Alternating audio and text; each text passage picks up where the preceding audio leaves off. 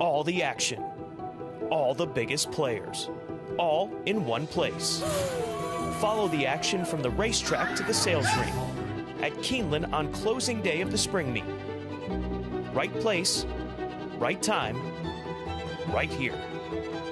Make your move at the April Selected Horses of Racing Age sale, Friday, April 25th at Keeneland. Learn more at april.keeneland.com.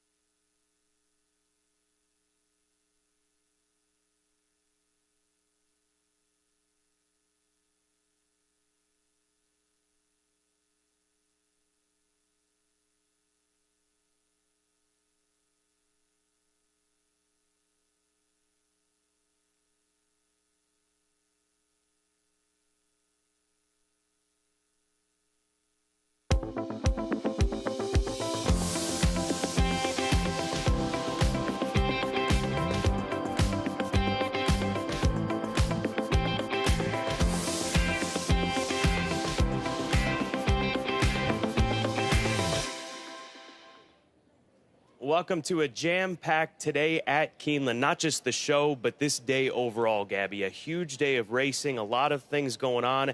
We've got a jockey autograph signing taking place right now in the North Terrace. That benefits the PDJF, and the PDJF Telethon is going on today down in the sales pavilion, so make sure you consider donating there. 2 stakes races, a pick 6 carryover. What else? 11 races, I great think it's weather. sold out. We're sold out today. Something like that. Sure, it's beautiful. just throw it out there. Why not? I'll throw it out there. Yeah. I mean, it is. The line was very long when I came in today. Beautiful day. What more could you ask for? It's a beautiful Saturday here. How about that pick 6 carryover, bottom of the screen? 82K. It's races 6 through Tough 11. to hit yesterday. Jin, she was the reason in yesterday's Bear Double Dog Dare. Yep. I was back at the barns this morning and talked to Brendan's assistant, and he was like, yeah, I mean, it was a shock to them as well. I think she ran well, no doubt, her best race, but I think it was more a factor that nobody else showed up. That's part of it, but she ran a big race. We'll get to that in a moment in our recap. Let's take a look back at yesterday's racing. Boss Lady Baby, Luis Saez for Mike Maker. Luis Saez doing some good things yesterday here at Keeneland Racecourse. Absolutely, and Mike Maker going long on the turf. And you get it with Luis Saez, 21-1. Great price on that runner. Up the creek, my long shot play of the day went off at 5-2. Best angle. Just bet the horse. By the way, Tom Leach had his long shot pick of the day come home with Boss Lady Bailey. So the show doing some good things yesterday morning on into the afternoon. No Nay Hudson, first win on the turf course for this horse. Here at Keeneland Racecourse, for that matter. He sprinted away from the field for Wesley Ward. Lamont Machado in the saddle. He's had some tough luck in the past, so it's good to see him finally get in the winner's circle here at Keeneland. A good couple of days for Wesley Ward, and definitely a good couple of days for trainer Brendan Walsh. He took the late double, including the Double Dog Dare with Jin, 38-1 upset. For the connections to Calumet Farm, our neighbors here at Keeneland Racecourse, $79.76, the return for that daughter of Hightail. Looking at the jockey trainer standings, Irad and Luis now sit tied atop. Flavian just 1 off the pace. Jose just 2 away as he sits in third. And Wesley Ward, he moved 1 in front of Brad Cox, as Wesley has had a very productive week here at Keeneland Racecourse. And Brendan Walsh just 1 off the pace after that big day yesterday.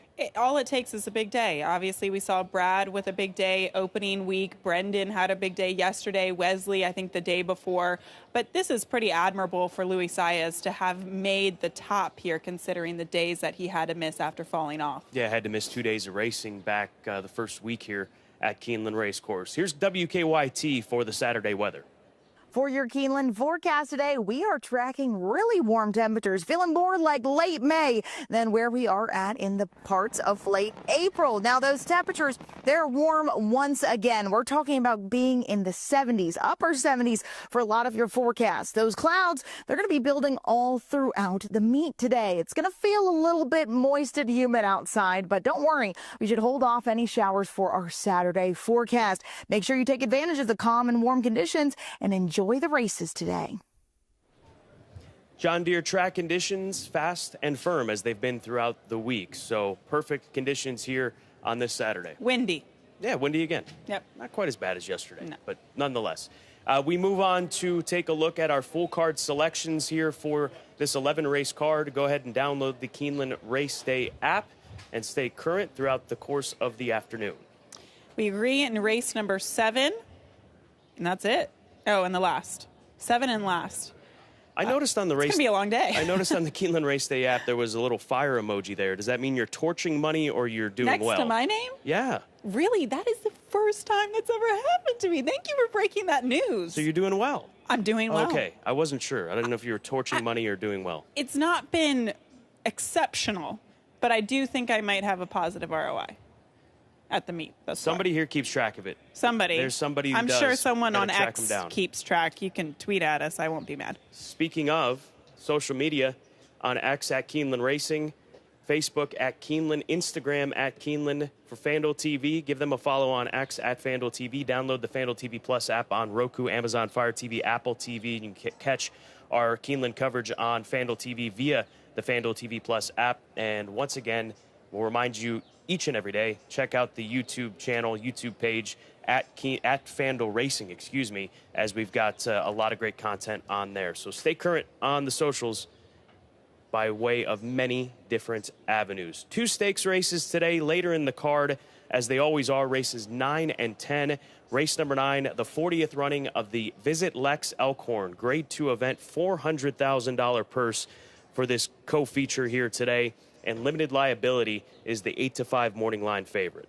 A limited liability comes out of a 3rd-place finish last seen running in the McKnight, a Grade 3 event at Gulfstream Park. He was going against the likes of Dashman, but he has been very impressive in the past. I think one of his most impressive races when he was going 2 miles and a 16th at Kentucky Downs. He's a stamina horse, right? And this is a stamina test. So he deserves a lot of respect, and he will get it, and he will be included in anything that I'm going to be playing here today at Keeneland Racecourse. But I'd love Miss the Cut. I do love this horse, the number 9 horse. I love him just in general. I saw him at Royal Ascot, however many years back that was, when he won the Golden Gates Stakes that day. But we'll go back to his race last year in the Visit Lex Elkhorn. He ends up finishing 2nd, making some progress over the course of this race, and finishing 2nd to Silver Knot, a Godolphin runner. And I don't think that there's a Silver Knot in this race. And if memory serves correctly, you were all over Silver Knot in this race last year. Not to give you any more credit, but nonetheless, Miss the Cut, a 7-time winner from 18 starts. Last time out, he was way far back in a slowly run race, slightly shorter race at Gulfstream Park. That was his first race since going over and trying another race at Royal Ascot in much tougher company, the Group 2 Hardwick. So I think he'll be primed and ready to go for Cherie DeVaux. He's a stamina horse, as all these horses. Otherwise, they wouldn't be in here. Limited liability. Give me him underneath. And then Rebel Red. This is a son of Frankel, half-brother to Tamar Coos, as well as Without Parole, a Grade 1 winner of the St. James's Palace during his 3-year-old season for these same connections. The Gunther family, John Gunther bred and co-owns the son of Frankel. So I think that he will improve with the added distance in that prep race under his belt, going 1 mile and 1/8 down at Fairgrounds. I would have to agree with you. I went to the one Rebel Red. I think Cherie DeVaux has a strong hand in this race. I went with the other. Which one is the shorter price on the morning line? I feel like the one. Is he? Yeah, Miss the Cut. Miss the Cut is 6-1. Rebel Red 8-1. Rebel Red will take you back to his race here at Keeneland. This was in the fall of last year, and he won against Allowance Company. Now, on this day, he did get a pretty good setup. They went quite quickly in front of him, and he angled out into the center of the racetrack under jockey Jose Ortiz, but he had a tremendous turn of foot. You can see kind of the field coming together inside of him, but he goes on to dominate against this field, winning by over 2 lengths. And when you're beating an allowance field by over 2 lengths at Keeneland, I think there's something to be said about that. He came back. He faced limited liability in the Red Smith. He was a little keen that day. I don't know that he wants the lead. It was kind of a weird running style for him. And then he comes back with that prep race last time out down at the Fairgrounds, going 1 mile and 1/8. I like him stretching out to the 1.5 miles today. He's bred to do it. He certainly seems like he has the running style to do it as well. The 6 limited liability going to be the second selection. And then the 5 Utah Beach, 20-1 on the morning line. I know this horse looks like he hasn't been in great form lately, but I like him coming back to Keeneland. The last time he was at Keeneland, he finished 3rd in the Sycamore. And I think if he puts on a race like that, he could certainly hit the board. That's the Elkhorn, the Visit Lex Elkhorn Race 9. Here's Tom Leach for more. Trainer Cherie DeVaux has 2 entered in this race, and we're going to start by talking about Miss the Cut. This horse was 6th in a Grade 2 at Gulfstream in the first out for the DeVaux barn, but she says the horse had some trouble that day. He got pinched really bad during the race. Tyler had almost come off of him, and then he still came with a run and didn't have a clear shot and stretch. So it was a great first race to get started for us and our team. We hope to move forward in this weekend. You see him moving forward in his training off that? Yes, most definitely. Gained a lot of fitness. He's a good horse in his own right, so I'm just trying to get him back to that level. And ran well in this race last year? Exactly. Tell me about Rebel Red and why you like that spot for him. So his best race on numbers and in Stakes Company was the Red Smith, which was another marathon distance race. And he's the race at Fairgrounds to get him ready to prep for this spot. And then, hopefully we'll target the marathon distance races going forward with him as well. Frankie Dettori rides the favorite limited liability in here, and he's been aboard for the horse's last 3 outs. Well, he's a very good stayer. He grinds his way through the race, and I won a 2-mile race, twice beaten a little bit shorter, but he's a tough horse. He wears his heart on his sleeves and always tries. 2 of the races, he was right up on the pace. The other, he came from out of it. Is there a preferred style, or was it just circumstances of the race? Well, it's not the fastest way out of the gates. If I can get him out, I always like to be forward because, he's got to go through the gears throughout the race. So sometimes when he fluffs a start, they're in the lap of the guts. Limited liability is 8-5 on the morning line. Personally, I think it's a little more wide open than that. We're going to see later today. Thank you, Tom. Let's move on to race number 10. How about the 94th running of the Grade 3 Ben Ally, 1 mile and 3/16, a great springboard to spring graded stakes races for the older handicap division. And how about this group that comes together? This is a pretty evenly matched group that we'll have lined up for race number 10. Yeah, it's good to see Duke of Love back in action. He was coming off a couple of year layoff. He actually ran in the Grade 1 Jockey Club Gold Cup at Saratoga. He came back last time out against Allowance Company at Gulfstream Park. You could definitely tell that was a means to an end. Yes. 7/8. He's not a 7/8 horse, so obviously stretching out to the appropriate distance today. I go in this direction, and I like the intention of running him 7 furlongs to ready for longer distance races. This is a horse that won the Prince of Wales Stakes at Fort Erie. Now, that is a Canadian classic, part of the Canadian Triple Crown, back during his 3-year-old season. You mentioned he came long off that long layoff back to Gulfstream Park to ready for races like this. And I want to visit this race. Not normally we're going to point towards a 5th place finish when showing these replays of races, but he picks up some progress late. And also, keep in mind the horse that beats him. It's Caramel Chip. Caramel Chip was a starter allowance wonder for the longest time. He ran in a stake here at Keeneland earlier this meet. So this is not his game, but you can see the move that he's making late. Intention, as we've said, as far as getting him ready off the long layoff. I think he'll be primed here today. The son of Cupid, 4-time winner. He's made nearly $500,000. So I'll go with Josie Carroll on getting this Ontario bred primed and ready off of that race here today. Uno Mas Bourbon to the outside. He's back out to a longer distance. He ran in the Clark behind Rattle and Roll. He ran in the Fayette Stakes in the fall here at Keeneland. He was 3rd to Hit Show, who's gone on to win the Dubai World Cup just a couple of weeks back. So he's my second selection based on coming out of some difficult races and getting some more distance to work with. And then Prince of Power, the number 2 horse. This is a long shot play. I think he's got a chance. I mean, they were aggressive with him in the Grade 3 Commonwealth, running against Extra Anejo. Owner Brian Carney likes to run his horses a lot, and they bring this horse back in 11 days. This is a better situation than what they asked him to do last time out in the Commonwealth. I don't know that he's good enough, but he's good enough to pick up a piece, in my opinion, in this group. He's definitely the fastest against this field, and we'll see if he can stay on as long as possible. I went to the 1 San Siro. I'm riding that wave. Brendan Walsh, doing well. Jump aboard. Jump aboard. The 1 San Siro, though, we're in a huge race 2 starts back, and we'll go back to that at the fairgrounds. This was coming in off of a little bit of a freshening.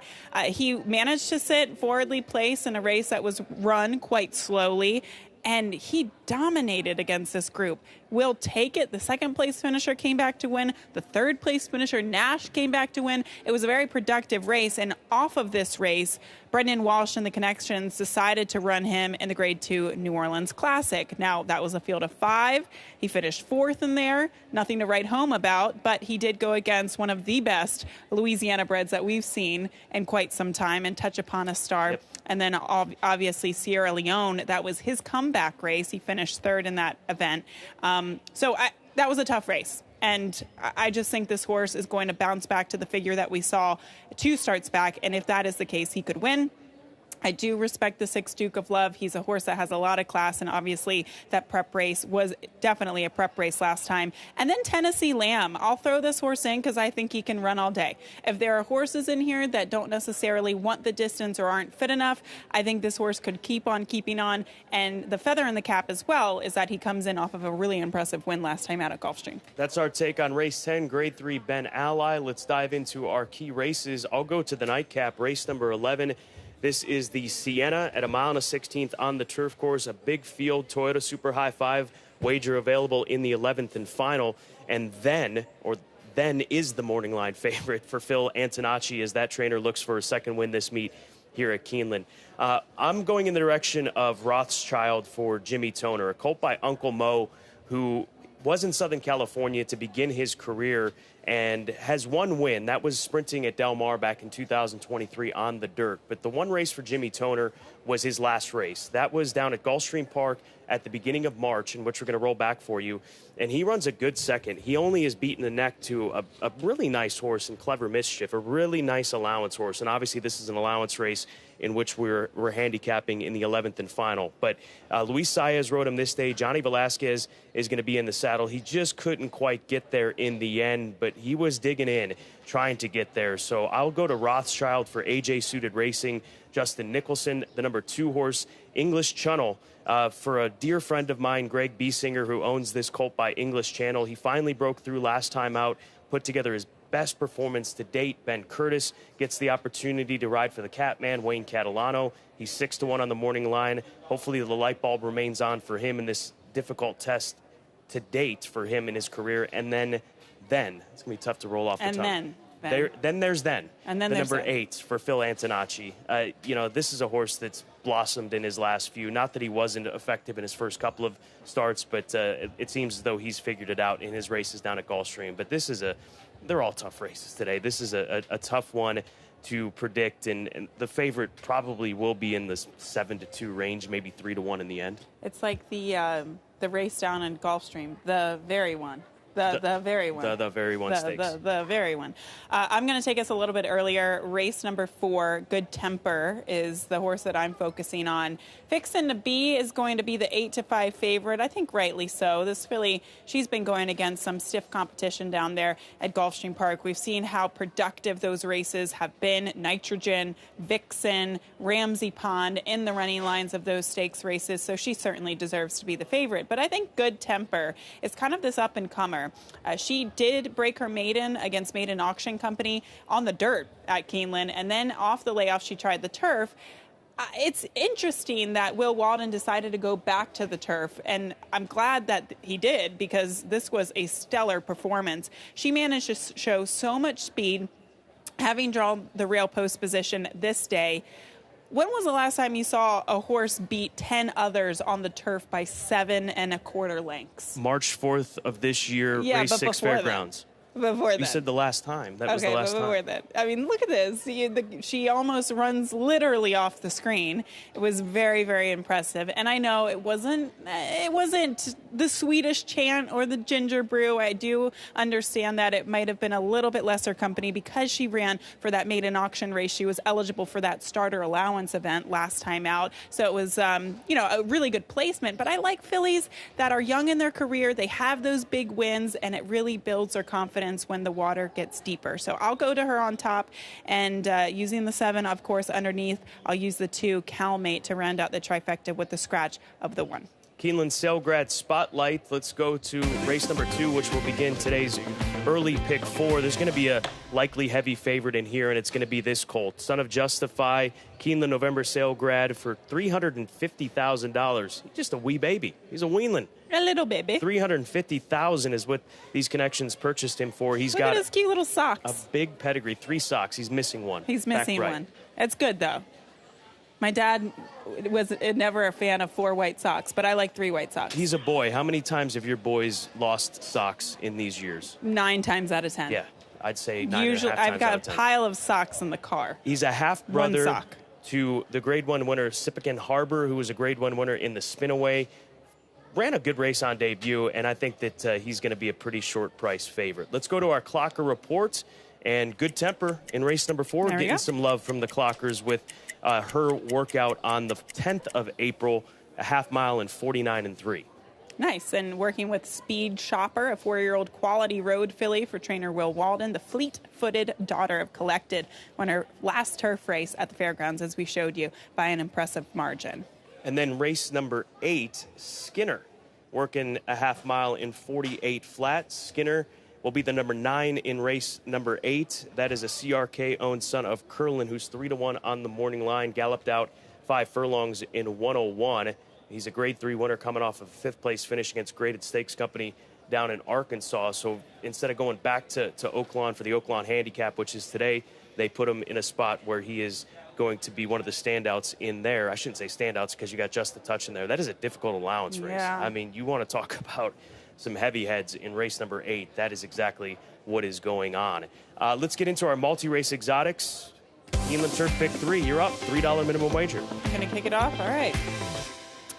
Here is a look at my ticket. I couldn't narrow down in any race, so I'm just using my top 3 selections in these races. Race number 7 does kick off the sequence, as my iPad's moving a little slowly. The 7, the 3, and the 4, that's kind of how I like them. I like the 7 Pipsy. I guess it's going to be a big day for Will Walden. He also sends out this filly here. The 4, Band on a Run for Christophe Clement, comes out of a tough race last time out. And, of course, the 3, Cloud Walker for trainer Brendan Walsh. Race number 9, you can see 1, 5, and 6 as we cap it off in the last race with the 4, 7, and the 8. Ticket cost is $81. Again, that is a $3 minimum wager. Race 8 is the start of the late pick 4. It's that allowance race, which I'll have more on in just a moment. Just a Touch, should remember his name. We'll get to that in a few, but I also have Stretch Ride at a price at 8-1. I think that he is a horse that certainly is worth considering here today, obviously in the late pick 4. As far as the Visit Lex Elkhorn, 4 deep, Rebel Red, Grand Sonata, the number 6 horse Limited Liability, and then Miss the Cut, the Ben Ally. I'll go to the outside 2, Duke of Love, and Uno Mas Bourbon, and in the 11th and final, English Channel, the number 7 horse Rothschild, and then. That's the late pick 4. I hope that horse $24. wins, because I feel like Kurt Becker's going to come up with something super creative, as he normally does. Sorry. No pressure. Best angles of the afternoon. You want to go back to race number 8? Let's do it. Just the Touch is the headliner here. I think he's got too much class for this group, and I know it's a group of classy horses. We talked about Skinner, Graded Stakes winner, but Just the Touch is a horse that in start 3 of his career, after finishing second in the Gotham to Deterministic, he was nearly able to beat Sierra Leone in this stretch run in the Grade 1 Toyota Bluegrass. And this was, again, just start 3 of his career. The 2 times that this colt has raced with Lasix, he's run off the screen. He broke his maiden by 4 1/4. He won last time out by 10 lengths. I understand those were allowance foes. He's facing allowance foes here today. He was my pick in last year's Kentucky Derby. He did not show up. He didn't quite show up in the Iowa Derby, but he's 4 years old right now. If I remember correctly in conversations I had, Brad Cox thought the most of him of any of the 3-year-olds he had at points in time. So we'll see how the rest of this year goes. I like that they're running him in this allowance race versus going to, say, the Ben Ally. I don't want to say baby steps because this is not a baby step, but it's not a leap like towards the Ben Ally or going down to Oaklawn for the Oaklawn Handicap. So I'll put him on top with Stretch Ride underneath at $20 exacta, straight ice cold. Shout out to Dave Weaver. $20 exacta, 5-6 in race 8. All right. Yeah, he definitely is the horse to beat there in that race. I'm going to take us one back to race number 7. It's a 5.5 turf sprint allowance race. This one's a tough one. I thought you could go in many directions, but I did go to the 7 Pipsy on top. Look at who she's been running against. And I know she's coming off the layoff, but she lost in the Franklin Simpson Stakes last time she was at Keeneland. A Futures Now. She obviously came back and won here for trainer Mike Trombetta. Do we have a backtrack for this? Yeah, there we go. We'll roll it back to Kentucky Downs. This was 2 starts back when she lost to Simply in Front in the Grade 2 Music City Stakes. Now, that was going 6.5 furlongs. You know, this is a filly that hasn't been straightforward in all of her races. She came back. She made her stateside debut at Aqueduct, and she closed from off the pace to win. Then she came back, she stretched out in the tep-in, she was on the lead going a mile. She ran that huge race at Kentucky Downs, and then she cut back to 5.5. Maybe there's still a question, what is she best at? Is she good at 5.5? Is she good at 6.5? Somewhere in between. I don't know, but I think this filly is going to be fresh off the layoff, and she has kept stiff competition when she has sprinted on the turf. So I will use her as well as the 3 and the 4. Box them up in an exacta. Cha-ching. You nailed it yesterday. Hopefully another cha-ching. Let's go to Tom Leach for his long shot pick of the day.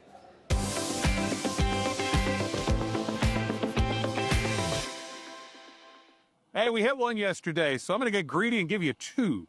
First, in the Ben Ally, race 10, number 3, Tennessee Lamb at 8-1. This horse ran huge last time out, and it was at a flat mile at Gulfstream around one turn. What this horse really wants to do is run really long, and he gets to do that in this race for trainer Rusty Arnold. Ran well here last year. I think he might be able to handle this step up at a price. The other one is in the 5th race. It's the 9-horse Zavi. Now, this horse blew away a much lesser field at Turfway back in the winter. Was claimed. The trainer took the horse back to his home base. Hasn't started one yet at the Keeneland meet, but shows up here in this spot. And if memory serves, I think he made this move for a win or 2 last spring. So we'll take a shot with that one in the 5th. Good luck. I like it. 2 long shot picks of the day on the heels of a great call yesterday. 26-1 upset. Yeah, I was all over Mutza Weed for Maker day before trying to get that one home. I ignored the Maker horse in the 1.5-mile turf event that came home at a big price. Well done, Tom Leach. This is going to be a big day. It's going to be a jam-packed day here at Keeneland Racecourse. There was so much energy yesterday, and we love that energy. I think that we obviously feed off of it. Kurt Becker feeds off of it, the horses, the jockeys. So bring that energy as you always do here at Keeneland Racecourse. You've got about 30 minutes left if you want to go over to the North Terrace and visit some current and retired jockeys and get their autograph, which benefits the permanently disabled jockey fund. Donate if you can. Absolutely. Head over to the PDJF website. You can donate over there as well by making those donations for the autograph session over on the North Terrace. We've got the Ben Ally as well as the Visit Lex Lexington on a big Saturday. Enjoy it.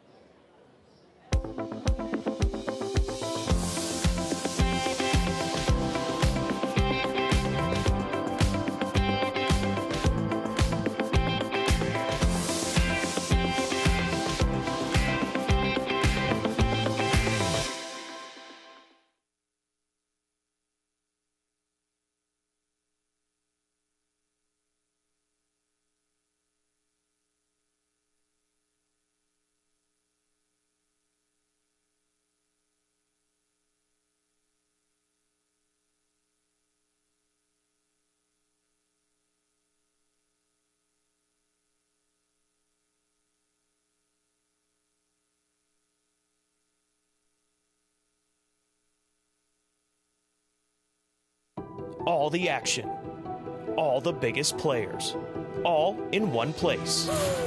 Follow the action from the racetrack to the sales ring at Keeneland on closing day of the spring meet. Right place, right time, right here. Make your move at the April Selected Horses of Racing Age sale, Friday, April 25th at Keeneland. Learn more at april.keeneland.com. This is a Toyota Grand Highlander. Toyota took the best-selling Highlander and made it bigger, more powerful, and more fuel efficient. With your choice of 3 different powertrains, including the 362-horsepower Hybrid Max. And you've got to love the 12.3-inch touchscreen. The big news is right back here with over 20 cubic feet of cargo space. Behind a full-size third row. Now get 6.45 APR financing on any new Highlander or Grand Highlander. Toyota, let's go places.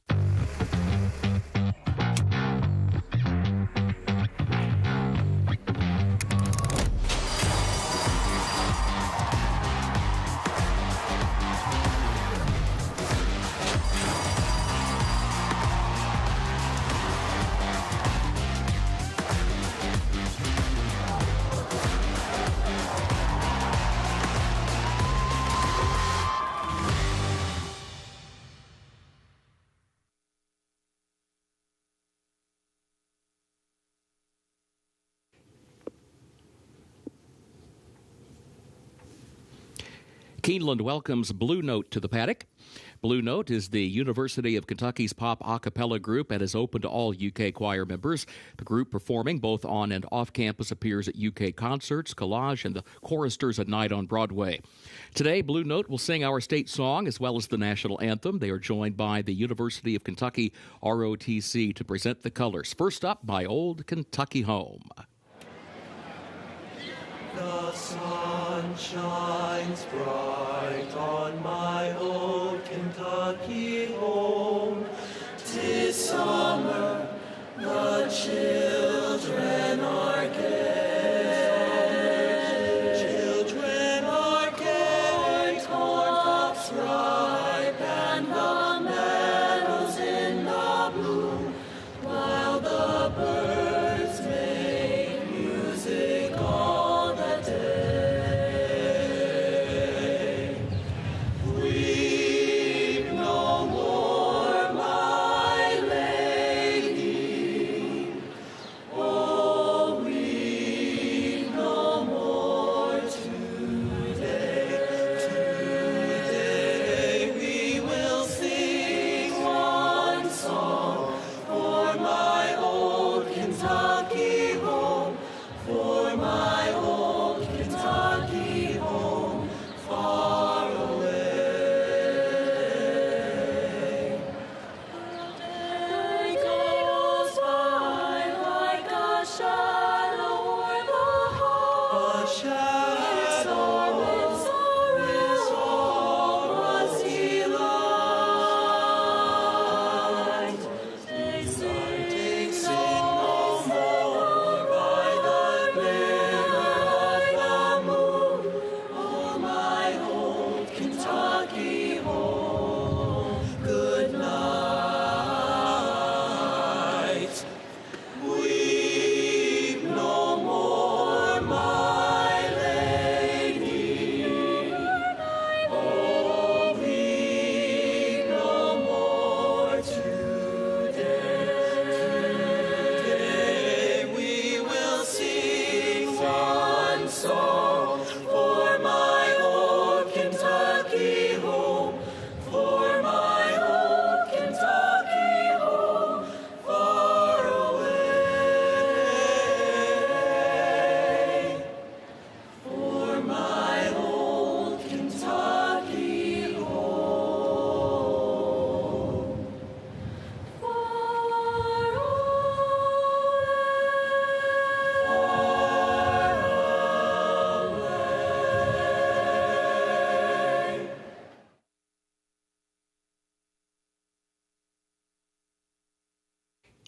Ladies and gentlemen, please rise as you are able for our national anthem. Oh, say, can you see by the dawn's early light what so proudly we held at the twilight's last gleaming, whose broad stripes and bright stars through the perilous fight o'er the ramparts we watched were so gallantly streaming, and the rocket's red glare, the bombs bursting in air, gave proof through the night that our flag was still there. Oh, say does that star-spangled banner yet wave o'er the land of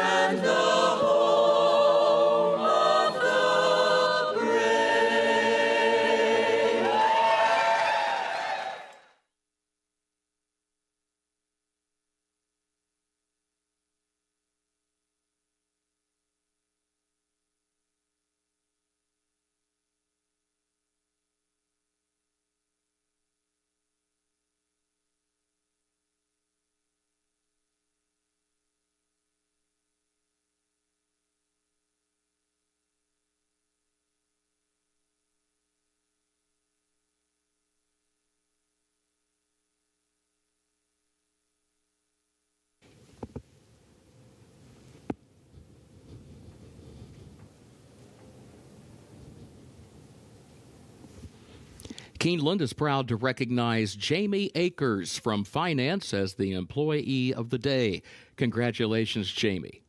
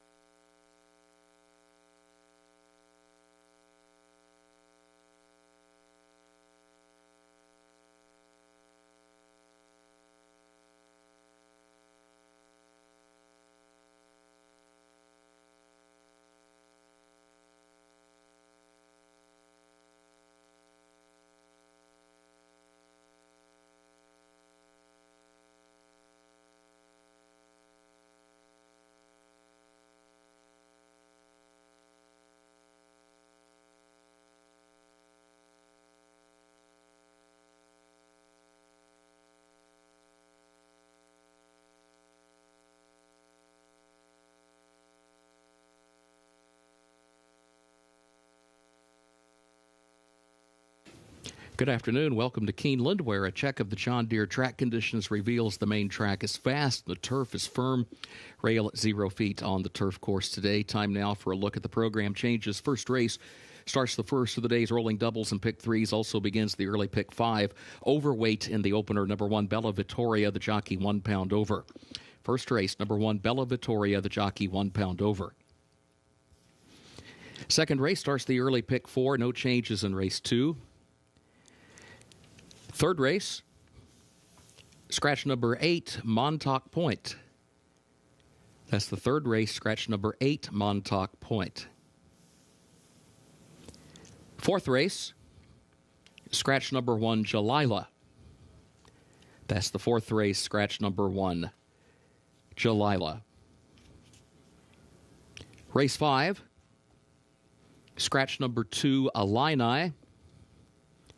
And scratch number 8, Liam's Journey. That's in race 5. Scratch number 2, Illini. And scratch number 8, Liam's Journey. Change of equipment for the 5, Blue Angel, blinkers on. Change of equipment for the 5, Blue Angel, blinkers on. And a jockey change for number 9, Chavi. That'll be James Graham. Number 9, Chavi, James Graham. Sixth race is where the pick 6 begins. $82,000 carryover, no changes in race 6. Seventh race starts the late pick 5 and also starts the Keeneland Turf pick 3, made up of races 7, 9, and 11. In that seventh race, scratch number 9, Ouvray. Also scratch the 12, Miss Arlington. And scratch the 14, Jill Jitterbug. That's in the seventh race, scratch number 9, Ouvray. Scratch the 12, Miss Arlington. And scratch the 14, Jill Jitterbug. Jockey change on the 1, BG Warrior. That'll be Jamie Torres. That's in the seventh race, number 1, BG Warrior, the jockey, Jamie Torres. Please note, number 13, Moonlit Lady, draws into the race. Luan Machado to ride as programmed. The 15, Run for the Hills, draws in. The jockey, Gerardo Corrales. 15, Run for the Hills, draws in, but contrary to the program, the jockey, Gerardo Corrales. Race 8 starts the late pick 4. Scratch number 1, Moonlight. Scratch number 4, Native Land. That's in the 8th race. Scratch number 1, Moonlight. And scratch number 4, Native Land. Race 9, the Visit Lex Elkhorn. There is a pick 3 that starts with that 9th race. 11 race card today, and there is a pick 3 that begins with that 9th event. In race 9, takeout number 13, Native Shaman, did not draw into the race. Again, takeout number 13, Native Shaman, did not draw into the race. 10th event, the Ben Ally Stakes, no changes. Race 11, no carryover for the Toyota Super High 5. Scratch the 10, Reynolds Channel. Scratch 13, Omni King. Scratch 14, Nantasket Beach. Scratch 16, Noah's Ark. That's in race 11. Scratch the 10, Reynolds Channel. Scratch 13, Omni King. Scratch 14, Nantasket Beach. And scratch 16, Noah's Ark. Jockey change on number 12, Cerro de Marzio, Gerardo Corrales. That's in the 11th race. The jockey for the 12, Cerro de Marzio, Gerardo Corrales. Also, please note, number 15, Warrior Richard, draws into the race. Jockey as programmed. Time now to check in with Scott Hazelton and Gabby Gaudette. Welcome to Saturday Racing here at Keeneland Racecourse. Gabby, we've got 11 races ahead, 2 featured events, the Elkhorn, the Visit Lex Elkhorn, that's race number 9, and then race number 10, the Ben Ally, both graded stakes races, and on top of it, How about a pick six carryover? Races 6 through 11, over $82,000 carries from yesterday's card. It was a hard sequence yesterday, especially with the likes of Jin Jin. There were probably 4 other horses that you could have had in there. Jin Jin was tough to find. Massive upset yesterday for trainer Brendan Walsh. He has a couple of live shots today. He could continue the momentum this afternoon. But like you said, pick six carryover, it's tough. Race number 9 is the 40th running of the Visit Lex Elkhorn. That is a grade 2 event. Limited liability, morning line favorite. This is a battle-tested group of runners that will be going 1.5 miles on the turf course today. Absolutely. Really tough race there. And even in the grade 3 Ben Ally, I was looking to Brendan Walsh in that race, the number 1 San Siro. I thought his race 2 starts back was great. He had to go against Sierra Leone last time out in the grade 2 New Orleans Classic, so I think he can bounce back in a big way. It's going to be a great Saturday, great weather, great card. Enjoy today at Keeneland.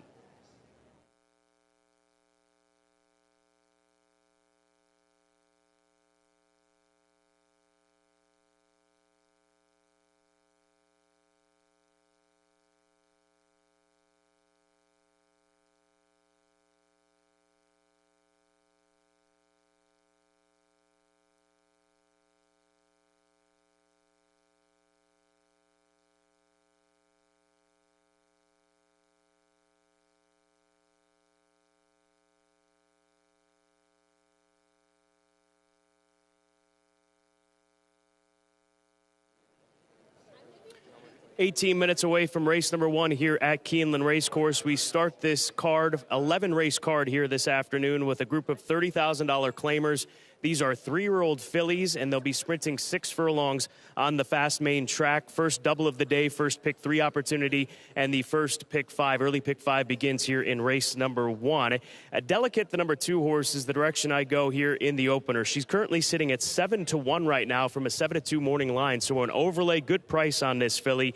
But I think that she just figured things out last time out at Fairgrounds. I know it was down at the bottom or near the bottom in a maiden 15, but she put together a gate-to-wire display running in 1:11.4, and if she can get close to that final time, that will go a long way against this group. She's held steady down here, getting a chance to look at her in the paddock with the wind and the activity down here in the Keeneland paddock. But the number 2 horse, Delicate, 7-1 on the board. I'm looking for this filly to go back-to-back here in her racing career. The 6 horse for Joe Orsino is Digital Sail, currently 5-2, along with the number 5 horse who's 5-2. But Digital Sail, it took her 3 starts to break her maiden. That came down at Gulfstream Park. She laid right off of a pace in which she was able to capitalize that with that position she had early on to draw off and win by 2 lengths. So she really has come on since she's dropped into the maiden claiming ranks in her last 2, and she stays here in for $30,000. So this is a great spot for this 3-year-old filly to not have to jump up and face older horses here this afternoon,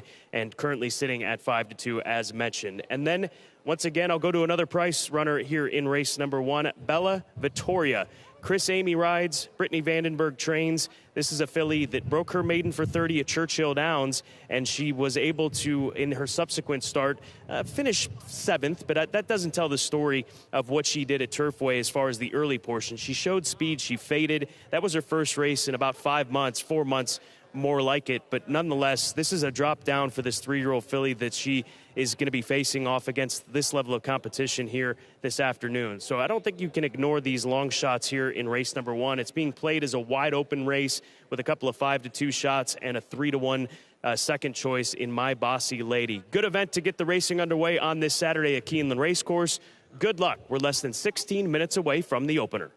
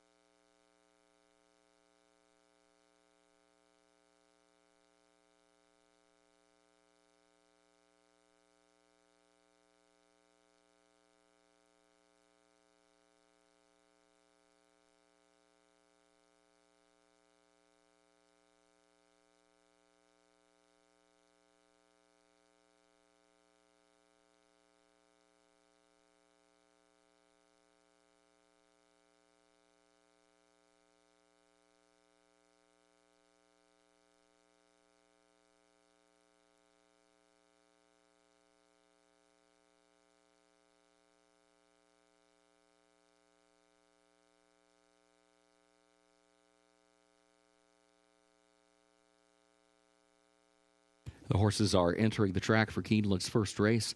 Fillies, 3 years of age, with a $30,000 claiming price, 6 furlongs over the fast main track.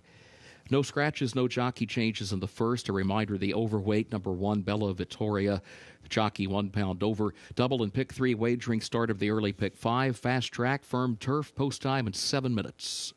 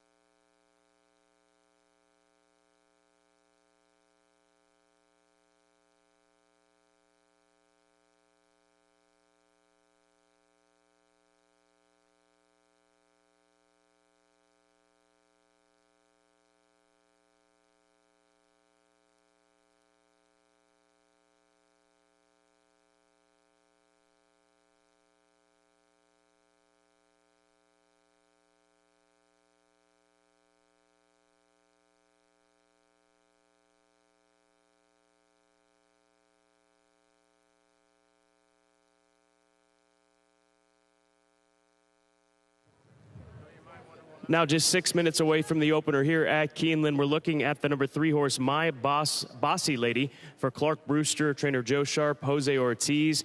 This filly's engine runs a little hot, and I think that this is norm because when she came down into the paddock, they immediately took her away from the saddling stalls and just circled her around away from all the activity. She was showing a lot of high energy, not extremely over the top, but she's maintained that. She is warm. She's a little sweaty on this somewhat breezy, cool day, I guess you could call it. It's not overly cool, but certainly this filly has got a lot of energy out there, and she's displayed it over the past 20 or so minutes since she arrived here to Keeneland to get ready for this test. Now, from a wagering perspective, she's 3-1 as the second choice, and she broke her maiden 2 starts back for 15 at Fairgrounds and then didn't really bring it for 20,000, but shows up for 30 here today. But we'll keep an eye on her. Again, nothing over the top, a little warm on the warm side as she's been over the last close to half hour of the lead up to this first race here at Keeneland Racecourse. Pick 5 pool over $266,000.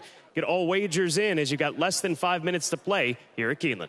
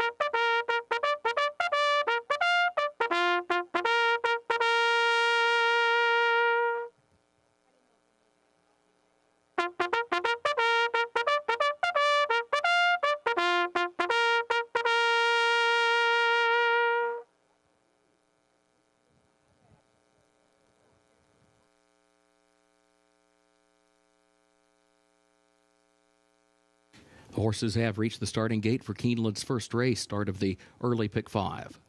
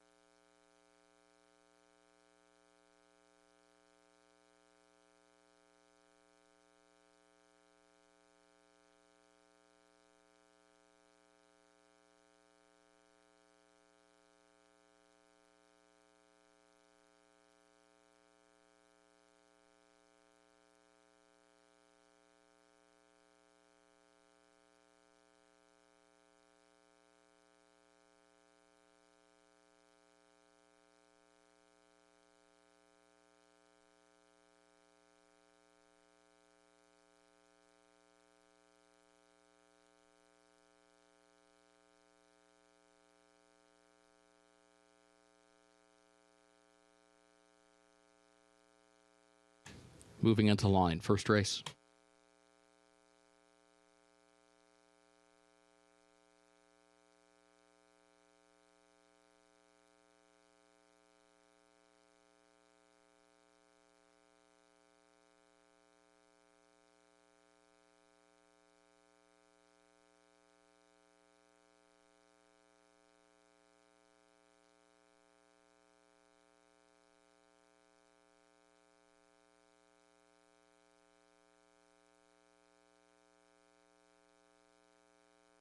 My Bossy Lady moves into line. Lila Renee comes forward.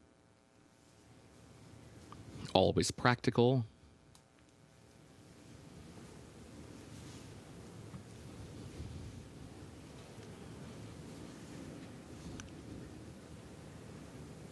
Two more to load. Digital Sale will be next. And Rose Rita.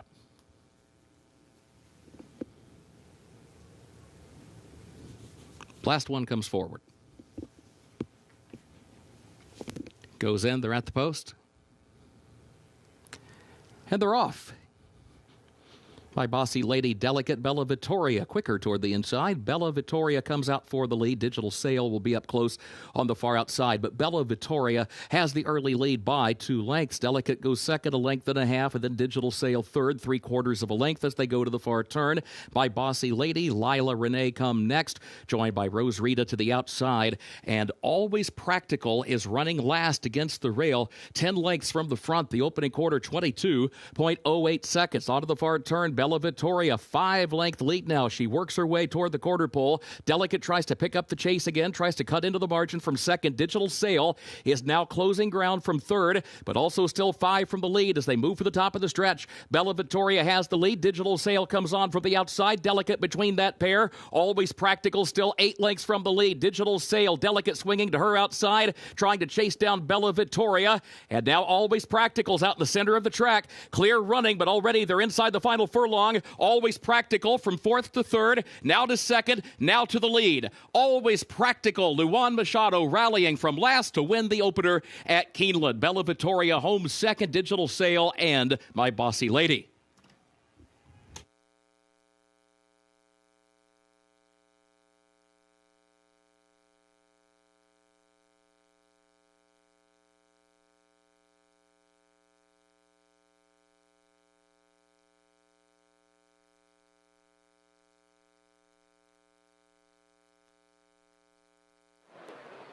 From way downtown comes Always Practical to take the opener as the 2-1 favorite. She was last down the backstretch, but she made progress around the turn and way out in the center of the course, able to run down a very game Bella Vittoria, who set the pace early on. She'll end up finishing second at odds of 15-1, but it's the number 5 horse, Always Practical, for Luan Machado. Mike Maker scoring in the first at Keeneland.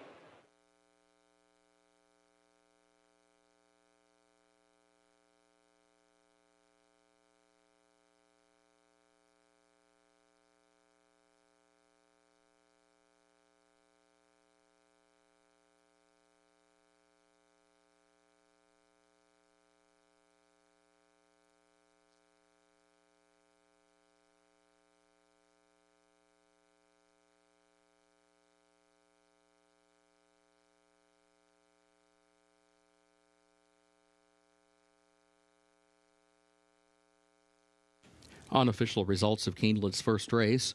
Number 5, Always Practical, finished first. Number 1, Bella Vittoria, second. Number 6, Digital Sale, third. Number 3, My Bossy Lady, fourth. 5-1-6-3 unofficial.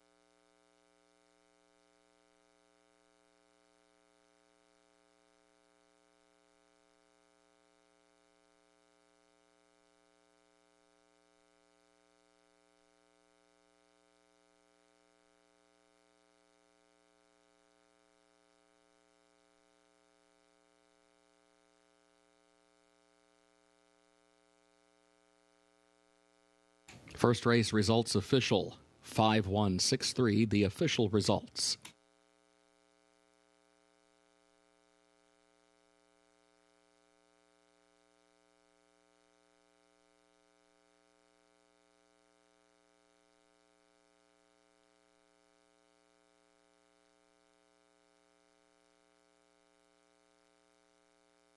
Official winner of Keeneland's first race, number 5, Always Practical, into the winner's circle for Owner's Case Chambers, Paradise Farms Corporation of Peter Procia, and also owned by David Staudiker. Mike Maker is the trainer, and Luan Machado the jockey. Always Practical, a 3-year-old practical joke filly out of Always Right by Arch, bred in Kentucky by Dixiana Farms, LLC. 6 furlongs over the fast main track, 1 minute 12.92 seconds.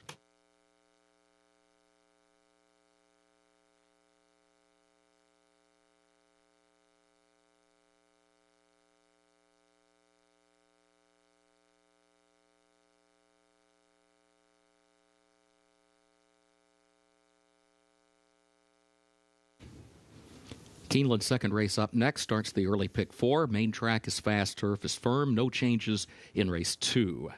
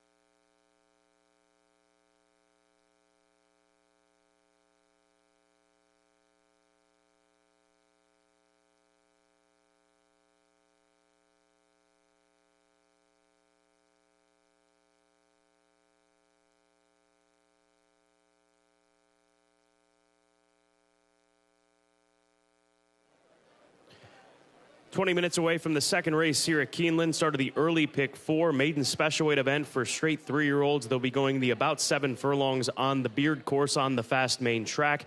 And as expected, Crudo, a short price favorite for Todd Pletcher, James Ventura, and Bobby Flay and his B. Flay thoroughbreds. A colt by Justified that they purchased as a weanling, as a mere youngster, back in Keeneland, November of 2022 for $350,000. They waited and they were patient with getting him into the races. He debuted at the beginning of February down at Gulfstream Park, just north of Miami, and he showed speed, and then he faded. But when you see horses that can show that kind of speed on debut and may get tired, coming in with inexperience, whatever it may be, that's always a promising race to build off of. And he was the favorite that day. He was an odds-on favorite like he is here this afternoon. But he also didn't break all that well on debut and then got into the race and then got tired. So I think that ended up catching up with him. The early stages of the race caught up with him late. He's the one to beat. There's no getting around it. He's a colt by Justify, half-brother to 4 stakes winners, including the Grade 1 winner, Sipican Harbor, who won the Grade 1 Spinaway during her 2-year-old season. That is how you purchase, or that's why you purchase a horse at the Keeneland November sale as a weanling for $350,000, because of big pedigrees and obviously physical even at that point in time. And he's clearly matured since then. He's now 3 years old. He was working fast down at Palm Beach Downs, readying for this return off of 2 months since his debut. He'll be tough today if he just takes a mild step forward, which I would expect he would for trainer Todd Pletcher. The number 6 horse, Homer's Odyssey for Steve Asmussen. He's got 4 races under his belt. They started him off on turf. He's a son of Not This Time, but they cut him back last time out here at Keeneland in the fall, and that turned out to be a very difficult race in which he made his first dirt sprint. He set the pace in that Keeneland race at the beginning of the fall meet, and then he faded, but he was beaten by Built, and Built has turned out to be one of the better 3-year-olds that we've seen come through the ranks down in New Orleans this past spring. Render Judgment was second in that race. He came back to win. So a tough group that clearly has gotten better. He's not been since, and we'll see how good he is here this afternoon. He's not without a chance at odds of 9-2 if he can show some maturity early on in this race and potentially not run off. And I'm not saying that he ran off in his last race, but he set the pace too quickly in that race back here at Keeneland in the fall. So Homer's Odyssey, 9-2 on the board. Joe Ramos looking for a second win this week for the Hall of Famer trainer Steve Asmussen. And then down on the inside is Night Agent for Phipps Stable, Claiborne Farm. Colt by Ghost Sapper, bred by Phipps Stable, who debuted at Tampa Bay Downs at the beginning of February. Last time out, sprinted on the main track at Tampa Bay Downs and ran better than he did in his turf debut. So they keep him sprinting here today. This is not going to be an easy spot for him to win from, post position number 1, but at least he improved moving over to dirt, and he's going to have to improve again and work out some sort of trip here today, because we'll see if he's able to keep up with the speed horses to his outside. But he's a credible horse in the very least to throw underneath in your tries and supers and things of that nature if you're playing along, as we know you all are here in race number 2 at Keeneland. Again, start of the early pick 4, 17 minutes to post.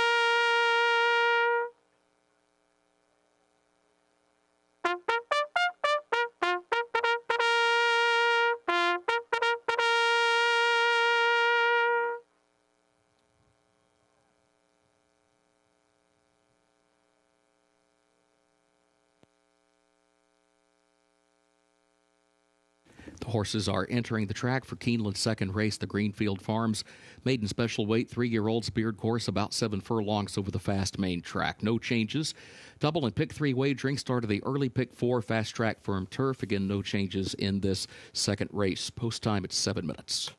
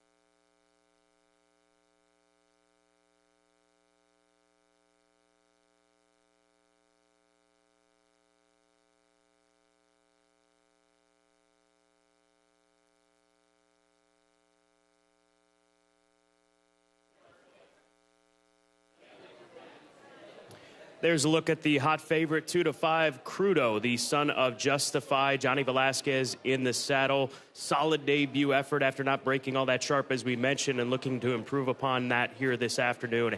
Again, a Keeneland November sale grad. There he is on the right-hand side as a weanling at the November sale. He was hip number 23 of that sale, a colt by Justify, half-brother to 7 winners, half-brother to the Grade 1 winner, Sippican Harbor. Clearly, he's grown up a lot, but you can see how physically imposing he was even as a weanling on the right-hand side of the screen. So went for $350,000 at the Keeneland November sale almost 3 years ago. Here he is in full motion on the left-hand side of the screen, looking to break his maiden where it all began, right here at Keeneland. Good luck in race number 2.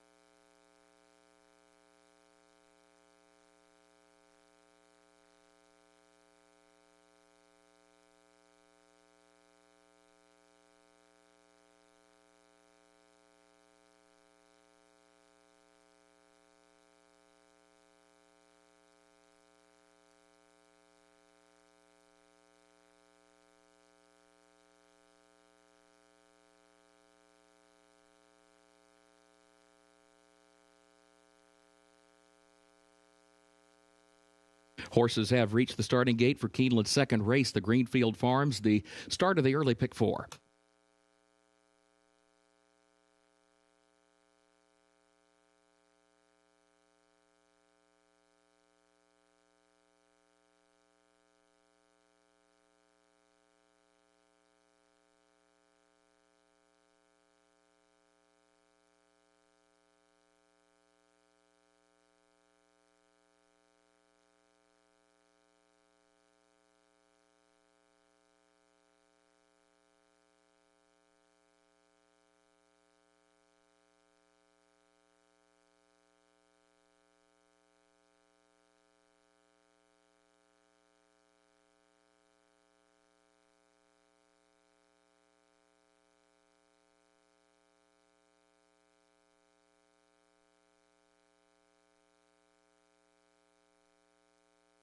Moving into line, race 2.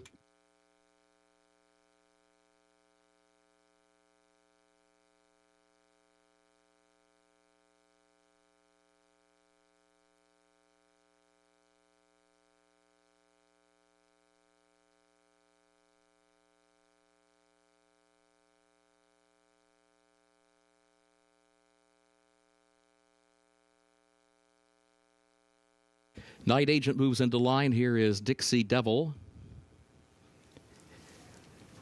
C. Mac DeBoss comes forward. Crudo will be next.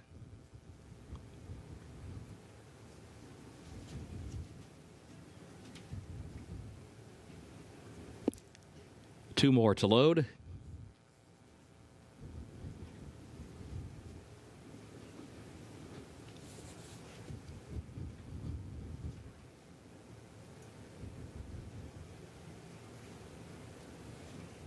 You Belong Here comes forward. Homer's Odyssey, the last one.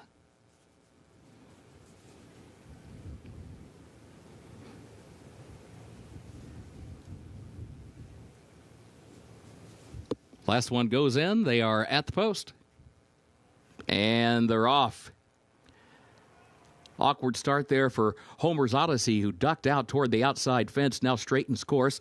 Will be last, but right there with the rest as they head off the chute and on to the backstretch. Crudo will be the early leader. Crudo leads it by a length, gets over to the rail. You Belong Here is in second. Night Agent is third. C. Mac DeBoss is fourth. Homer's Odyssey is fifth. It's going to be stacked out to the far outside, just over 2 lengths off the lead. And then further back, Dixie Devil is last. It is Crudo against the rail, leading it by just a half length. C. Mac DeBoss goes second, a length and a half. Night Agent trying to squeeze through an opening down toward the inside. In third, You Belong Here between horses. Homer's Odyssey far outside, and Dixie Devil is last after an opening quarter in 24.02 seconds. Crudo the leader. Crudo leads it by a length around the far turn. C. Mac DeBoss is second up on the outside. Homer's Odyssey is third. Tries to make a move to the center of the racetrack. Still 2 lengths off the lead, though. And then Dixie Devil angles wide from last outside of Night Agent. You Belong Here between horses at the back. Crudo has opened up on a 3-length lead as they turn for home. Homer's Odyssey is in second. Dixie Devil is third up to the far outside. They've got to catch Crudo.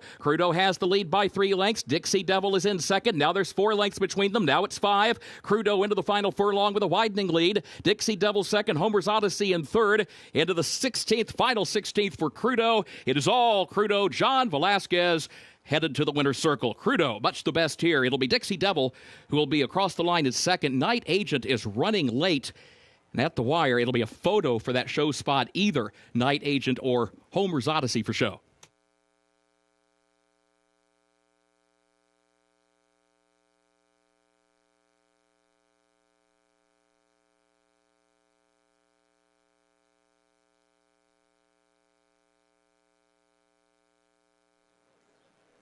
What a professional start for Crudo, the son of Justify, 2-5. He got away with slow fractions, really relaxed out on the front end. It wasn't slow for him. He broke sharp, relaxed out on the front end, which gives you the idea that going further is going to be even better for this horse. But boy, did he finish off strong. Crudo, ultra impressive here today under Johnny Velasquez, from the Keeneland sales ring to the Keeneland winner's circle.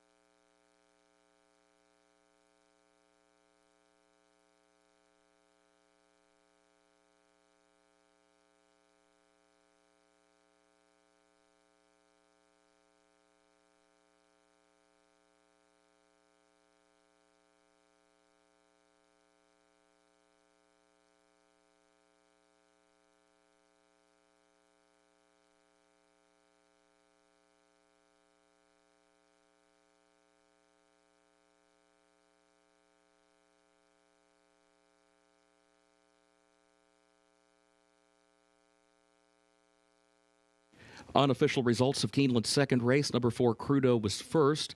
Number 2, Dixie Devil, was second. The 1, Night Agent, third. And the 6, Homer's Odyssey, fourth. 4-2-1-6 unofficial.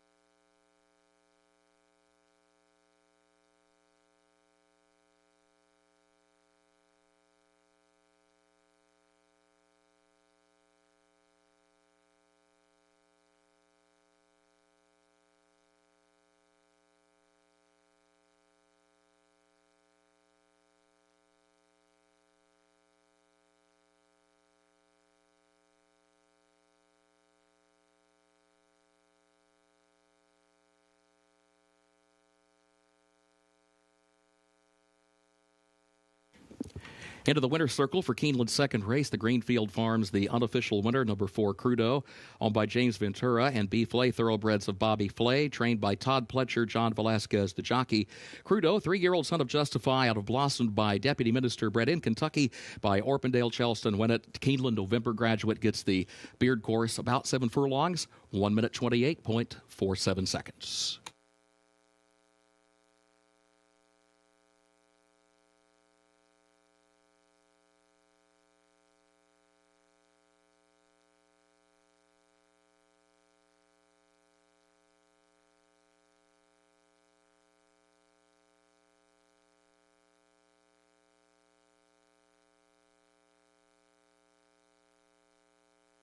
Results are official for Keeneland's second race, 4-2-1-6 official.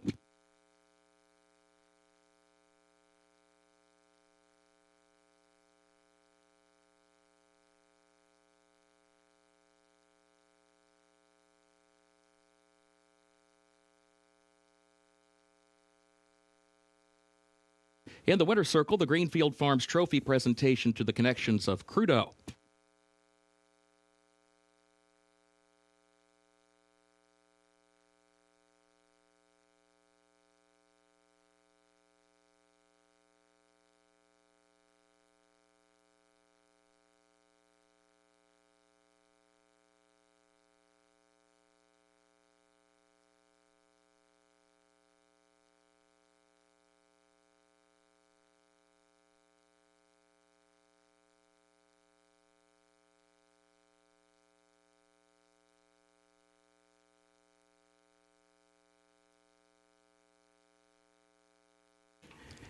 Keeneland's third race upcoming, including double and pick 3 wagering.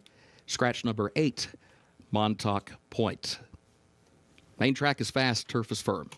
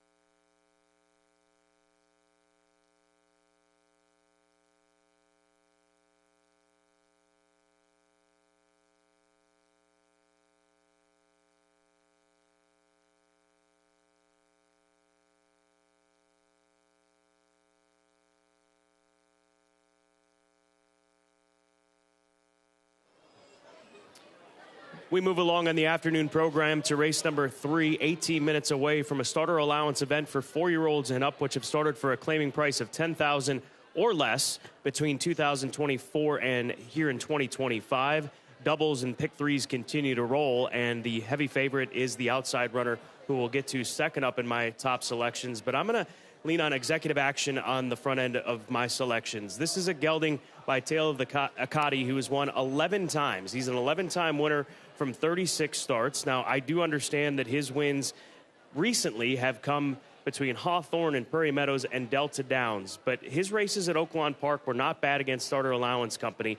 And the reason that I go in this direction is I feel like this horse can make the lead in this group. And Gerardo Corrales, he's not scared to be out there on the front end.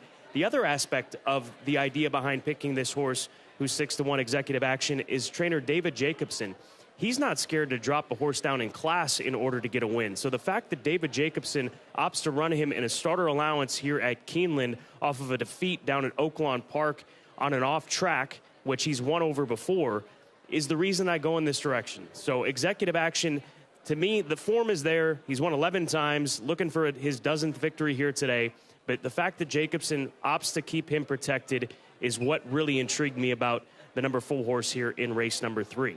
Now, the outside runner, Copper Light for Nolan Ramsey and his grandfather, Ken Ramsey, comes in off of back-to-back wins at Tampa Bay Downs. He's come a long way since running for $8,000 in the summer of last year at Gulfstream Park. They've done a great job in finding spots for him, including those obvious 2 victories back in March and February down at Tampa Bay Downs. He gets back out to 1 1/8 miles, a distance in which he won for $8,000, non-1 as a 2 lifetime. But also a thing that you got to recognize about that success at 9 furlongs was that was against much lesser company than what he's facing today and what he's faced since. So he probably was a standout amongst that group, given what he was able to do thereafter. But at 4-5, Copper Light, definitely a contender in this race, looking to give the sire Copper Bullet a second winner this week here at Keeneland Racecourse, having sired Copper Missile, a winner just a few days back at the same distance. It was a 1.8 mile distance. So the pedigree is there for this horse to do it again, win at the 9 furlong distance.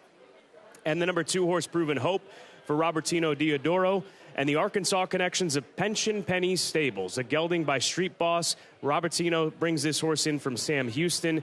He's run here in the past at Keeneland. It was the day they claimed him when he finished 3rd, going 1.16 miles. But he's been in good form at Delta and Sam Houston, so finds a good spot to come up here to Keeneland in this protected starter allowance race, not having to drop in for a tag, given the fact that he obviously fits the condition, having run for $10,000 going back to July at Saratoga of last year. But he is a horse that has maintained good form throughout his connections, or throughout his claim for his new connections, and really throughout his last couple of seasons. So good luck to the Pension Penny Stables, shipping up from Hot Springs, Arkansas, to take this one in here at Keeneland Racecourse. Good race coming up, race number 3, 15 minutes to post.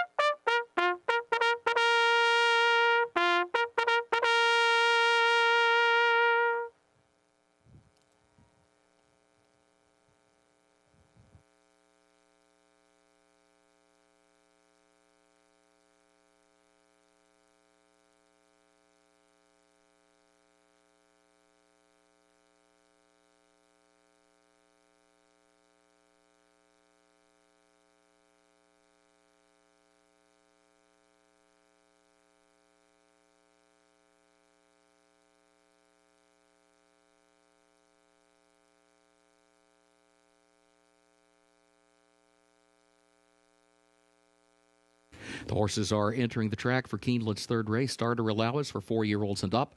1 1/8 over the main track, which is listed fast. Double and pick 3 wagering. Main track is fast. The turf is firm today. In this third race, scratch number 8, Montauk Point. Post time 6 minutes.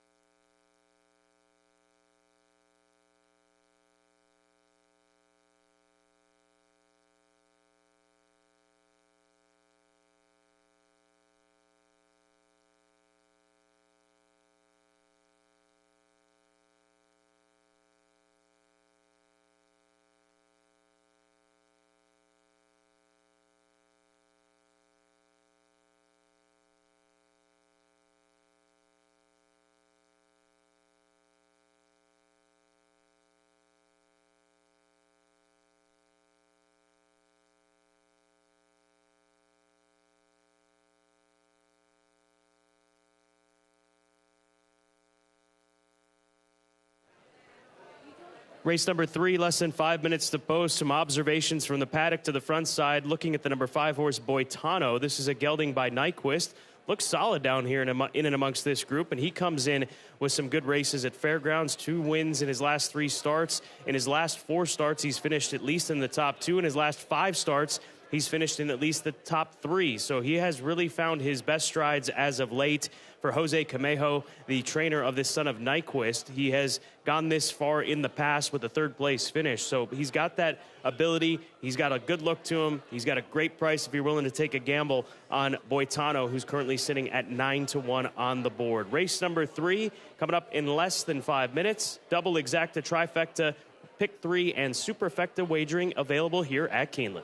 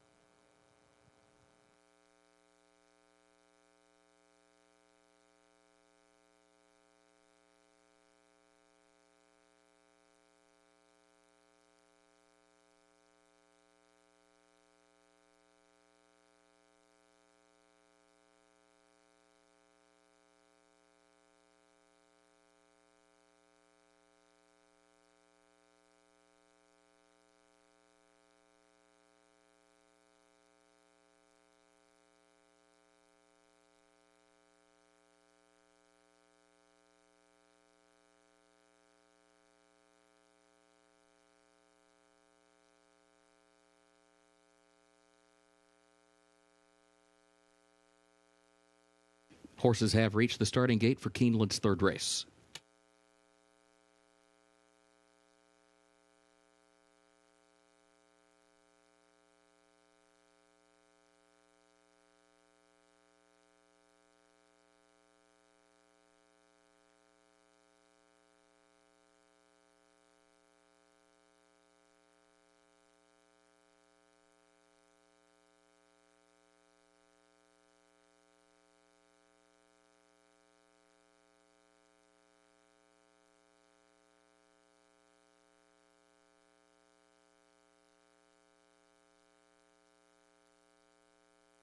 Moving into line, race 3.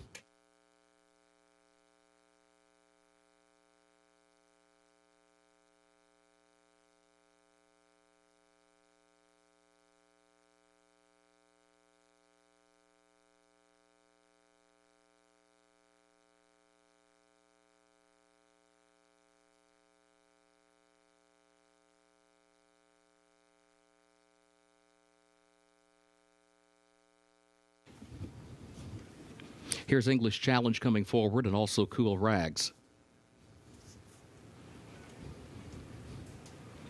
Liam the Brave. Executive Action. Copper Light will be the last one. Comes forward. Goes in, they're at the post. And they're off. There goes Executive Action with Ember. Ember and Executive Action to the front of the opening strides. Proven Hope is away third. Between that pair, Boitano is fourth. Copper Light Fire outside is in fifth position. Forwardly placed but wide into that first turn. Ember has the lead. Ember against the rail leads it by a length and a half. Executive Action goes second by a length. Proven Hope between horses third. Boitano fourth up toward the outside. Cool Rags is fifth back toward the inside. Copper Light 3 lanes off the rail around the first turn. In sixth, Liam the Brave seventh. In between horses, English Challenge is last of the 8. Opening quarter went in 24.82 seconds. Onto the backstretch they go. Ember is the leader. Ember's on top by a length and a half. Boitano is moving toward the far outside. Executive Action still there with second toward the inside, and Proven Hope is in between that pair. In fact, Executive Action moves up, draws alongside of Ember. They begin matching strides for the lead. Proven Hope is in third. Boitano fourth up on the far outside. Cool Rags, then Liam the Brave, followed by Copper Light, who's still next to last. Outward from the rail again to the far turn. Nearly 7 lengths off the lead, and English Challenge against the rail is last, 49.94 seconds, the time for that opening half mile. Onto the turn they go. Ember to the inside. Executive Action makes another run from the outside. That's the battle for the lead. They're separated by just a head around the turn. Then a gap of 2.5 lengths back to Proven Hope, who's in third as they work their way toward the top of the stretch, coming closer toward the quarter pole. Then a gap of 7 more lengths back to the rest. Copper Light has to go wide and is still 8 lengths from the lead. Executive Action is alongside of Ember. That's the battle for the lead. Then a gap of 2 back to Proven Hope. 4 more back of that one to Copper Light. Into the final furlong they come. Executive Action, Ember, and then Proven Hope. Copper Light is still fourth and still 4 lengths away. A 16th to go. Executive Action, Ember, and then Proven Hope and Copper Light. These 4 lining up as they come down to the line, and it will be a head-bobbing photo for the win. It's going to be either Executive Action or Ember for that top spot.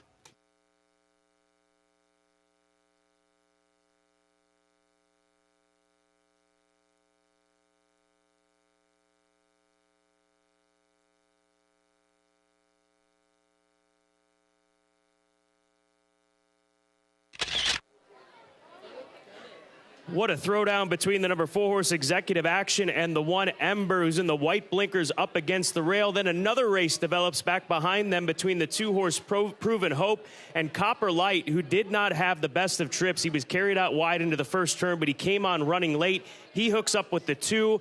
They battle it out for the third money, but it's going to come down to a very narrow margin of victory for whomever gets their nose on the wire. They're very tough to call this one as we take another look at it. It is the 1 Ember on the far side. Nearest us is the 4. I don't know.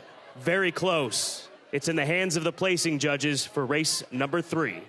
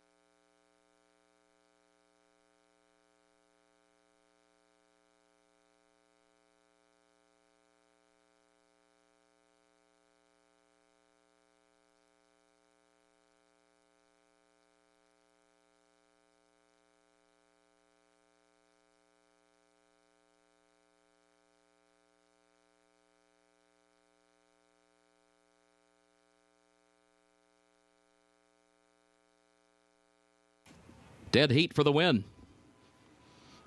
1 and 4. Dead Heat for the win in Keeneland's third race. Behind that pair, number 2, Proven Hope, was third. And number 9, Copper Light, was fourth. Into the winner's circle first is number 1, Ember, owned by Joe Sharp. He's the trainer. Frankie Dettori, the jockey. Ember, 7-year-old gelded son of Street Sense, out of Maestra by Lemon Drop Kid. Bred in Kentucky by Peter Callahan and Runnymede Farm Incorporated. 1 minute 53.44 for the 1 1/8 over the fast main track.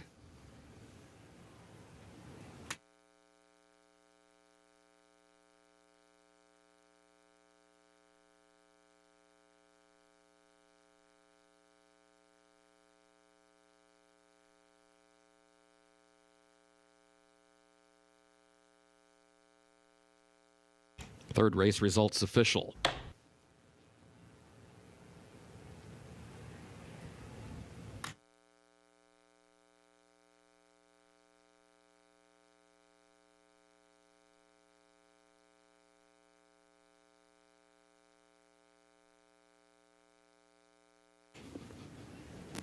Now into the winner's circle is number 4, Executive Action, owned by Robert Peru and Joel Hunsberger, trained by David Jacobson, Gerardo Corrales, the jockey. Executive Action, 6-year-old gelded son of Tale of Icati, out of Lady Chairman by Society's Chairman, bred in Kentucky by Charles Fipke. Again, 1 minute 53.44 for the 1 1/8. Again, the results official.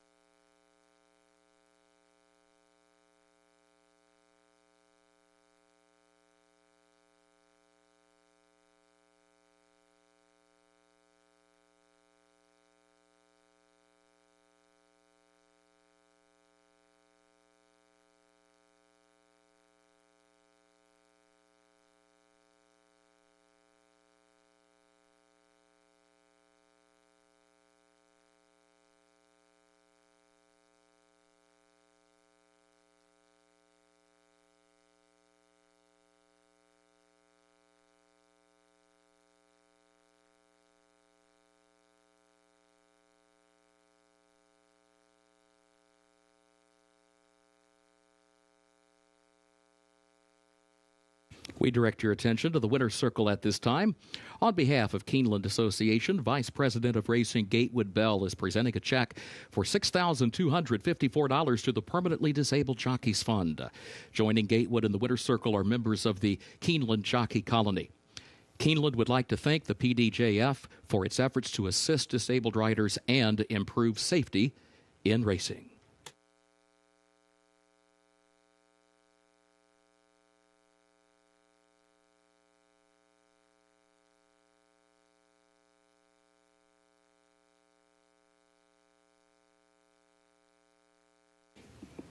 Keeneland's fourth race upcoming. The turf is firm. The rail at 0 feet today. Double and pick 3 wagering offered here. Scratch number 1, Jalila.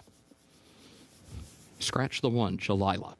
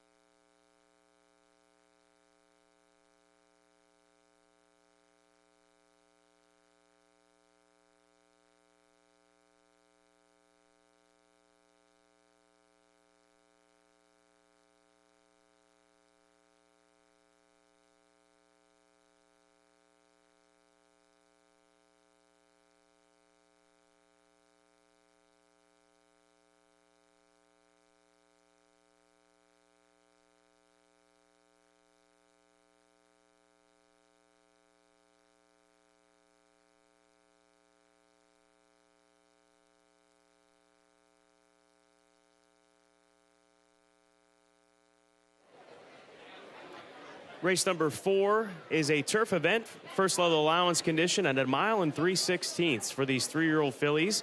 And scratch the one horse as we're taking a look at my top play, Calamite, the number 2 for Michael McCarthy and Warnick Stable, a daughter of the Toyota Bluegrass Stakes winner, Vacoma, who has gotten winners on dirt and turf. Looking at his turf runners, striking at 23% so far in the first couple of years of runners that we've had by the sensational stallion Vacoma.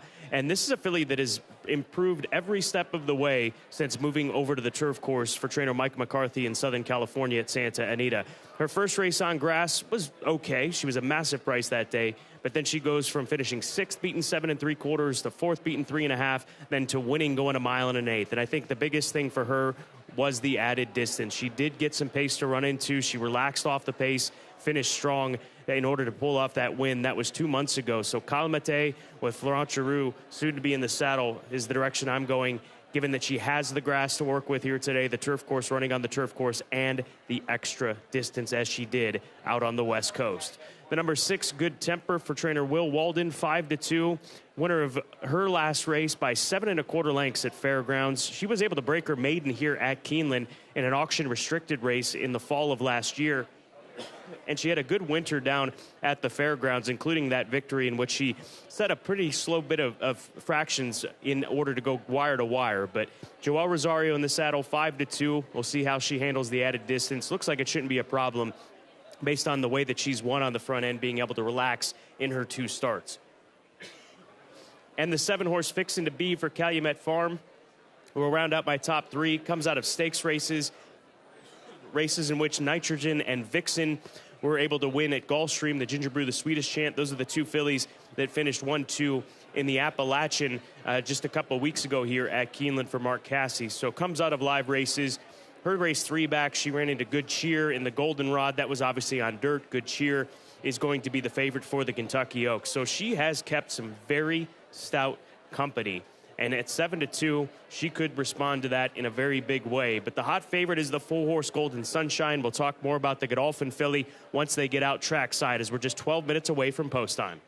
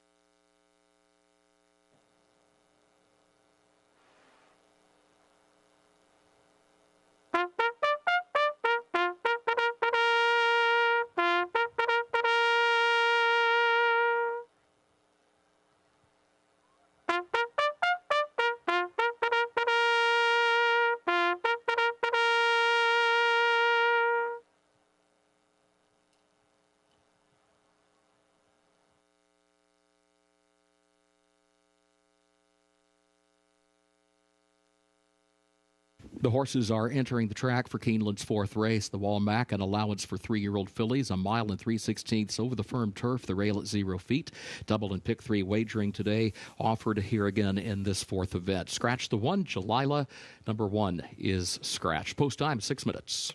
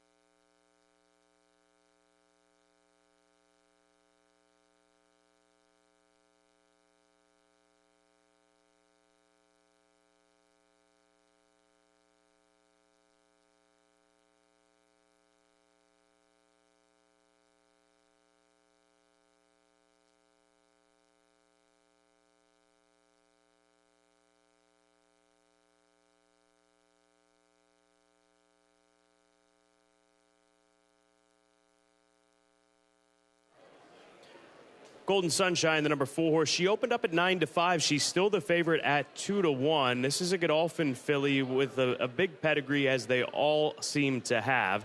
A daughter of Medaglia d'Oro out of the Dubawi First Dam, Fitful Skies. She's a full sister to a mare that was trained by Saeed bin Saror that was a stakes winner over in Europe, and her name White Moonlight. So a nice pedigree here. She was a filly that was able to break her maiden at Turfway going a mile. For Owen Hardy to opt to run her in Stakes Company immediately or thereafter, he has to have high hopes for this filly, and I think the added distance will really benefit her. She's no longer the favorite, but she is still 2-1. But Golden Sunshine, the early action was there. Definitely a live runner in race number 4. Good Temper, the number 6 horse, clocker pick from this morning on today at Keeneland. This is a 3-year-old bay filly who was on the bridle for a bullet half-mile work in 49-3 over a good track, working with a horse named Speed Shopper for trainer Will Walden. She is a filly that has good form, as mentioned, coming into this spot. She is no longer, well, she is still the favorite. She's 2-1, but an evenly matched group coming up next in race number 4.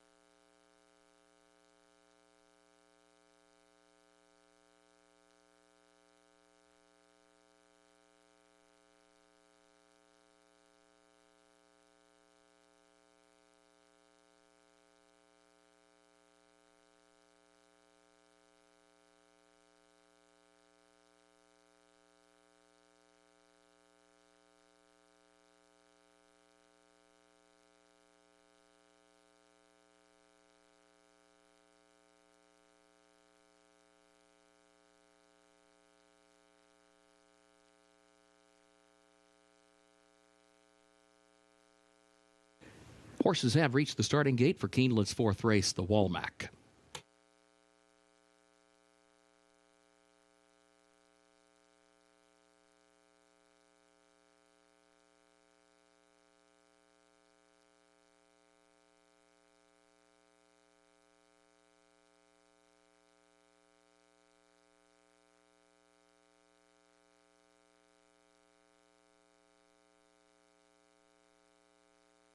Moving into line, race 4.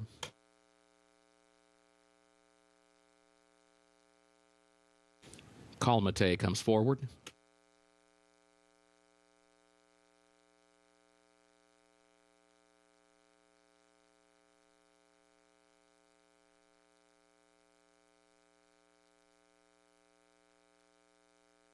What if?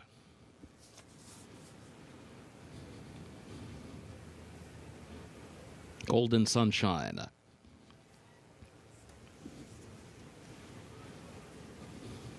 El Jury. Good Temper. Fixin' to Be, the last one.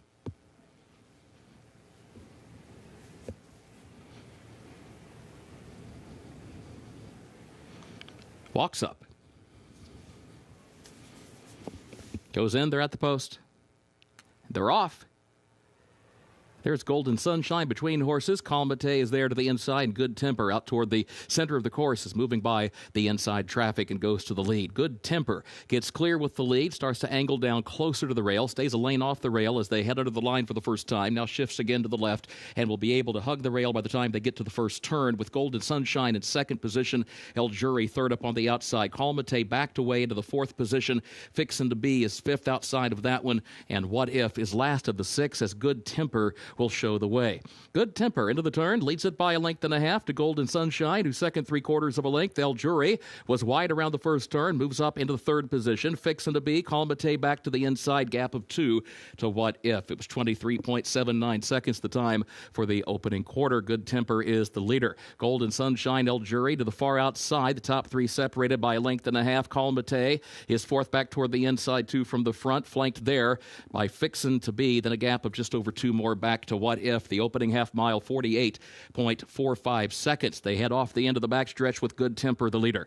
Good Temper leads at 3/4 of a length. Golden Sunshine is next. El Jury far outside. Calmate still fourth, still toward the inside, a length and a half off the lead. Fixin' to Be is on her outside, and What If is at the back, running just over 4 lengths from the front, bunching for the lead now. Good Temper, Golden Sunshine, El Jury to the far outside. These three separated by a length as they move off the far turn. Golden Sunshine now has a narrow lead. Good Temper, though, is still there to the inside as they move off the turn. Now Golden Sunshine has gotten clear with the lead by a length and a half. El Jury goes to the second position. Fixin' to Be is looking for running room toward the inside, goes to second, 3 lengths off the lead, though. Good Temper is dropping out to the back as they move to the final furlong with Golden Sunshine on a 2.5 length lead. Fixin' to Be makes a final run from the outside. Golden Sunshine, Fixin' to Be is still trying, but the wire is coming. Golden Sunshine, Fixin' to Be, Fixin' to Be gets up for John Velasquez in the final jump.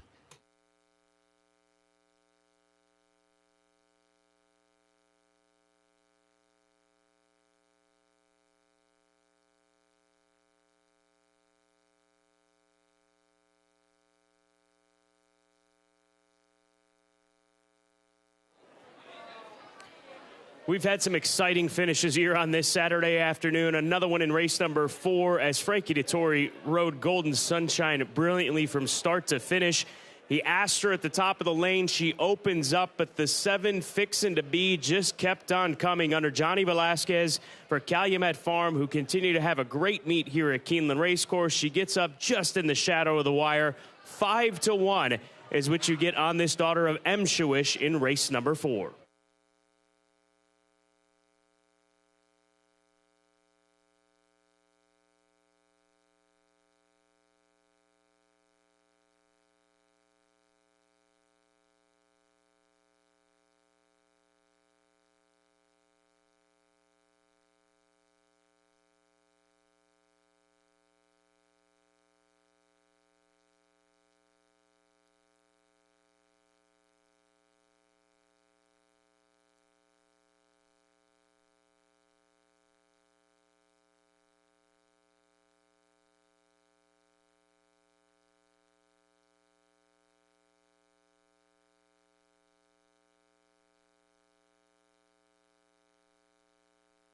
Unofficial results of Keeneland's fourth race. Number 7, Fixin' to Be, first. Number 4, Golden Sunshine, was second. Number 5, El Jury, third. Number 3, What If, was fourth. 7-4-5-3 unofficial.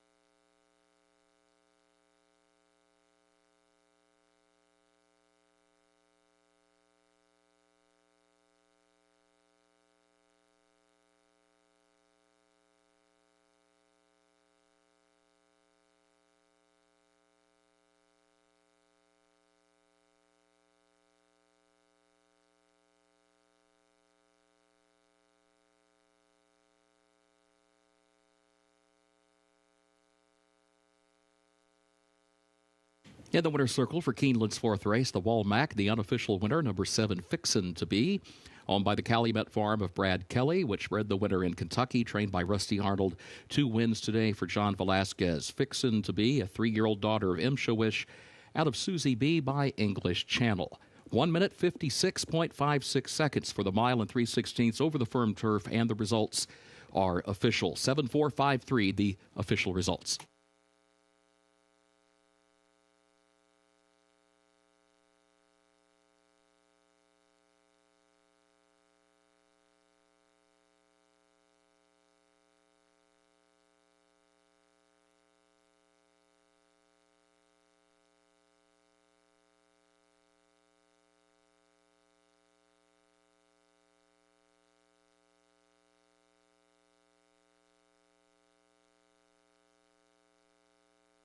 In the winner's circle, the Walmack Trophy presentation to the connections of Fixin' to Be.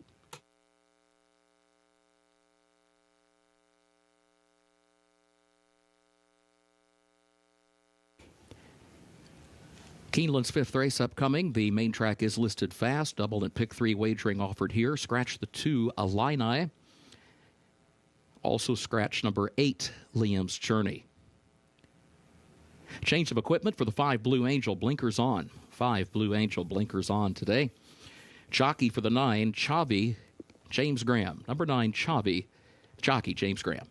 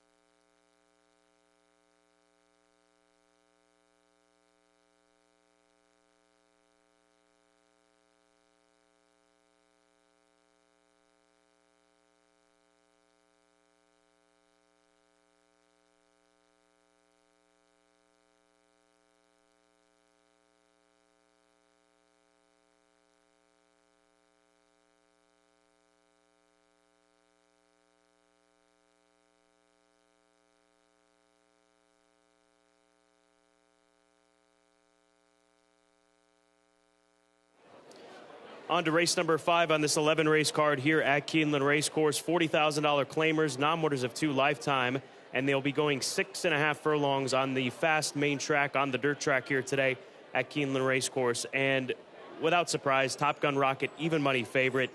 He's a standout to me in here, and if you can get even money, I would take it all day long. I think his price comes down the closer we get to post time for this 5th event.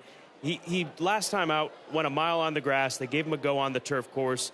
Didn't work out. His dirt races prior to that put him into the winner's circle. It took him a while to finally break through and break his maiden, which happened November at Churchill Downs, November of last year when he was a 3-year-old. He got up and broke his maiden by a nose. His first try against winners was on dirt in January at Gulfstream Park. He finished 5th that day in a field of 6. Like I said, they tried the turf with him, but now dropping in for $40,000 is a big drop down in class for the son of Into Mischief. They gave him every opportunity, and I think, too, part of it was the fact that it took so long for him to break his maiden, and they gave him those 2 opportunities. The willingness to drop him in for 40 at a place like Keeneland is something that you cannot put as a negative for this colt. So Riley Mott's just got him in the right spot here today with Junior Alvarado. He'll be tough if he runs back to any one of his dirt races, really. I think that's how strong he is against this group.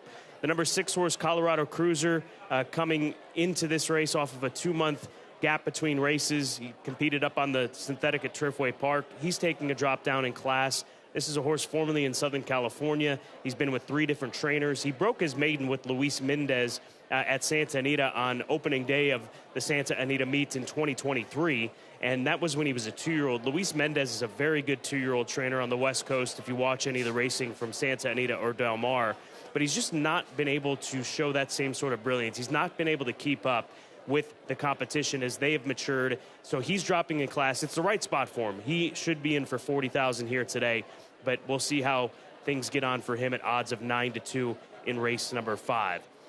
And the 3-horse, Ask Arthur for Glenn Wismer, comes off of synthetic tries, cuts back in distance. I like him for the cutback more than anything. He's not taking the drop, but he's had decent races up at Turfway Park, including finishing 3rd to Copper Missile on January 26th. And like I said before, earlier today, that was the son of Copper Bullet, who won earlier this week here at Keeneland Racecourse. So coming out of some solid races, again, not the biggest drop as the other horses are taking, especially the 7-horse Top Gun Rocket. But I think he's a sneaky horse underneath at the very least on this cutback and trip here this afternoon. Good luck in race number 5. 13 minutes to post at Keeneland.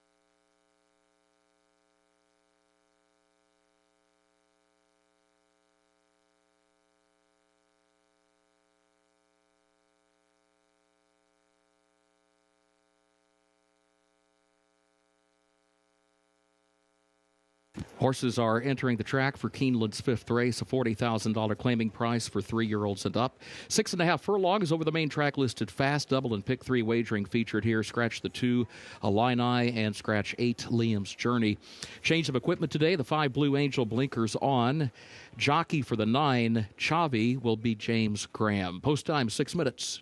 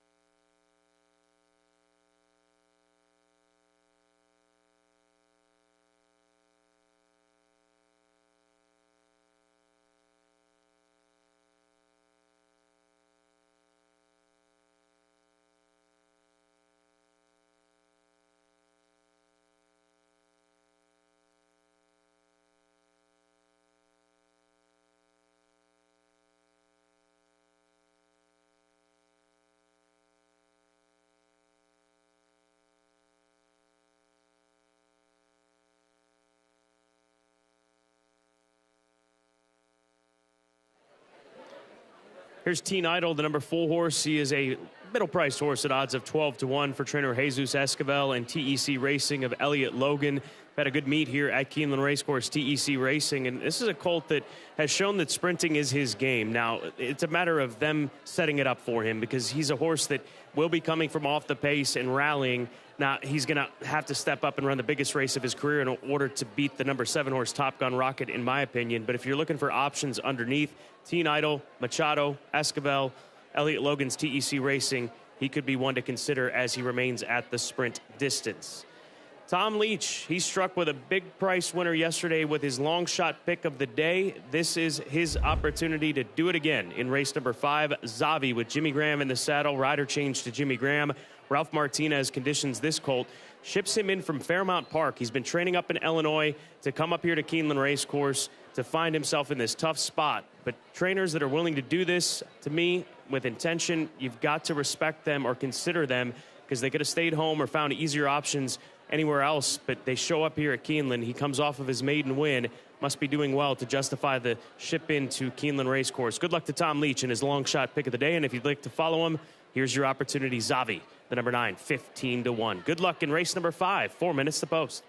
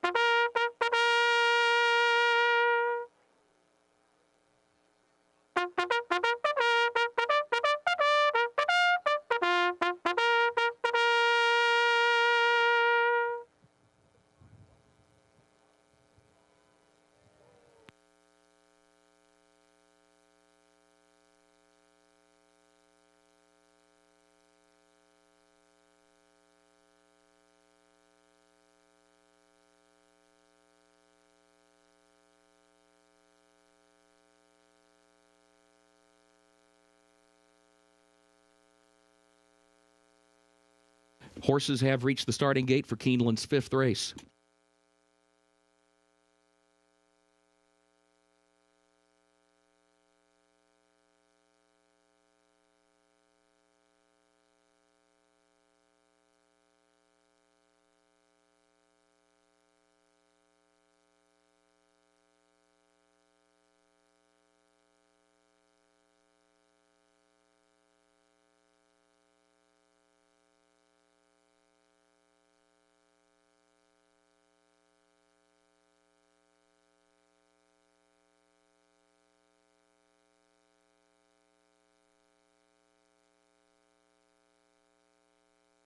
Moving into line, race 5.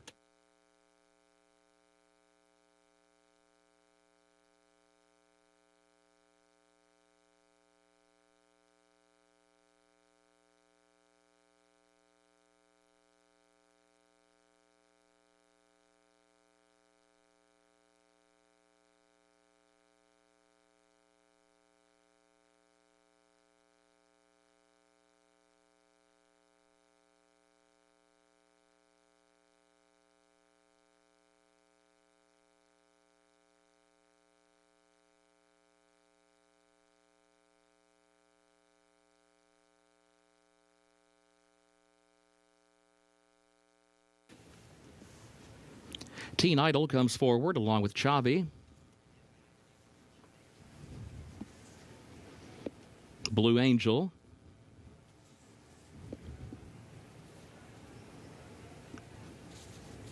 One of the good guys. The last one goes in. They're at the post.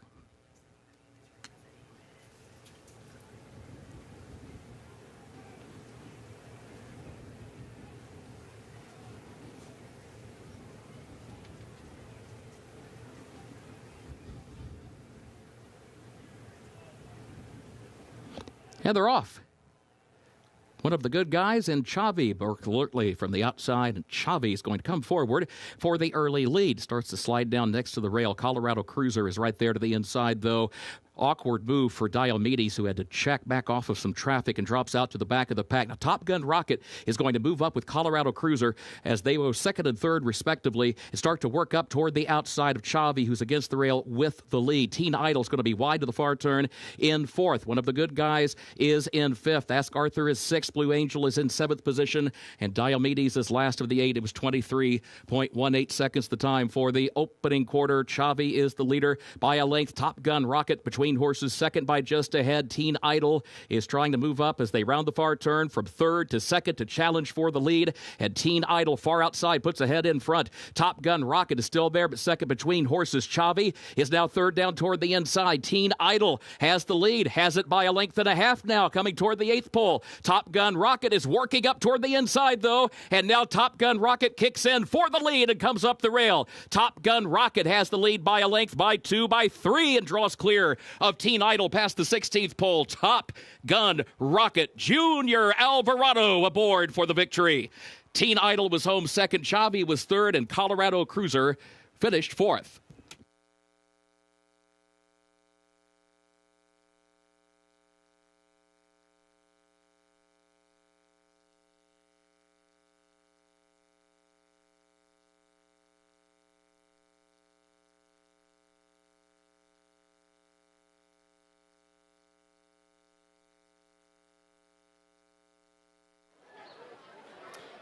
Well, for this moment, it looked like Top Gun Rocket may had found himself in a little deep water as Teen Idol had moved up alongside of him and passed him. But the reality is, Junior Alvarado had yet to even lay this horse down. He picks it up late and draws off as a 3-5 favorite is expected to do. Impressive performance moving down in class here today, winning by maybe a half dozen in the end. 7-4-9 unofficial in race number 4 here at Keeneland.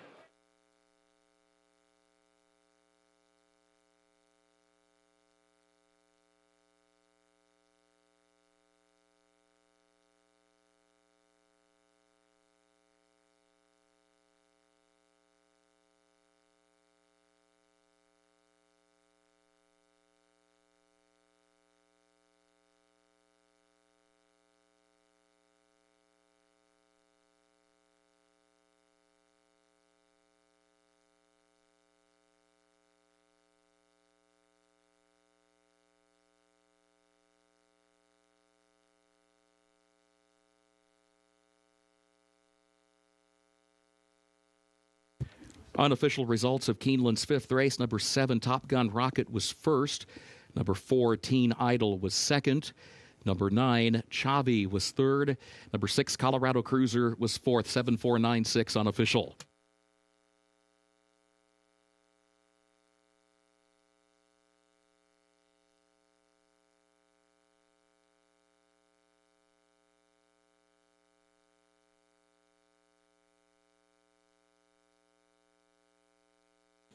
Objection sign has been posted on the infield board at Keeneland. A claim of foul has been lodged by the rider of number 10, one of the good guys, against the unofficial runner-up, number 4, Teen Idol, in the vicinity of the half-mile pole. So a claim of foul pending that concerns the unofficial second-place finisher. The objection does not concern the unofficial winner. Nonetheless, hold all tickets. Unofficial result 7496. Objection pending concerning the unofficial second-place finisher, number 4, Teen Idol.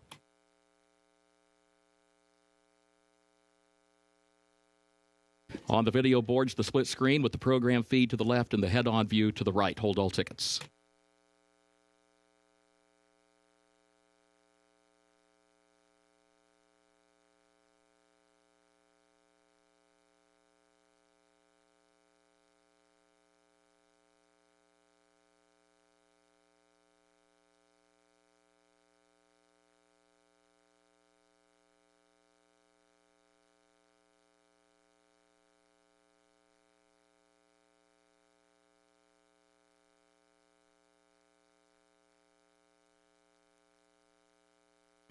Into the winner's circle for race 5, the unofficial winner of the fifth race, number 7, Top Gun Rocket, owned by Frank Fletcher Racing Operations of Frank Fletcher, trained by Riley Mott Jr., Alvarado, the jockey.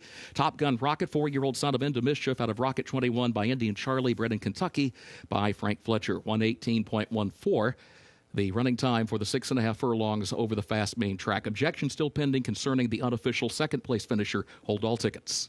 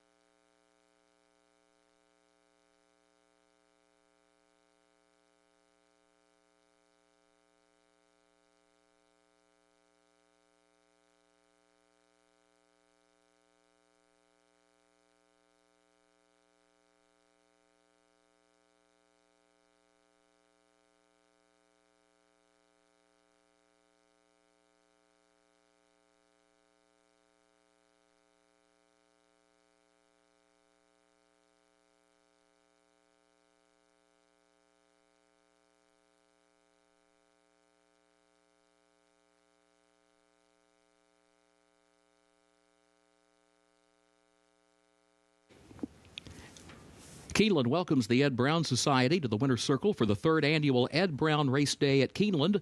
Joining us are Chairman Greg Harbett, President Clark Williams, along with Ed Brown scholars, fellows, and board members. The Ed Brown Society celebrates the rich history of African Americans in the thoroughbred industry and creates opportunities for all young people to gain exposure, training, and experience. EBS offers scholarships, fellowships, and internships that will prepare students for professional careers in the industry. We thank the Ed Brown Society and their members for their vision and commitment to bringing talented emerging professionals into the thoroughbred industry.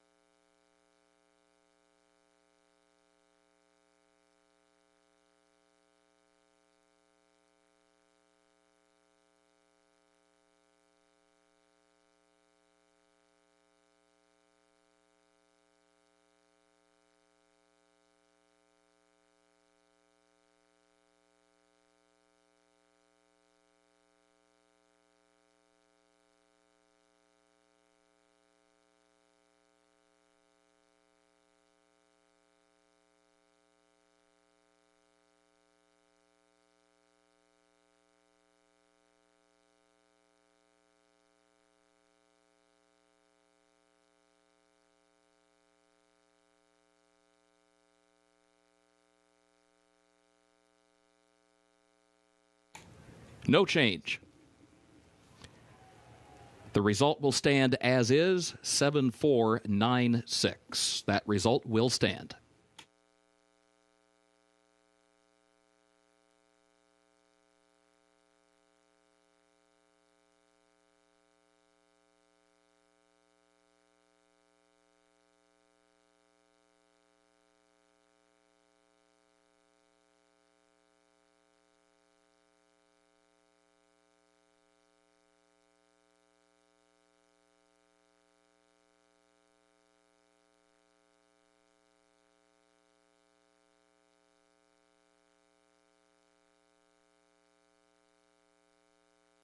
Race 5 results official. 7496, the official results.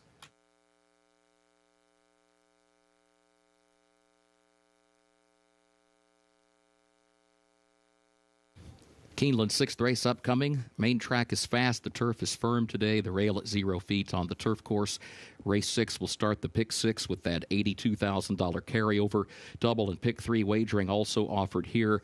No changes in this 6th event. Early pick 5 pays on 5 of 5 with a consolation 4 of 5.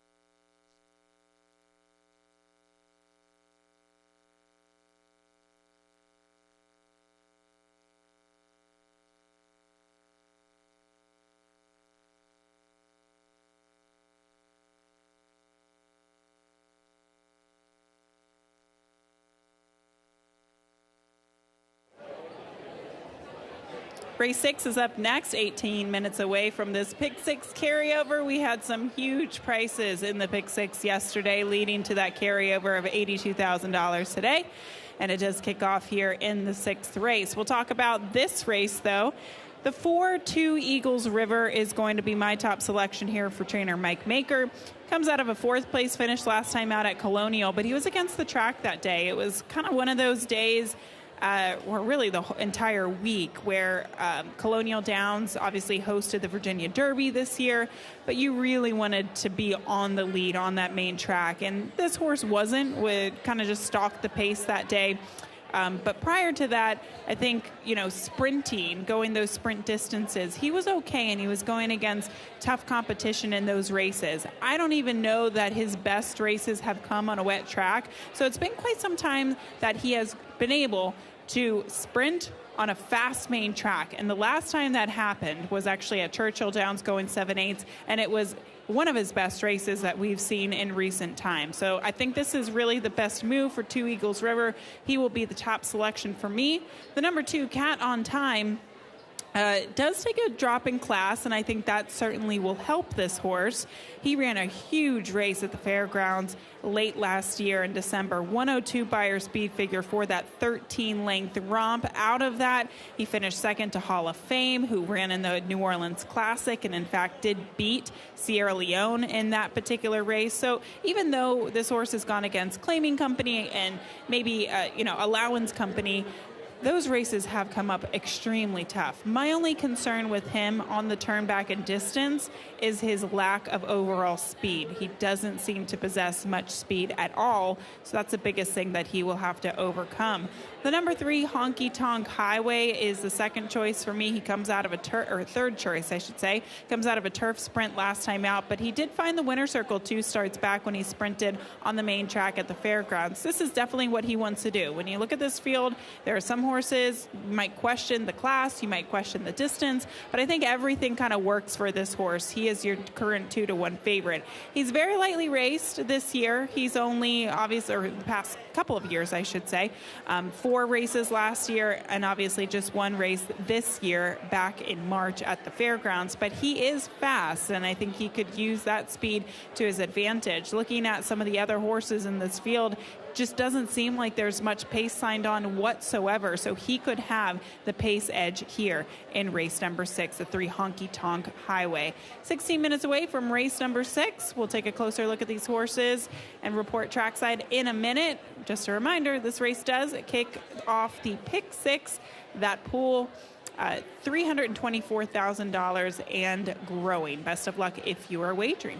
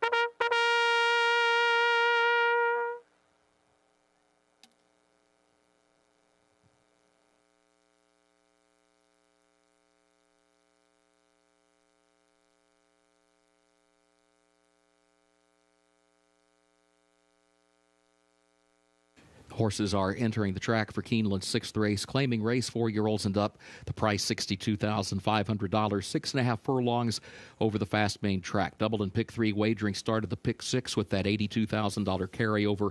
Pick 6 pool updated now over $400,000 with carryover.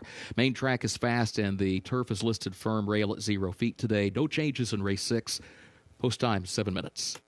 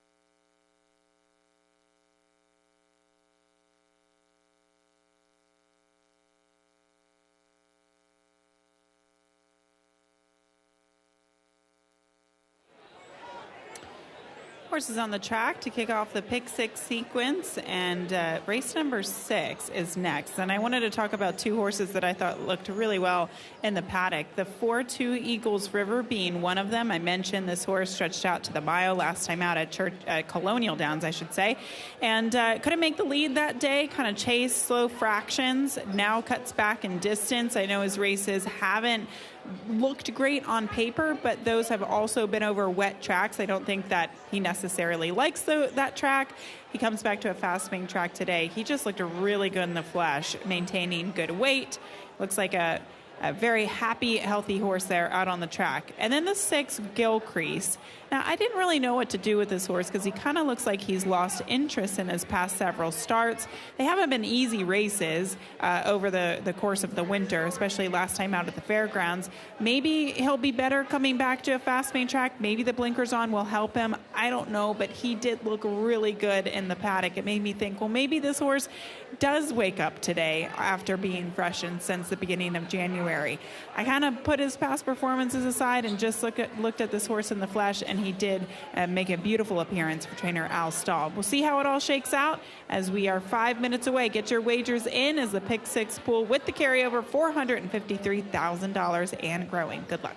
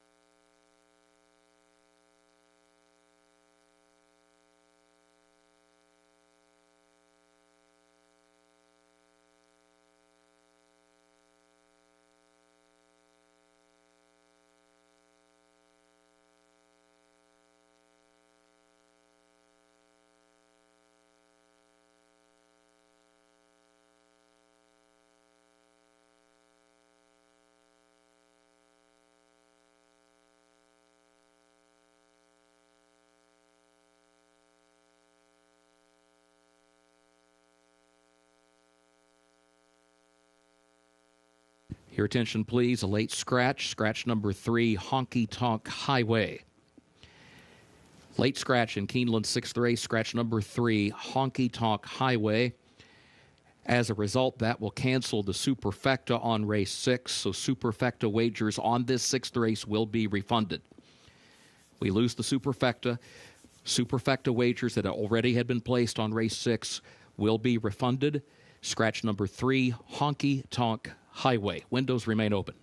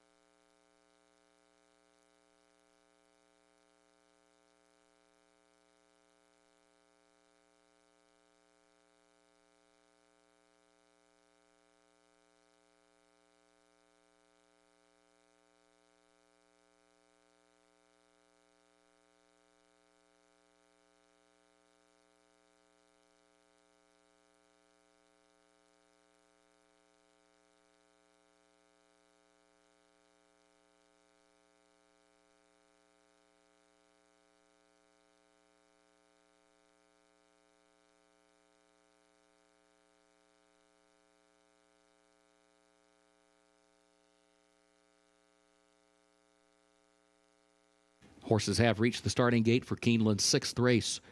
Start of the pick 6.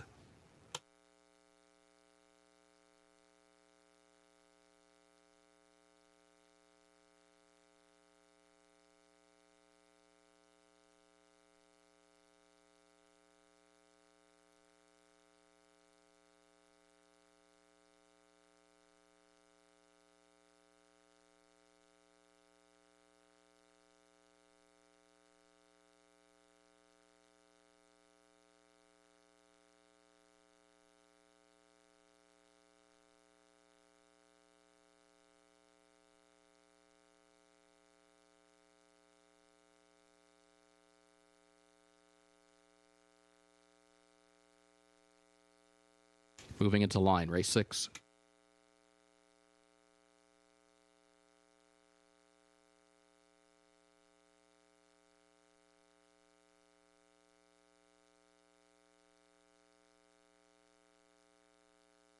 How's Your Attitude comes forward.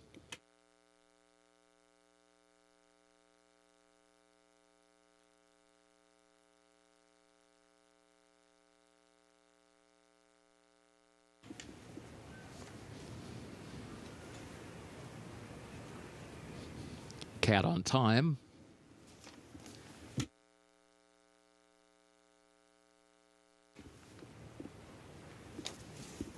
Two Eagles River.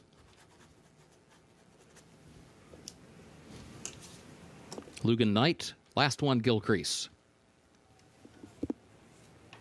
Comes forward. Goes in, they're at the post.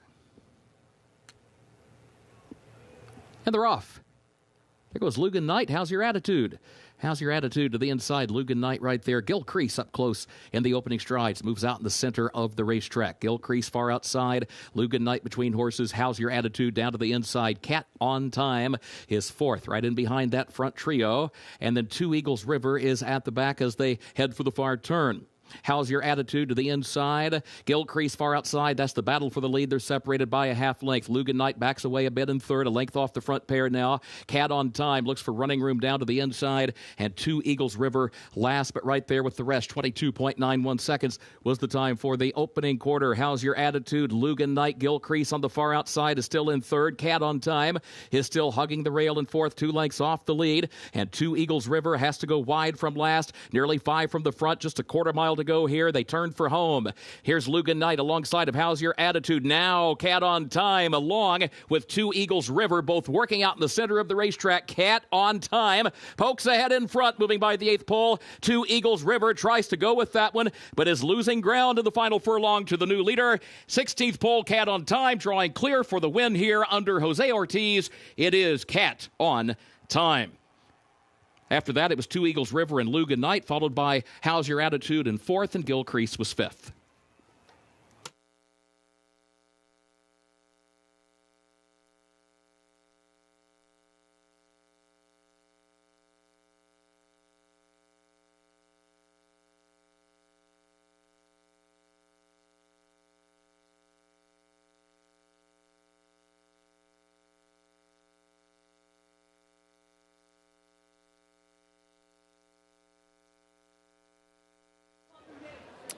Wow, what an effort we just saw by the number 2 Cat on Time. It looked like it was a pretty level playing field when you saw 4 horses stacked across the track here at the top of the stretch, and then the 2 Cat on Time really turned on the afterburners, and this horse just rallying from off of it to get a nice easy win. Really good energy as he crosses the finish line. Far back is the 4 who grabs second, and behind him the 5 Lugan Knight to round out the trifecta, but no doubt about this impressive winner, Cat on Time, under Jose Ortiz.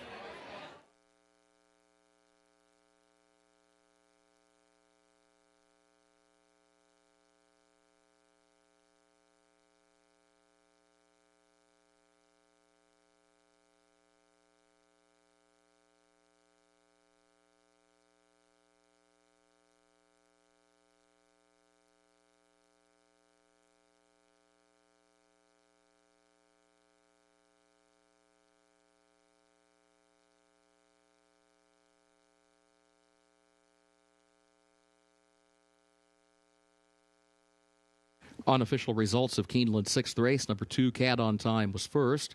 Number 4, Two Eagles River, was second. Number 5, Lugan Knight, third. And number 1, How's Your Attitude, fourth. 2, 4, 5, 1, unofficial.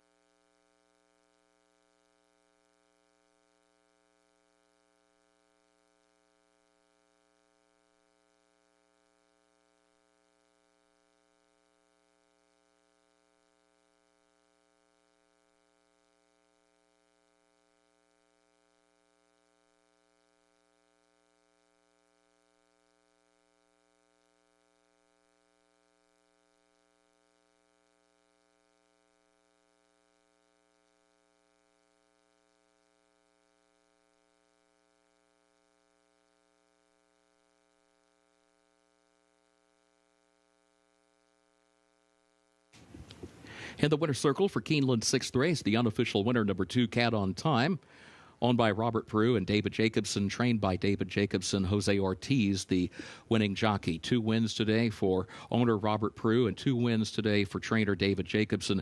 Not This Time, the sire of Cat on Time, a 5-year-old gelded son of Not This Time, out of Big Cat Walks Late by Stormy Atlantic, bred in Kentucky by Silverton Hill LLC. 117 for the 6.5 furlongs. The results are official. 2-4-5-1 official.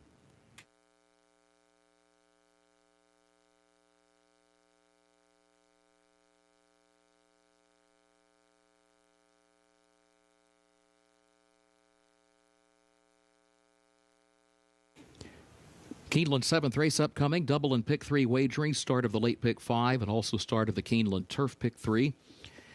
In this 7th race, scratch number 9, Ouvray. Scratch the 12, Miss Arlington.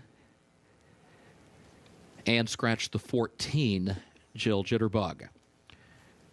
Jockey for the 1, BG Warrior Jamie Torres. That's the 1, BG Warrior Jamie Torres.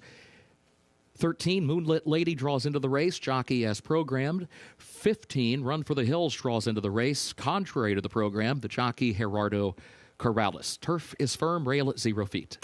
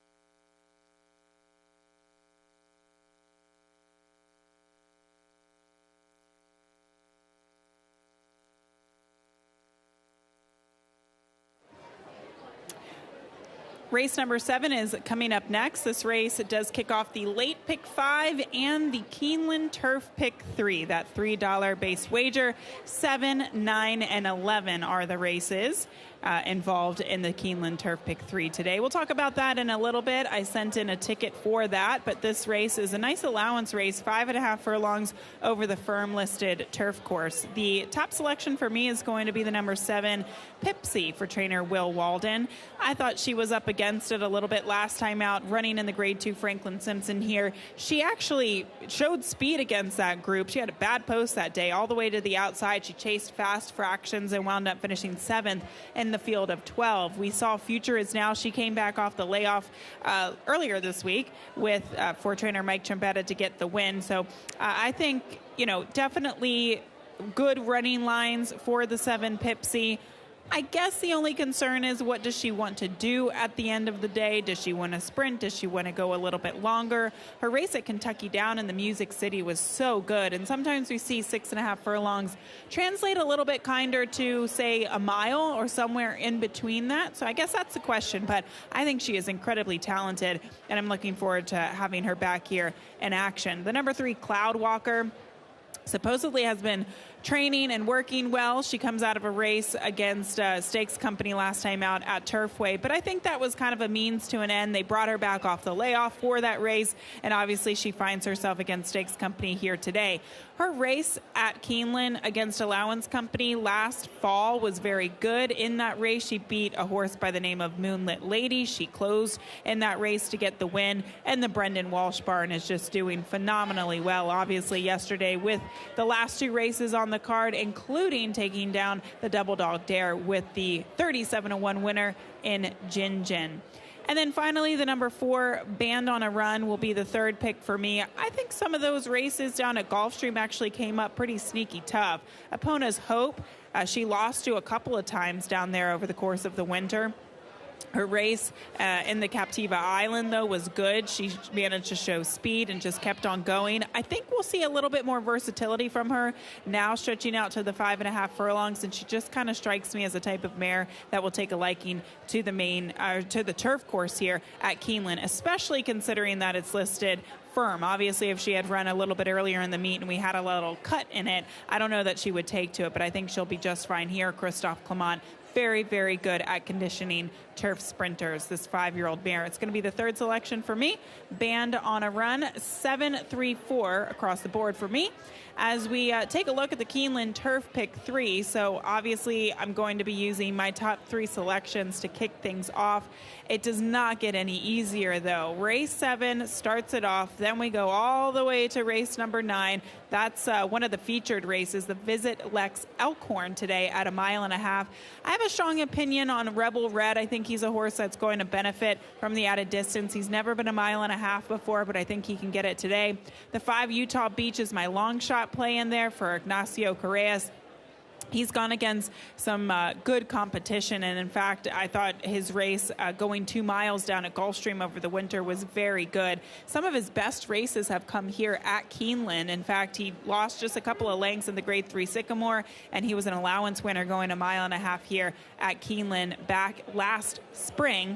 Limited Liability, the 6, certainly the horse to beat, the class of the field, class on the grass, and then we get to the 11th and final race. And that race is 1.16 miles on the turf course. 4, 7, 8 for me. The preference there is the 7 Rothschild, but the 8 then definitely has fast races and could improve here. And I also threw in the 4 Rocky Joy. If he beat me in the last leg of this Keeneland Turf Pick 3, I would be very disappointed in myself. I think I picked him maybe 5 or 6 times when he was running against Maiden Special Weight Company, and he never could quite get over the hump, but he finally did at Churchill Downs, and sometimes we see that. Light bulb angle goes on. They take a long time to break their maiden, coming back to the turf. I like him in that event. The last time he was on the turf, he actually broke his maiden for Paulo Lobo. Those are some thoughts for the pick 3, the turf pick 3, I should say, that $3 minimum wager. $81 is the ticket cost. This race also kicks off the late pick 5. Included in the sequence, of course, is our 2 featured races of the day. We have the Visit Lex Elkhorn Stakes and, of course, the Grade 3 Ben Ally. Good luck if you're wagering.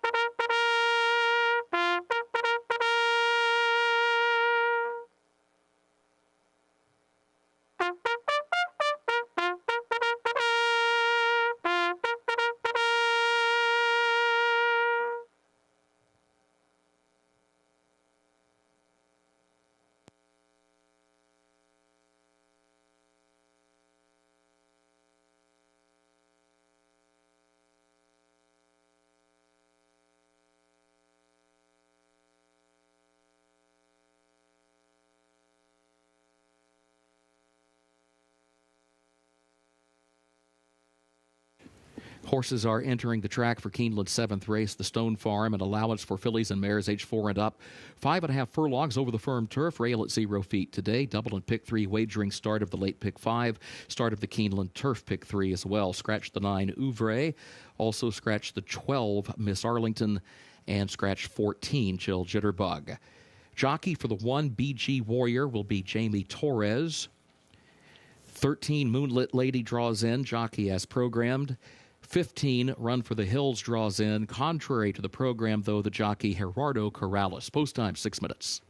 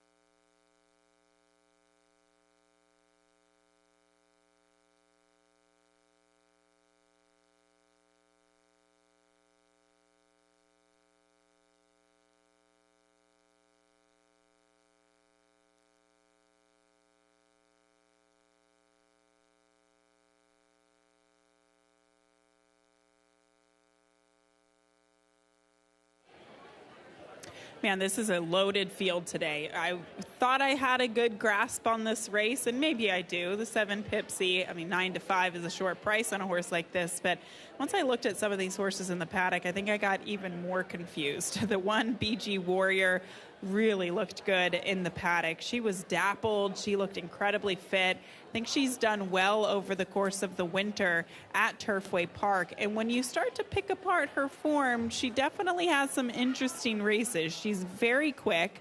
Some of her races at Turfway last year were actually quite good. And she could very well show speed from the rail and hang on for a piece of this. But I just like, from a physical standpoint, how she was turned out today for the Rudy's Brisset barn. The 11 Bling, I didn't know what to do with this mare, but she does look good on the track. She's on her toes. She looks like she's ready to go. Junior Alvarado will be aboard for trainer Vicky Oliver.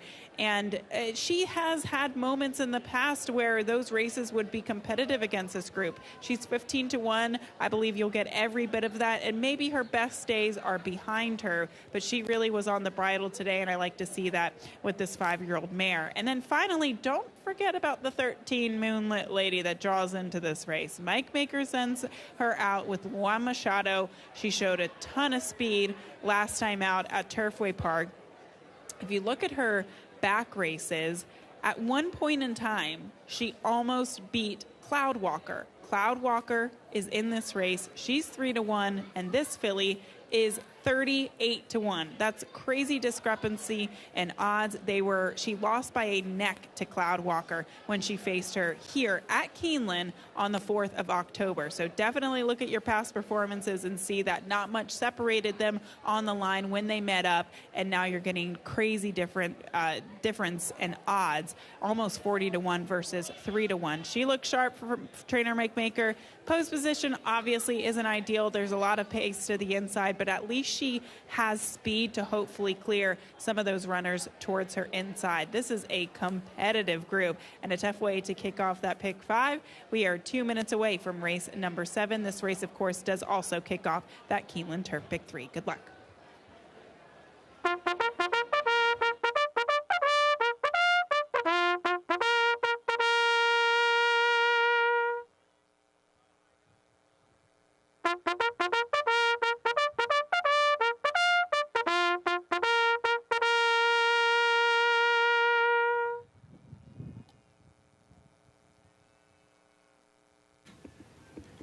Horses have reached the starting gate for Keeneland's 7th race, the Stone Farm. Start of the late pick 5, start of the Keeneland Turf pick 3.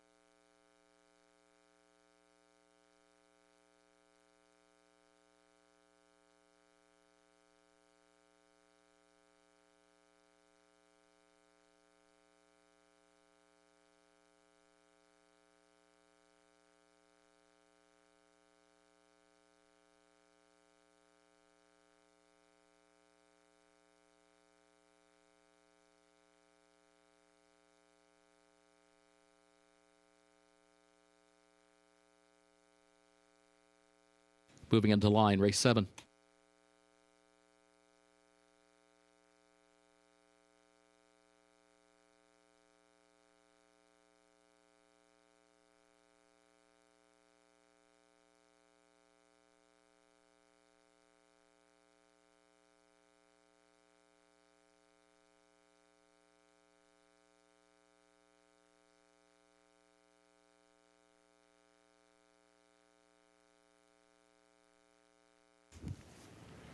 Cloud Walker moves into line. Here is Be My Sunshine. Band on a run, Bling. Simply Stated.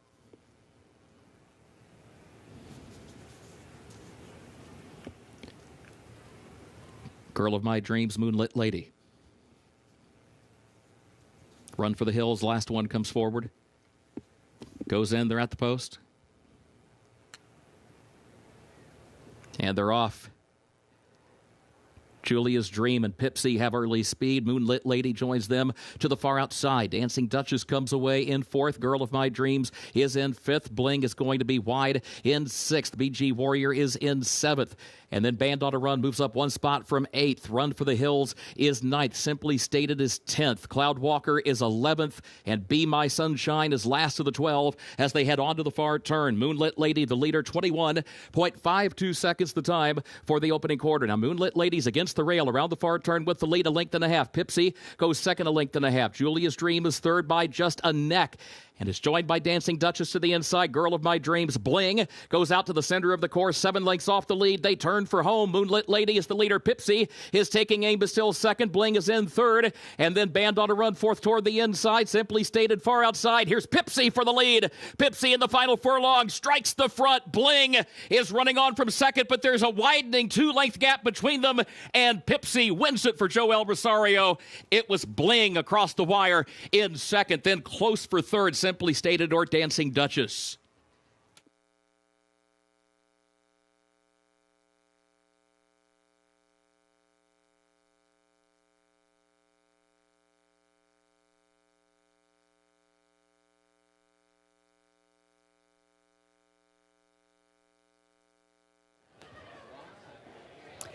Pipsy with a very impressive score today for trainer Will Walden and Joelle Rosario aboard. We saw the 13 Moonlit Lady. She broke like a shot, and she set the tempo early. She couldn't quite sustain that speed. The 11 Bling making a bit of a bid on the outside as well, but the 7 Pipsy digs back in, finds more to get an easy victory. The 7 Pipsy on top of the 11 Bling at 16-1 unofficially for race number 7.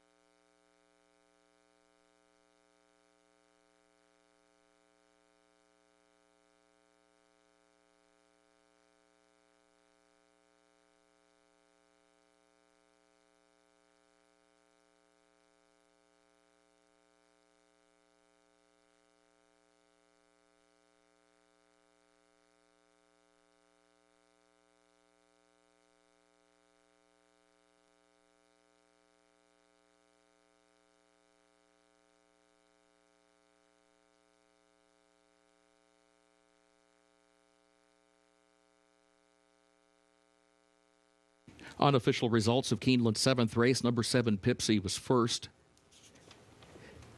The 11 Bling was second.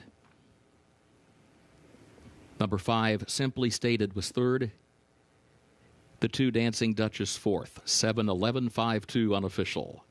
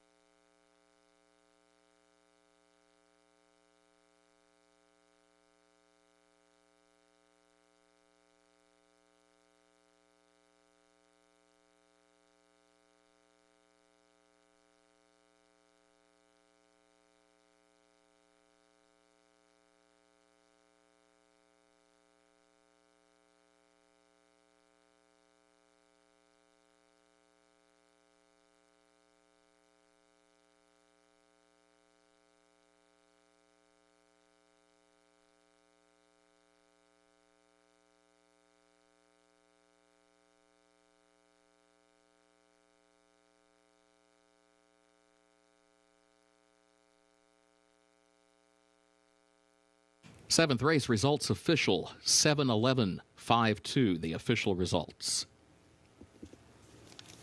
Moving into the winner's circle for race 7, the Stone Farm, the official winner, number 7, Pipsy. Owned by Woodford Thoroughbreds LLC of John Sykes, trained by Will Walden, Joelle Rosario, the jockey. Pipsy, a 4-year-old filly by Kodiak out of Expert by High Chaparral, bred in Ireland by Noel Finnegan. 5.5 furlongs over the turf-listed firm, 1 minute 2.62 seconds.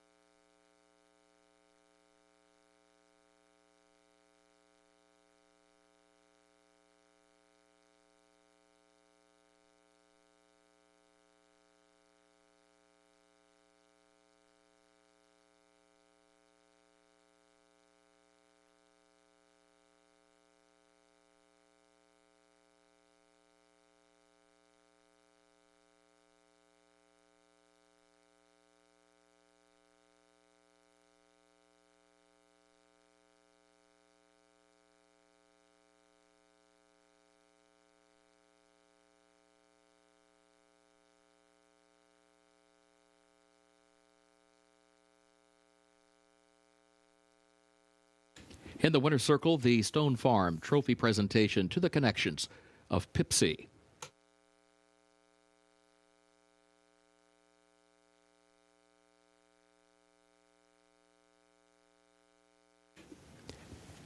Keeneland's 8th race upcoming. Double and pick 3 wagering start of the late pick 4. The main track is fast. Scratch number 1, Moonlight. And scratch number 4, Native Land.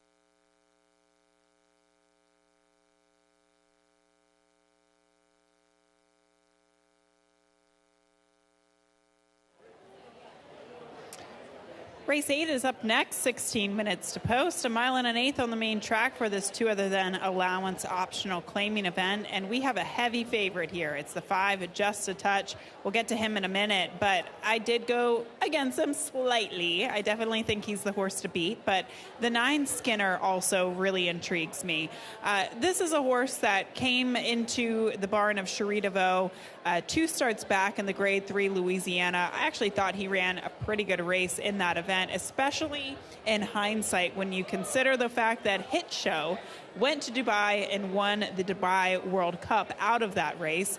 Skinner came back, didn't really break that well, kind of never really made any type of move, and was a little bit flat behind a slow pace last time out, going the mile and a 16th in the Razorback at Oaklawn Park. I think he has a little bit more to give, and I love the fact that he does get a little bit more distance here, a mile and an eighth at Keeneland. He should be able to get the pace that he needs to run at, but he will have to go against the likes of the 5, Just a Touch. Last year, he competed in the Kentucky Derby. Obviously, he finished second to Sierra Leone and the Grade 1 Toyota Bluegrass. He came back in the Iowa Derby, actually, after the Kentucky Derby, and he lost that race as the heavy favorite. However, he came back off of the layoff last time out at Fairgrounds to win by 10. That was a very, very impressive race. He won, posting a 102 Beyer speed figure for that effort. Now, he didn't face much in that race, I should say. There are other horses in here that have certainly beat better competition when we're talking about allowance horses, but you can't hold that against him. He beat that field by 10 lengths. Obviously, there's more room to grow with this horse, and perhaps this is a horse that is going to take another big step forward as a 4-year-old. I'm curious to see him. Obviously, he gets that out of distance to the mile and an eighth. I don't think that should be any bit of an issue, but he could maybe have some pace pressure today to overcome. He looks great in the paddock for the connections. He's the horse to beat. The 8, Gould's Gold, is another one that I wanted to mention here for trainer Kenny McPeak. Last time we saw him was at Parks in August running in the Smarty Jones, and he did win that race. He managed to be close in a slow pace. Today, not going to be the case. He will have to show that he can rate and pass horses, but he really started to get good towards the middle part of his 3-year-old season last year. And that trajectory might mean that he can take another step forward in his 4-year-old season. He's going to have to in order to beat this group, but he does look well there in the paddock for trainer Kenny McPeak. Brian Hernandez Jr. back on board. He did ride this horse back in the Ohio Derby and in the Jim Dandy against Fierceness and Sierra Leone at Saratoga last year. Good group of horses, but certainly the target is on the back of the 5, Just a Touch. We'll see if he can return back to that type of figure that we saw at the Fairgrounds. If that is the case, he'll be tough to beat.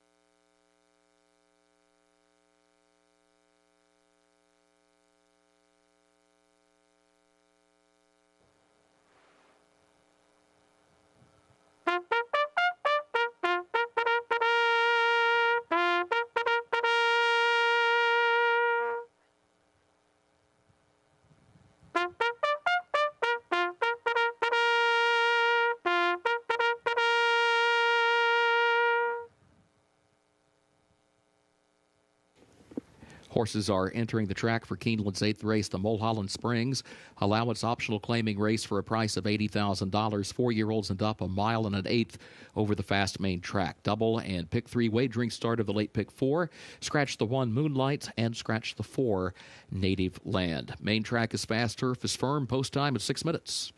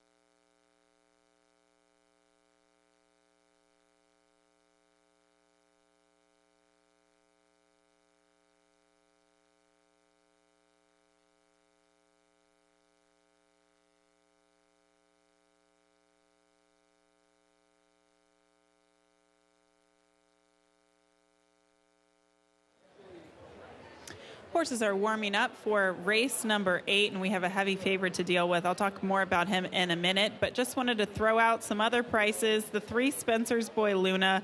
I have no idea how this horse is going to run today, but man, did he look good. He was really touting himself in the paddock and on trackside as well for trainer Eric Reed. He's coming out of races where he's faced lesser competition, undoubtedly.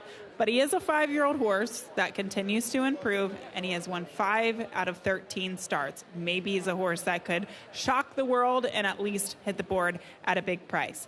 The 5, Just a Touch, is next for trainer Brad Cox. He looks great today. There's no doubt. Honestly, he's 1-2. I'm not going to say that that's a great price by any means, but he looks great. He has always kind of been a bigger type of horse, and he's really filled out. I can remember him going into the Derby last year. He was always a really good-looking horse, but he almost looks like he's filled out, and he looks more mature now, and getting a good warm-up there under Florent Giroux. He just really does look the part. So he's going to be tough to beat from a handicapping standpoint, also a physical standpoint.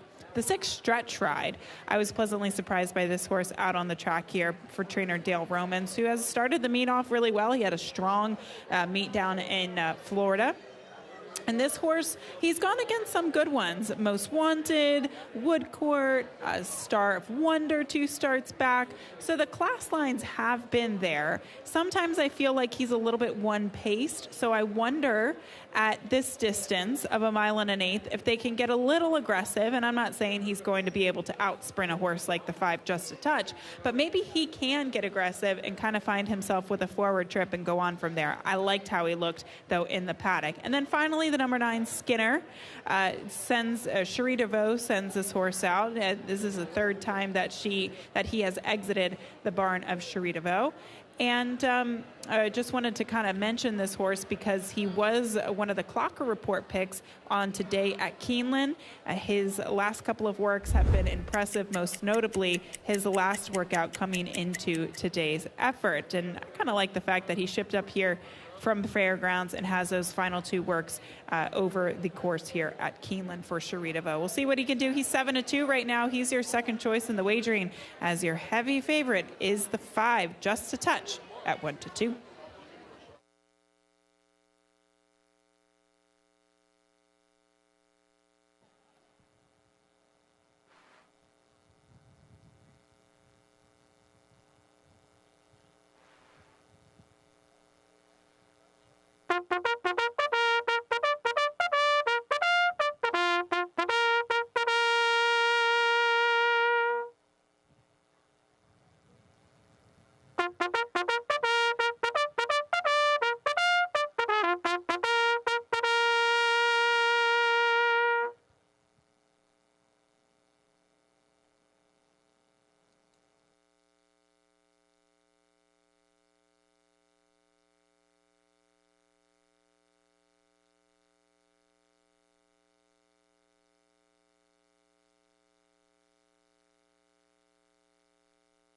Horses have reached the starting gate for Keeneland's 8th race, the Mulholland Springs.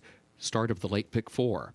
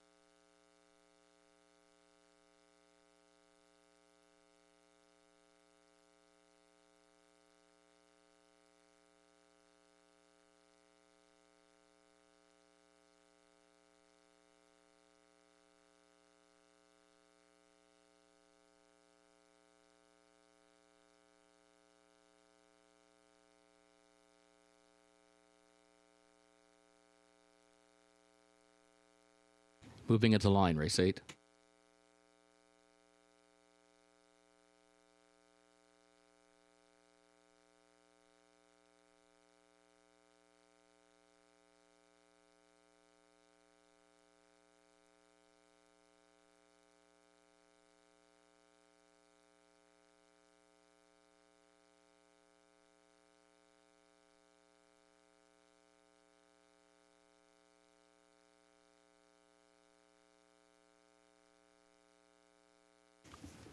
Skinner comes forward, also just a touch. Stretch ride.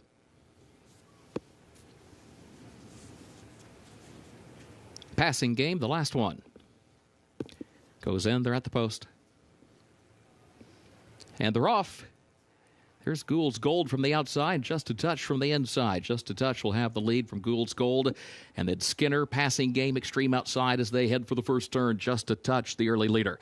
It is just a touch against the rail, leading the field into the first turn and leads it by just 1 length. Now has company because passing game moves up on the far outside, right alongside the leader. Gould's Gold is behind that pair in third, followed by Stretch Ride against the rail in fourth. Skinner fifth on the outside, about 4 lengths off the early lead here. Then Glen Airy comes next. Spencer's Boy Luna, Parchment Party is at the back. The opening quarter went in 23.58 seconds. Passing game from the outside has the lead, has it by just a neck. And here is just a touch right there to the inside in second. Gap of 2.5 more lengths. Stretch Ride is third by a half length. Gould's Gold is fourth. Skinner is fifth. 5 lengths off the lead, looking toward the inside onto the far turn. And then Glen Airy, Spencer's Boy Luna, Parchment Party last. 47.66 seconds the time for the first half mile. Just a touch is the leader. Just a touch leads it by a length. The passing game, who's now second onto the far turn. Skinner and Stretch Ride both begin to pick up the chase. Here's Skinner carefully moving up around the far turn. Goes to third, goes to second. Stretch Ride moves that one to the inside. And then Gould's Gold, who's wide in fourth and running 5 lengths off the lead. Coming off the turn, just a touch, has the lead by 3 lengths. Skinner is second, Gould's Gold is in third, and Stretch Ride fourth. Glen Airy is fifth. Just a touch, chased by Gould's Gold. And then Skinner toward the inside in third, who's still 4 lengths from the lead. Just a touch into the final furlong. Parchment Party runs fourth on the far outside. Now challenging for third, now challenging for second, but Just a Touch is gone with the lead at the 16th pole, and Just a Touch and Florent Giroux win this one convincingly. Parchment Party will rally up for second on the line at the expense of Gould's Gold, and well behind that pair, Skinner was fourth.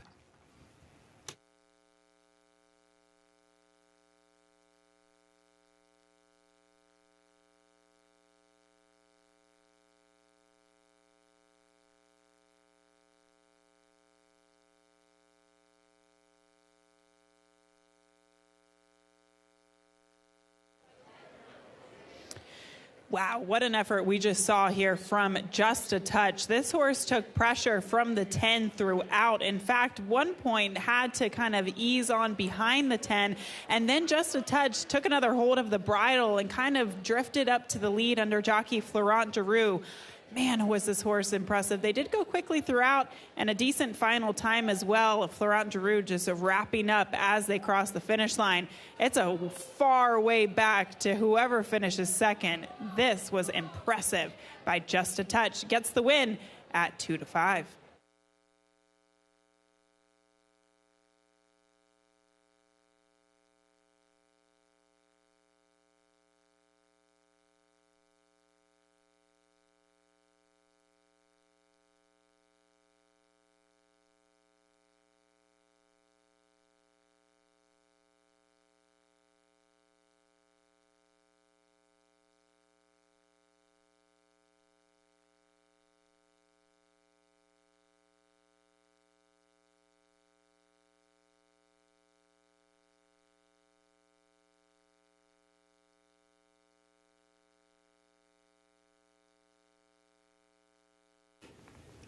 Unofficial results of Keeneland's 8th race. Number 5, Just a Touch, finished first. Number 2, Parchment Party, was second. Number 8, Gould's Gold, was third. Number 9, Skinner, was fourth. 5, 2, 8, 9, unofficial.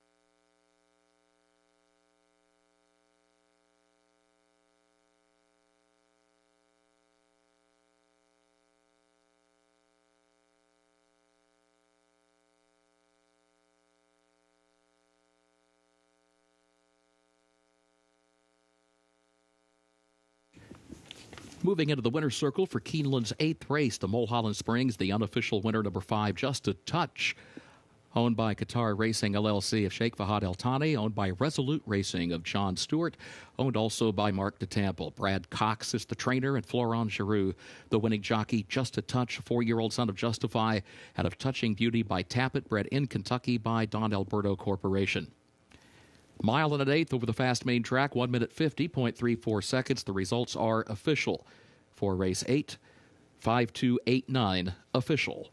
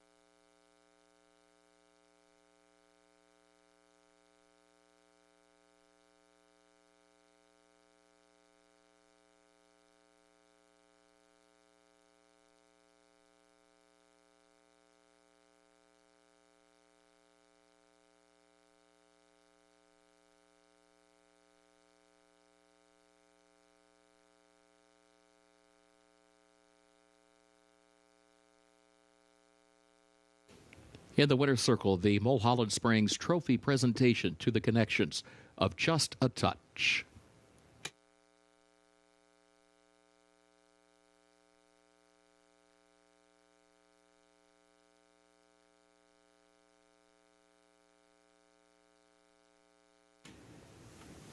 Keeneland's 9th race upcoming, 40th running of the Visit Lex Elkhorn Grade 2. The turf is listed firm, the rail at 0 feet, double, and also pick 3 wagering. A reminder that there is a pick 3. The last rolling pick 3 of the day begins here in race 9. Takeout number 13, Native Shaman, the also eligible, did not draw into the race.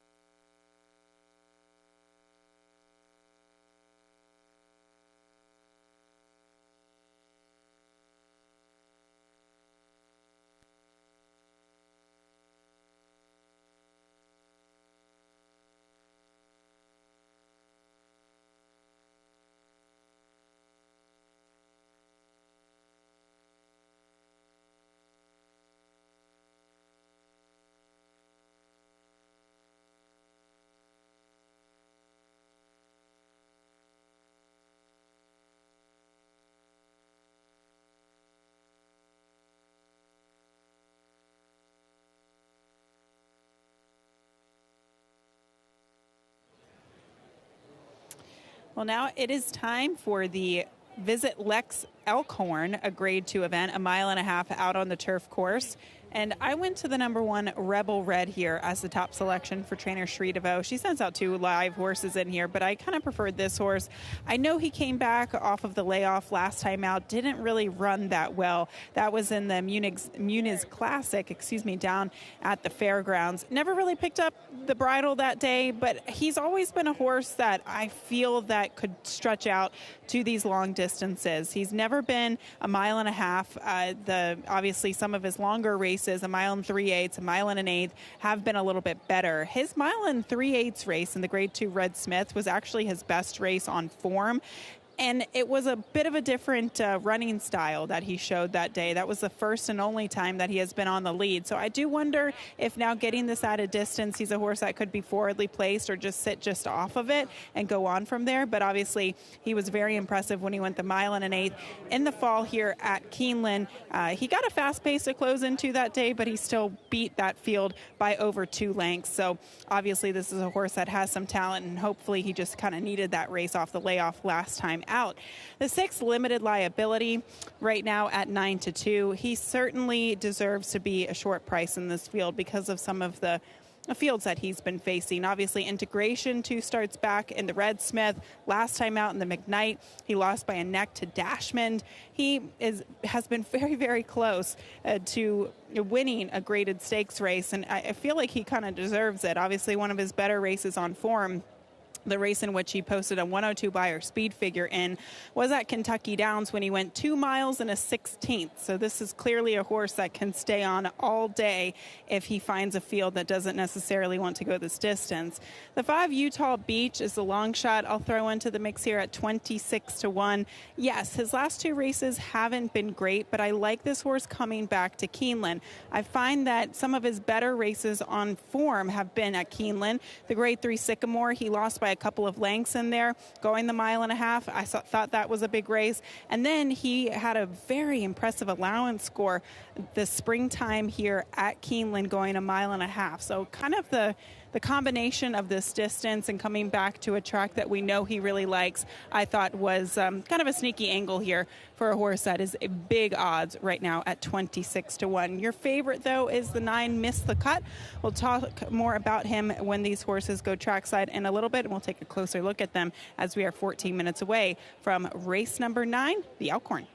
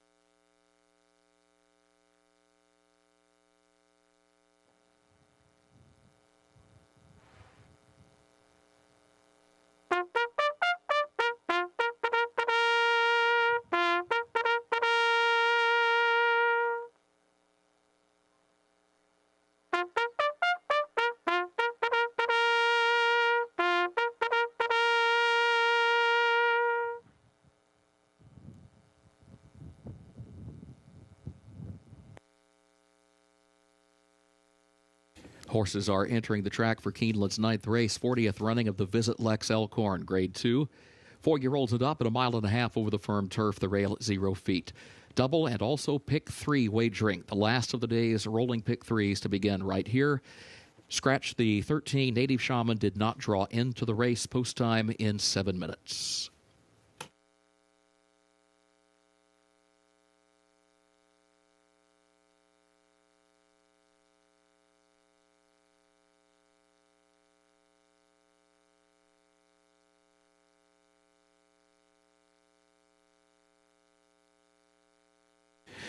Now the post parade, number 1 is Rebel Red, owned by John Gunther, and Euro West Bloodstock Services of Tanya Gunther, trained by Cherie DeVoe, Jose Ortiz, the jockey. 2 Grand Sonata, owned by the Whisper Hill Farm of Mandy Pope, trained by Todd Pletcher, the jockey Junior Alvarado. 3 Dean Martini, owned by David A. Burnson, LLC, of David A. Burnson, trained by Peter Urton. James Graham is up. Number 4, Verstappen, owned by the Andrew Farm of Richard Brody, for the People Racing Stable, LLC, of Mike Morgan, owned also by Deborah O'Connor, trained by Brendan Walsh, the jockey Declan Cannon. 5 Utah Beach, owned by Jeffrey Amling and Marybell Stable of Charles Noel, trained by Ignacio Correas, Vince Chaminade, the jockey. 6 Limited Liability, owned by Stuart S. Chandy III, trained by Shug McGahee. Frankie Dettori will ride. Number 7, Anglophile, owned by the LFG Racing LLC of Hunter Rankin, trained by Brian Lynch, the jockey Joel Rosario. 8 Old Crazy Bone, owned by Allied Racing Stable LLC of Chester Thomas, trained by Brett Calhoun, the jockey Brian Hernandez Jr. 9 Missed the Cut, owned by BZ LLC of Sarah Farish, Lane's End Racing of W.S. Farish, the St. Elias Stable LLC of Vincent Viola, owned also by Edward Babington, Edward Hudson Jr., and Lynn Hudson, trained by Cherie DeVoe, the jockey John Velasquez. 10 Starting Over, owned by the Nice Guy Stables LLC of Steve Spielman, trained by Brittany Russell, Jamie Torres, the jockey. 11 I'd Rather Be Blessed, owned by the J.D. Thoroughbreds LLC of Jackie Slauson, owned also by Wayne Scherer, trained by Chris Hartman, the jockey Ben Curtis.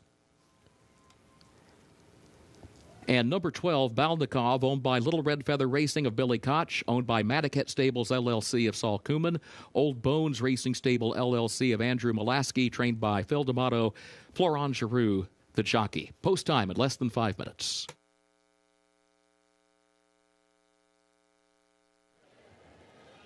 Taking a closer look at some of these horses as they approach post time here for the Grade 2 Visit Lex Elkhorn. The number 2 Grand Sonata, I thought he made a lovely appearance today. He's always a horse that can hold on to a little bit of condition. He always looks really good in the afternoon, but he definitely looked the part here today, and I love how he's acting on the track as well. He's kind of looking around, taking in his surroundings, but super professional so far here is Grand Sonata, and obviously he ran huge last time out in the McDermott down at Gulfstream Park, and he's run well here at Keeneland in the past as well. So Grand Sonata definitely steps up a notch here in my book after looking at him in the paddock. The 6 Limited Liability, I'll be honest with you, I had mixed feelings about this horse because he was a bit of a bad actor in the paddock, but then he calmed down, and once the connections gave Frankie Dettori a leg up, he woke up, but in a good way. You can see he's a high-energy horse. I believe that's just him.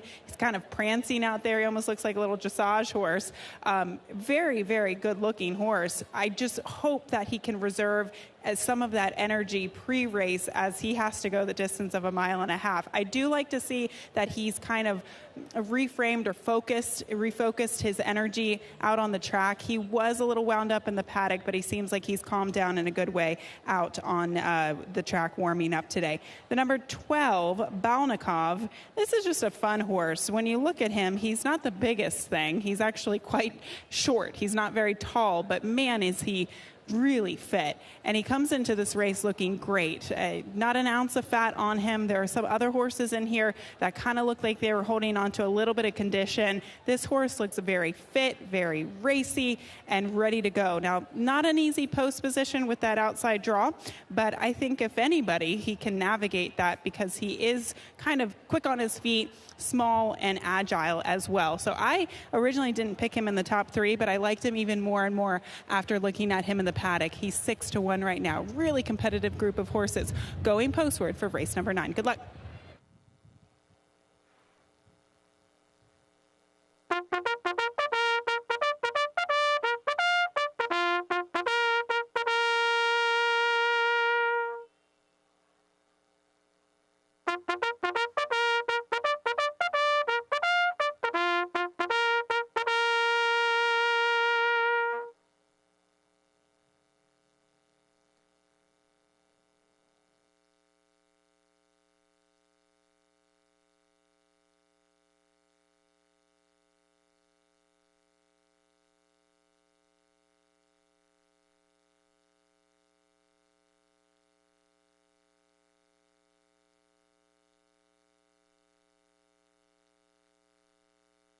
Horses have reached the starting gate for Keeneland's 9th race, 40th running of the Visit Lex Elhorn Grade 2.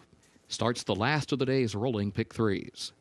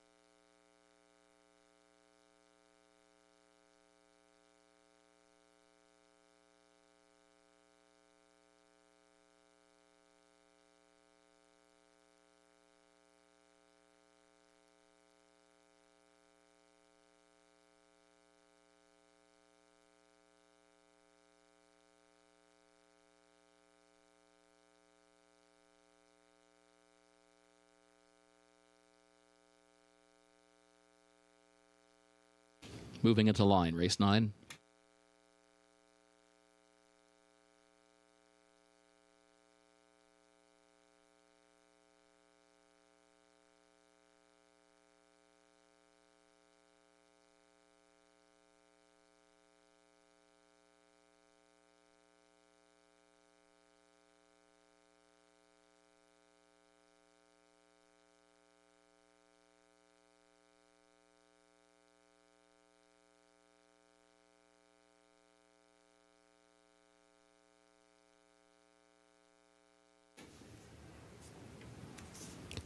Missed the Cut comes forward along with Verstappen.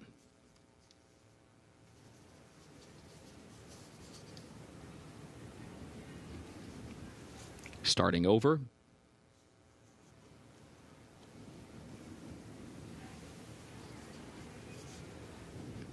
Utah Beach. Limited liability.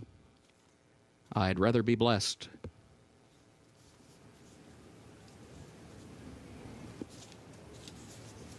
Balnikov, the last one.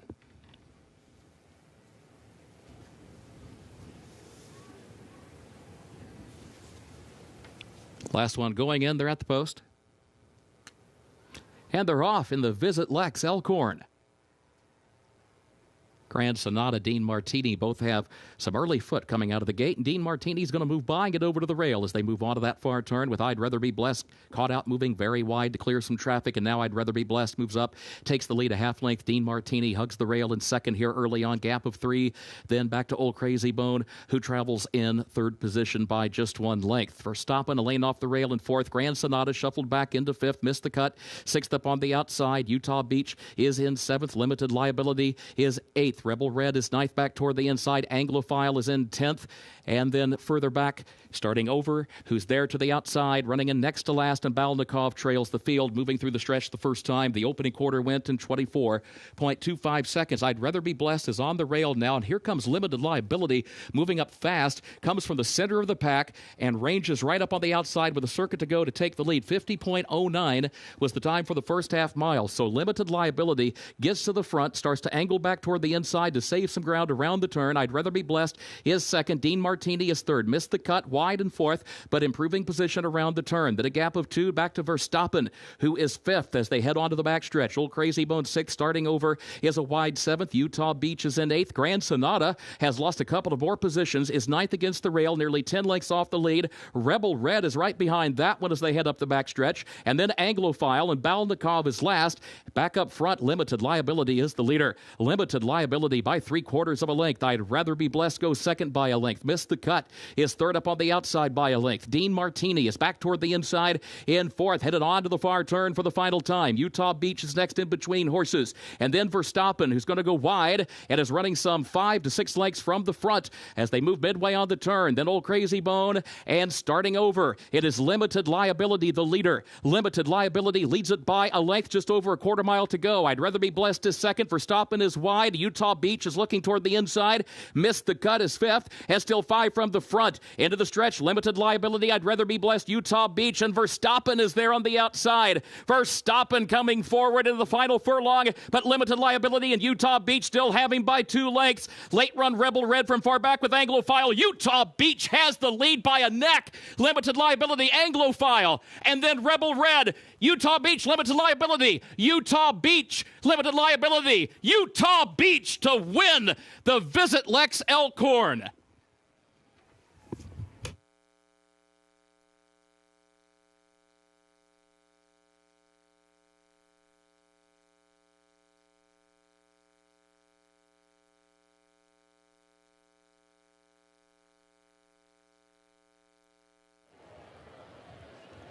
Wow, what a horse race here. The 6th Limited Liability made a really early move. Going into the first turn, he went from about 5th to 1st. And at first, I thought that was going to be a move that would work out for him. Unfortunately, here comes the 5, Utah Beach. Really, he's the only horse that is making up ground deep stretch and any bit of a threat to the 6 Limited Liability. Limited Liability fights back on the inside, but it's just not quite enough. The 5, Utah Beach, with a nice ground-saving trip, gets up and a very close finish in the end. What an exciting run for the Elhorn, race number 9.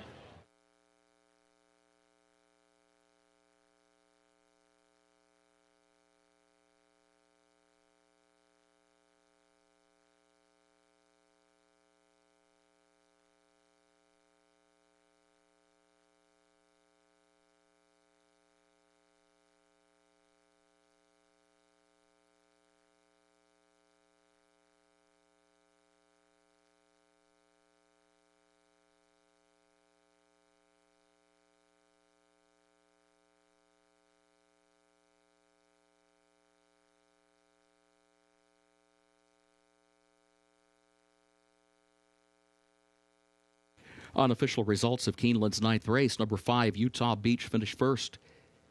Number 6, Limited Liability, was second. Number 7, Anglophile, third. Number 1, Rebel Red, fourth. 5, 6, 7, 1, unofficial.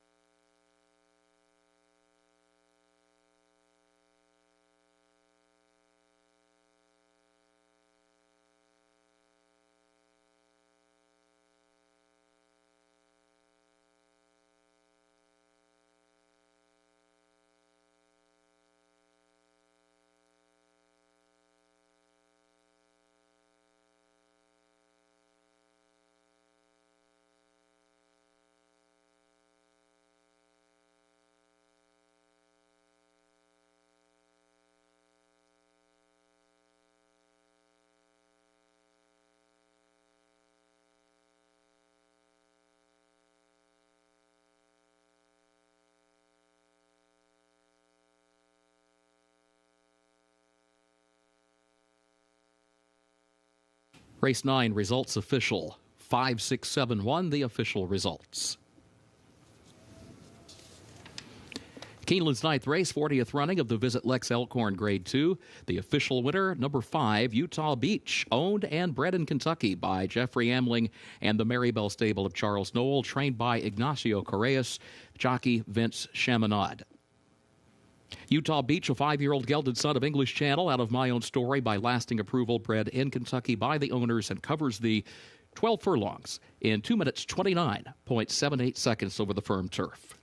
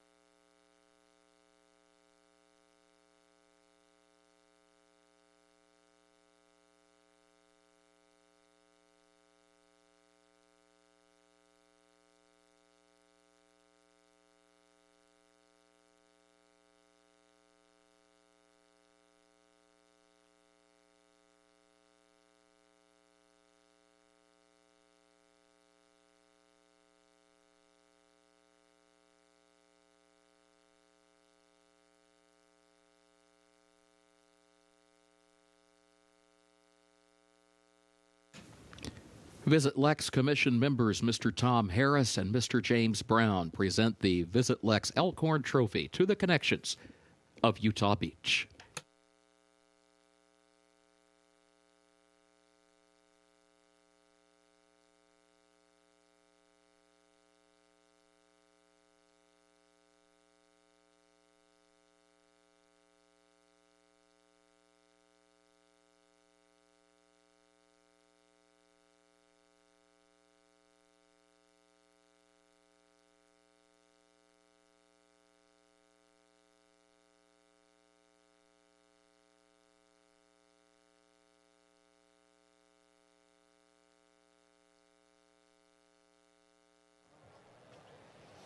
Utah Beach takes the Visit Lex Elkhorn here this year, here with winning rider and Vince Chaminade. Tell me how this race was unfolding in front of you. It was kind of a little bit of a bizarre move. The 6 went to the lead going into the first turn. How did everything unfold in front of you, and did you like what you were seeing? To be honest, I wasn't confident for beginning because the piece was very slow. And I didn't travel good for the first turn. But after that, when the favorite moved outside, the race was much better, and that's why, I came easier on the beat with my horse. And, yeah, he did good today. I was confident. He breathed very good the last week, so he's a nice horse. Congratulations. Thank you so much. All right, well, he said he breathed really, really well. What was your confidence like coming into today's race? Well, he likes Keeneland. Probably her best races, numbers, everything are here. And we did like last year. We gave him a race before just to get him ready for today, and today it worked out better than last year. But this is racing. Some days it works, some days it don't. Absolutely, I can agree with that. Is he a horse, though? Like you said, he ran in the Sycamore last year. His best races have been at Keeneland, but do you feel like his best is still yet to come? Is he a horse that's really getting better? Well, he's by English Channel. He's going to be better next year and probably better the next one. That's how they are. So, yeah, I'm sure that the best is yet to come. Congratulations. Thank you very much, Gabby. All right, Utah Beach, very impressive in today's Grade 2 Elkhorn.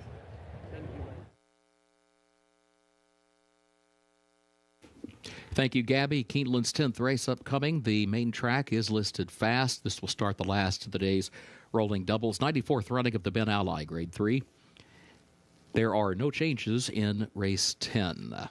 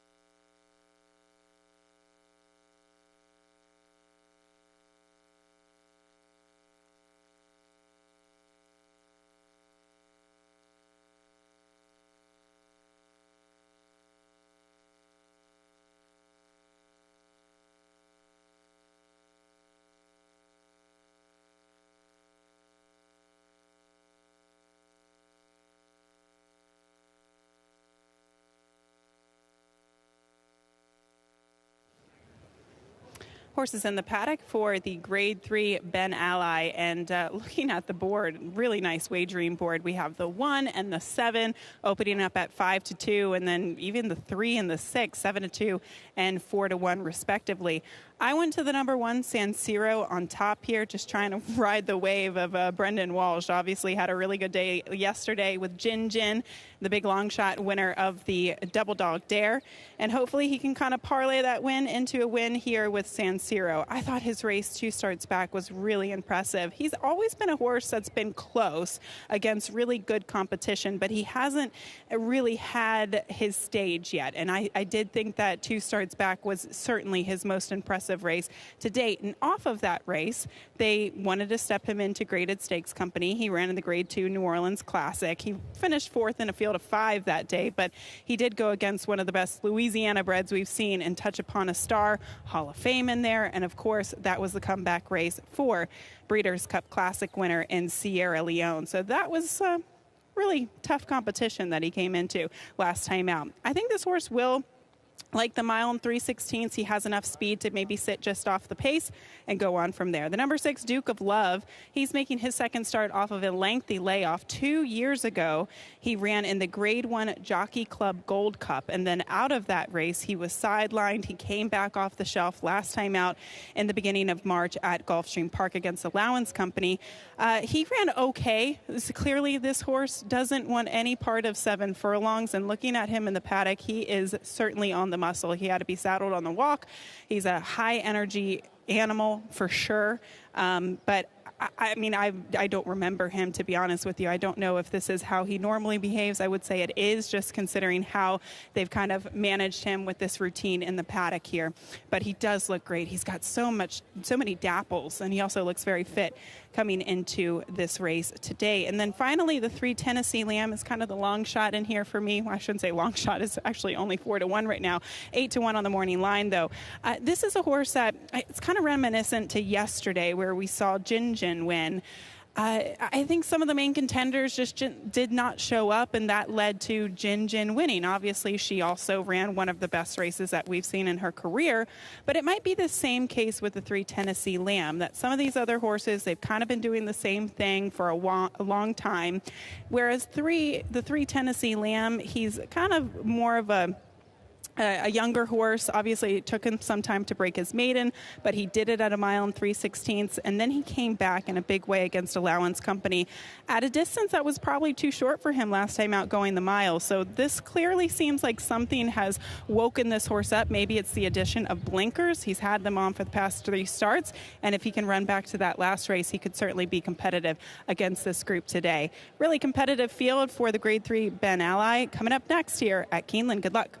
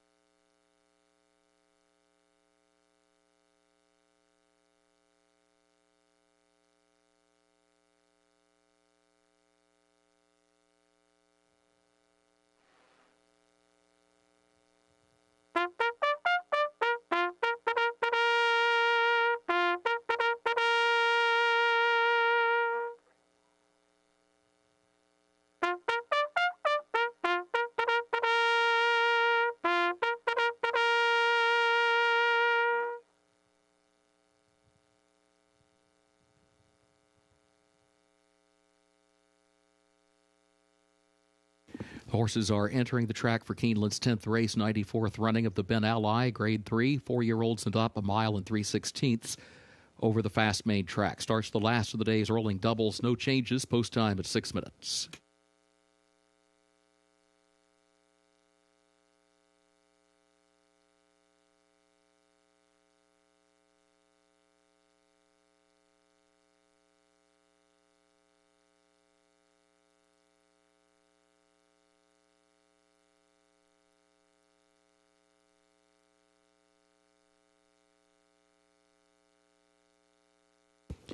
Parading to the post, number 1 is San Siro, owned by the Andrew Farm of Richard Brody, Mount Melick Farm of David Fennelly, Ocean Reef Racing of William Painter, White Mountain Stables of Robert Malloy, Stonecrest Farm of Brian Reed, the trainer Brendan Walsh, the jockey Edgar Morales.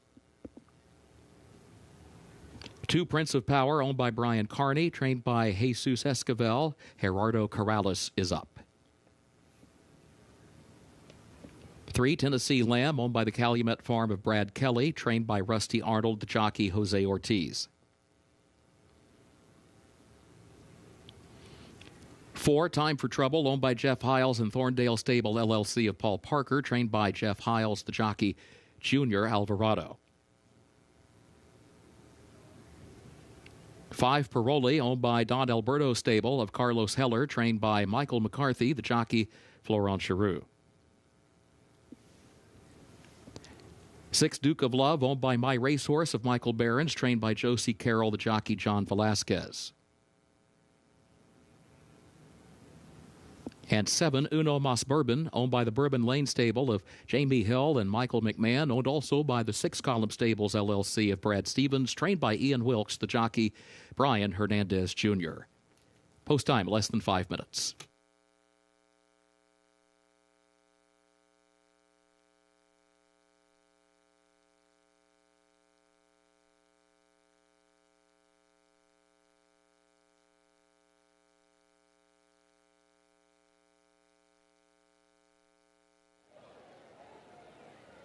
Here's another look at the 6 Duke of Love here for trainer Josie Carroll. I mentioned how he was acting in the paddock. Clearly, he was walking around the paddock and had to be saddled on the walk. Definitely a horse that was on his toes. And I asked Josie if this is him, and she said, absolutely. Each and every time we walk him over for the races, this is how he is. So obviously, with a horse like that, you just have to accommodate them, and that's exactly what they did. She said once the tack is on, he's absolutely fine, and he is behaving very well out there. I will say, too, he looks fit coming into this race. He's dappled. He just really does look the part, so I anticipate him to take a huge step forward off of that sprint last time out at Gulfstream Park. The 7 Uno Mas Bourbon, taking a lot of money right now, your favorite at 5-2. This horse ran in, I think, one of the more competitive Clarks that we've seen at Churchill. Obviously, he lost a Rattle and Roll that day. We know what he's gone on to do. Most Wanted, really highly regarded Brad Cox runner, and then, of course, Hit Show, who most recently won the Dubai World Cup. His last race at Gulfstream Park, once again, I think this is a horse that can go the distance of a mile, but he needs a bit of a better trip. Unfortunately, he was bumped coming out of the gate last time out, and he lost any opportunity to kind of sit that stalking trip. He's not one, I think, that can make up 7 lengths going a 1-turn mile on a track like Gulfstream. I think with this added distance, he's going to be forwardly placed and probably in a much, much better spot today, but he really did look great. And I love the confidence that this horse has in the warm-ups. You can see just really professional, really confident out there under Brian Hernandez Jr. Like I said, this is a competitive group. We see favoritism shifting to several different horses between Uno Mas Bourbon, Duke of Love, and even San Siro was a pretty short price a moment ago. So evenly matched group of horses coming up next for the Grade 3 Ben Ally.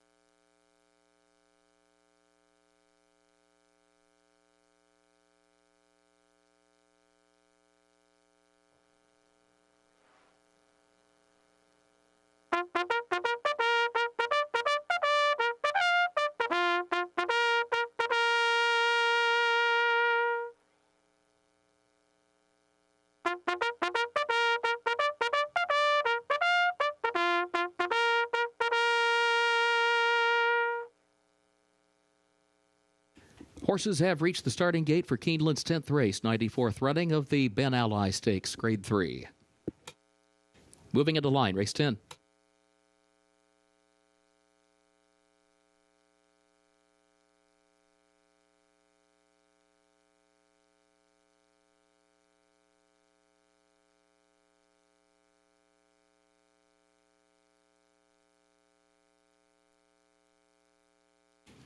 Sansero moves in. Here's Prince of Power.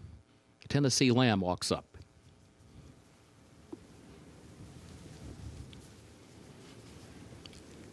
Time for Trouble.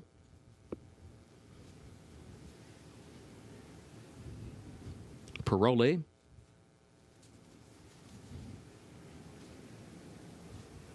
Duke of Love comes forward. Uno Mas Bourbon, the last one.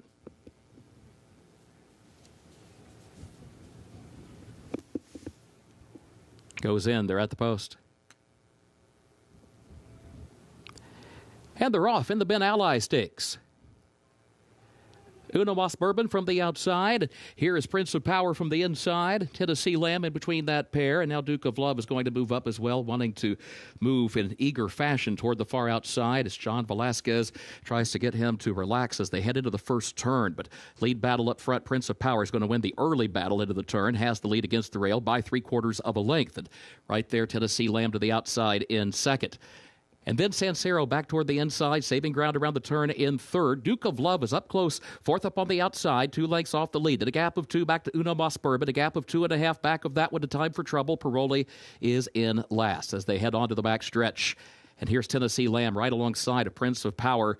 They go stride for stride after an opening quarter in 23.4 seconds. Duke of Love toward the center of the track is third by just a neck and is followed by Sansero back to the inside and fourth by 2.5 as they head off the end of the back stretch. Uno Mas Bourbon against the rail, nearly 5 lengths off the lead and is flanked by Time for Trouble, and Paroli is last. It was 47.7 seconds the time for that first half mile. Tennessee Lamb on the outside tries to poke ahead in front. Prince of Power has the spot next to the rail. These two continue their battle for the lead. Sansero third. Uno Mas Bourbon is moving off the rail from fourth. Closes to within 2 lengths of the lead. Has to go to the far outside. Sansero is trying to move up in between horses as they move for the top of the stretch with Tennessee Lamb, the leader now. Prince of Power drops back as they turn for home. Sansero dives to the inside. Uno Mas Bourbon to the outside. Tennessee Lamb a narrow lead. Uno Mas Bourbon is right there, and Sansero is third toward the rail. Into the final furlong of the Ben Ally.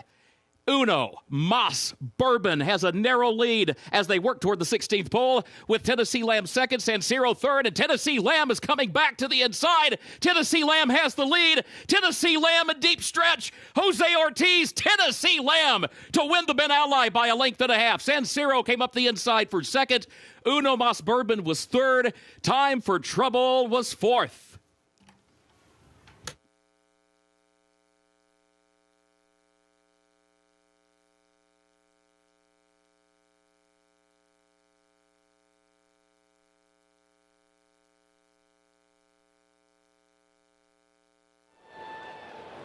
What a thriller coming down the stretch here in the Ben Ally. You can see the number 3, Tennessee Lamb, down on the inside. It looks like Uno Mas Bourbon, the 7 on the outside. Well, he does. He absolutely does pass him at one point in time. And then Uno Mas Bourbon looks like he kind of switches over to the wrong lead and he idles. And here comes the 3, Tennessee Lamb, coming back. The 1, Sansero. The rider had to stand up for a brief moment coming down the stretch. But Tennessee Lamb fights back deep stretch to get up for the unofficial victory. 3-1-7 unofficially in race number 10, the Grade 3 Ben Ally.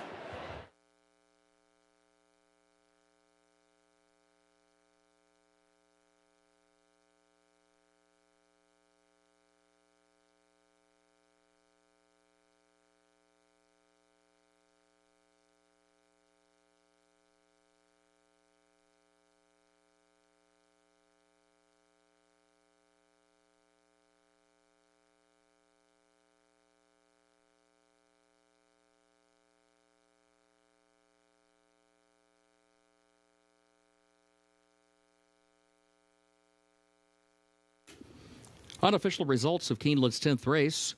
Number 3, Tennessee Lamb was first. Number 1, Sansero was second. Number 7, Uno Mas Bourbon, third. And number 4, Time for Trouble, fourth. 3174 unofficial.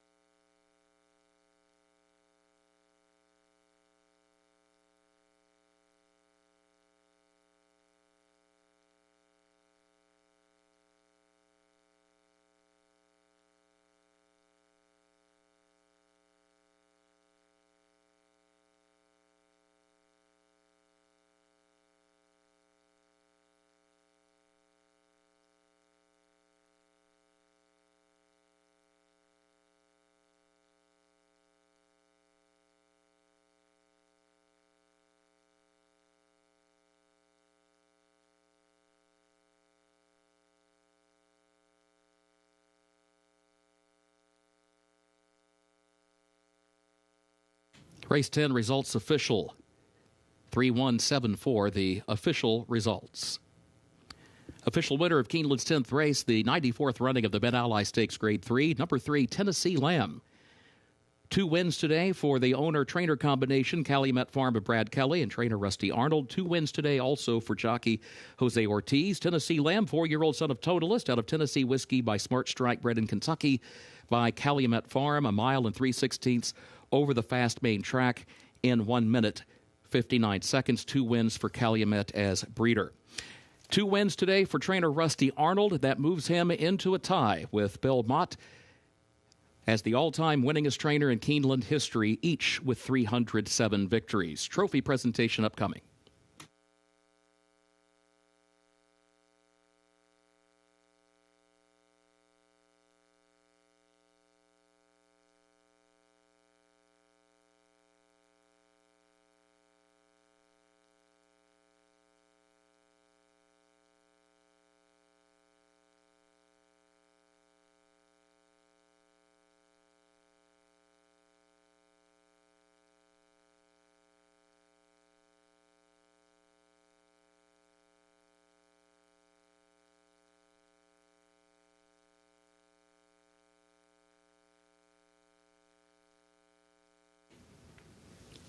Presenting the trophy to the connections of Tennessee Lamb for the Ben Ally, retiring Keeneland Director of Communications, Amy Gregory. A key member of the Keeneland team since 2006, Gregory has been a guiding voice for Keeneland for nearly 2 decades. We thank her for her leadership, professionalism, and lasting impact on Keeneland and the sport.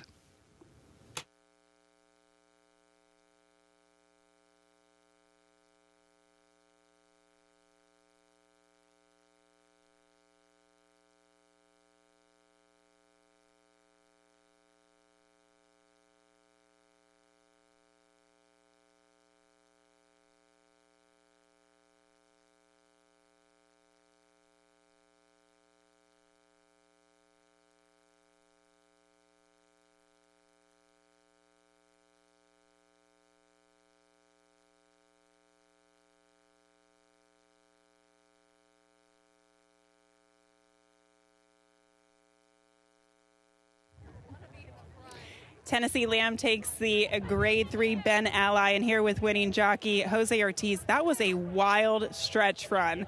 Were you passed midway down the stretch? Did that outside horse, Uno Mas Bourbon, actually pass you at one point? Yeah, he did pass me, yeah. How did you get back? Well, I went to my left hand, and my horse responded very good, and I was very happy to see that. Overall, as we have a celebration for Amy Gregory behind us, Jose, talk us through the trip before you got to that point. Did you like how everything kind of unfolded in front of you? I felt like going into the first turn, he was too keen. I wanted to get him to settle. He didn't settle until he got to the backside. And then I was a little bit worried, Milan 316, he was a little bit king for the first 3 of a mile. I was a little bit worried on the backside, but approaching the half a mile, he took a deep breath. And then I was very happy to feel that underneath me. And, after that, he did the rest. He was very resilient, and we're very happy to get the win. He's a barn favorite, so I'm very happy for the guys back in the barn. Congratulations. Thank you. All right, he's a barn favorite. What makes him the barn favorite? He is a barn favorite. We fight over him. So he's just class. He's such a dude, and he's been that way since day one. We got him as a baby, and we all fell in love with him. I'm serious. This is the one we all fight over in the barn. So this is really special to the team, and thank you so much, Jose. And it was amazing. He dug back and came back and won in the stretch, and it's just exciting, and I'm so proud of our team. And yeah, overcome with emotion a little bit. So it's pretty incredible when you look at his races. It took him a long time to figure it out. He broke his maiden in his 9th start, but now it seems like he's a quick learner. Is he a horse that's just really figured it out? I think so. He was a big, rangy baby. I think he just needed time to mature, mentally and physically. And obviously, you can see he's a big, gorgeous horse, and I think he's really hit his stride here. We're so proud of him, and like I said, he's a barn favorite for a reason. So we're really excited, and it's been a good day. Congratulations. Thank you so much. Well, Uno Mas Bourbon is definitely going to get lots of carrots and peppermints, it sounds like. And Rusty, wherever you are out there today, congratulations, and congratulations on tying the record here, as well as Kurt Becker just mentioned. Uno Mas Bourbon, the winner of the Grade 3 Ben Ally.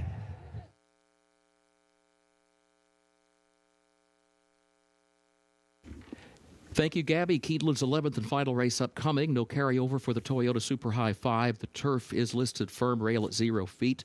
In this 11th race, scratch number 10, Reynolds Channel. Scratch 13, Omni King. Scratch the 14, Nantasket Beach. And scratch the 16, Noah's Ark. The jockey for number 12, Cerro DiMarzio, is Gerardo Corrales. He rides the 12. And a reminder, the 15, Warrior Richard, draws into the race, jockey as programmed.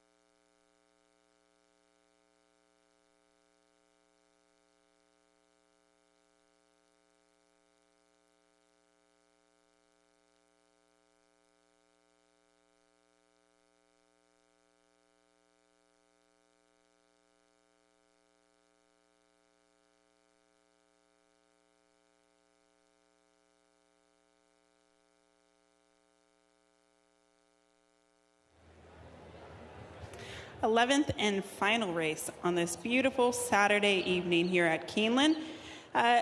It's an allowance race going out to the turf course at 1 1/16 mile. Competitive race for sure, but I did go to the 7 Rothschild as the top selection here for Jimmy Toner. This is a horse that was running on the West Coast, or did run at Santa Anita and the Twilight Derby and the Hollywood Derby 2 starts back. He was freshened a little bit going into his last race down at Gulfstream, and he ran a huge race, nearly winning at 3-1. He lost by a neck against Clever Mischief that day, but now he stretches out to 1 1/16 mile. I think this should be a fine distance, and I just love that race that he has under the belt last time out. The 8 then for Phil Antonacci.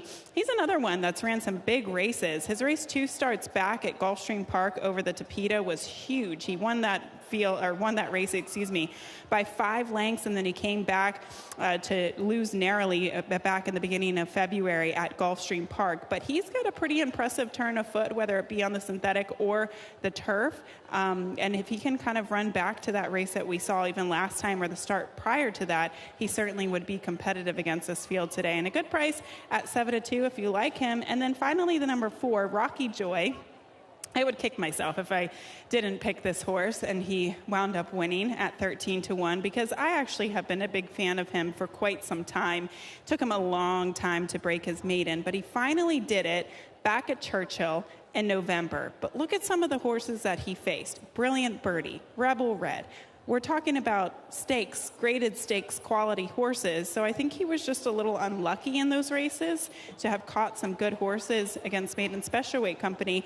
And then he finally got it all done at Churchill Downs. And now since then, he hasn't been back on the turf. So I like that he's coming back on the turf, and he was clearly a horse that was getting better towards the latter half of the season last year. He is a tricky horse. He's kind of tricky horse to ride, so I like the fact that Luau Machado is back aboard him. He was aboard him when he broke his maiden at Churchill Downs. The 4 Rocky Joy right now at 14-1. Competitive group of horses as riders are up for the last race. We'll check them out momentarily and report trackside in just a little bit.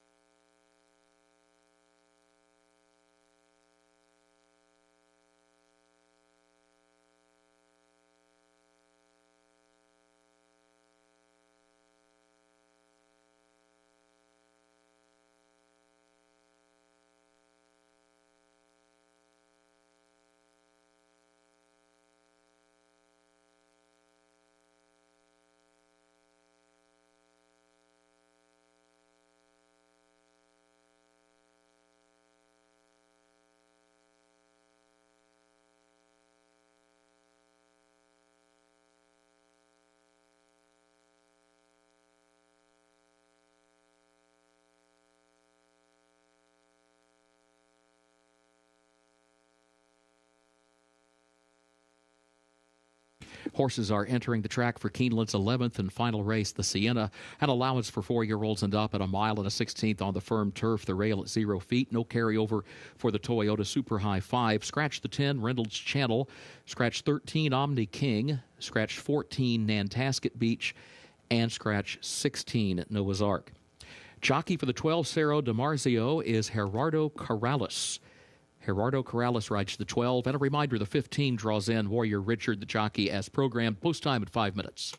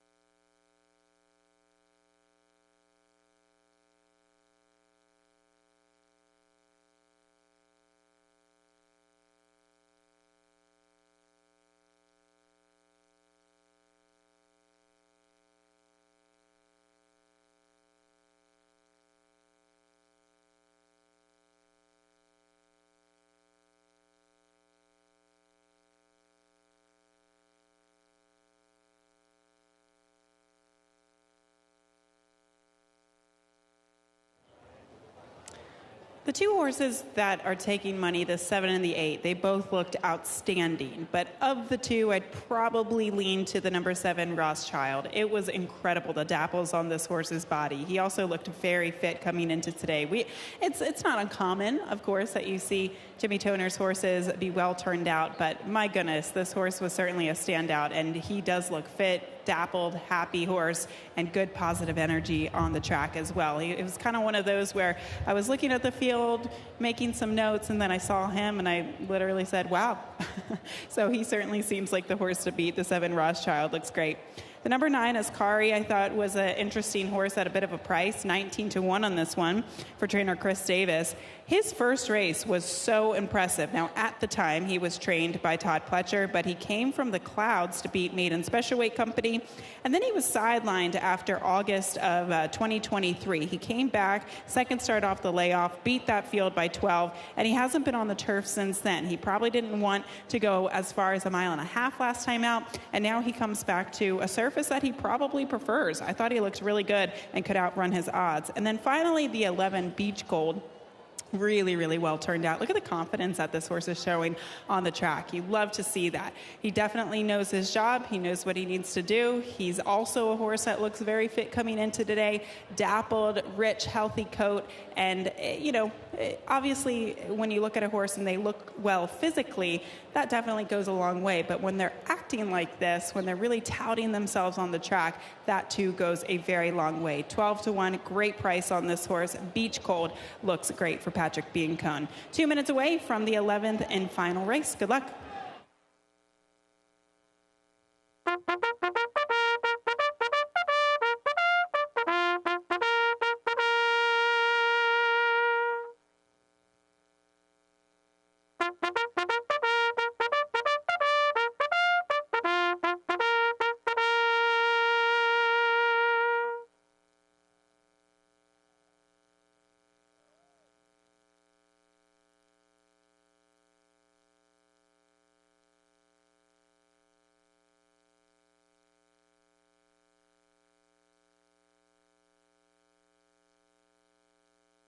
Horses have reached the starting gate for Keeneland's 11th and final race, the Sienna.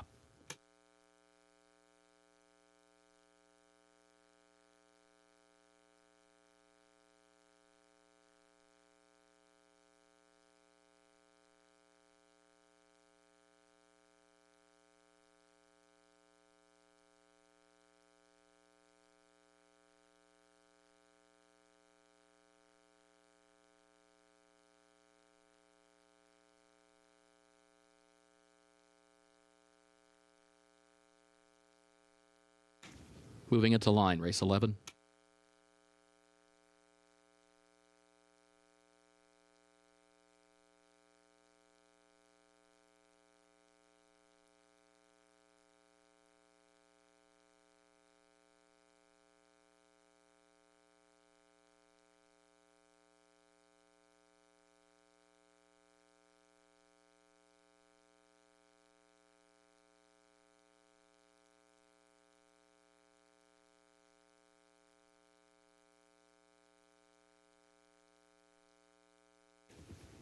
Rocky Joy comes forward along with Ascari.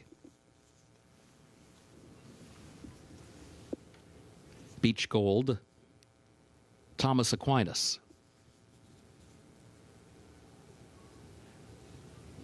Accident comes forward along with Ciro DiMarzio. Warrior Richard will be the last one. Walks up. Goes in there at the post. And they're off. There goes Rocky Joy. Rocky Joy right out for the early lead. English Channel is there, along with Royal Spirit. Back toward the inside, Beach Gold. Then Good Bali, who starts to move up between horses. And Ciro DiMarzio from the far outside now moves up into fourth, but will be wide to the first turn. Rocky Joy gets over to the rail and leads it by a length and a half. And then English Channel to the inside. Beach Gold between horses. Ciro DiMarzio stays toward the far outside around the first turn. In fourth, Rothschild 2 lanes off the rail. In the fifth position, Good Bali is 6 down toward the inside. Warrior Richard moves up into 7th off the first turn. Royal Spirit is 8th. And then Ascari is racing along in 9th. Then is 10th. Outward from the rail, off the first turn and up the backstretch has got Thomas Aquinas there to the inside. Accident last to the 12. The first quarter went 23.5 seconds. Rocky Joy leads by a length and a half. Beach Gold is racing in second, 3/4 of a length. And then Ciro DiMarzio to the outside. English Channel back toward the inside in 4th. Rothschild is 5th in between horses, 4 lengths off the lead. Good Bali, Warrior Richard, Ascari up on the far outside. The first half mile in 48.58 seconds. On to the far turn. Rocky Joy leads it by 2 lengths. Beach Gold is second by a neck. English Channel is being asked for more now. Tries to find some running room between horses. 3rd. Ciro DiMarzio is a wide 4th. Ascari goes to the center of the course in 5th. Good Bali back to the inside 6th. And Rothschild is still 7th and still 6 lengths from the lead. Rocky Joy, English Channel, Beach Gold, Ciro DiMarzio to the outside. Ascari and then, who's running on the grandstand side, then has clear sailing but has to catch English Channel. And Rocky Joy is running out of time to do it. English Channel, Rocky Joy 1-2, Beach Gold then is still back and forth, and English Channel's got the lead. A deep stretch. English Channel, Ben Curtis to win it. Rocky Joy was home second, then did get up in time for 3rd with Beach Gold in 4th.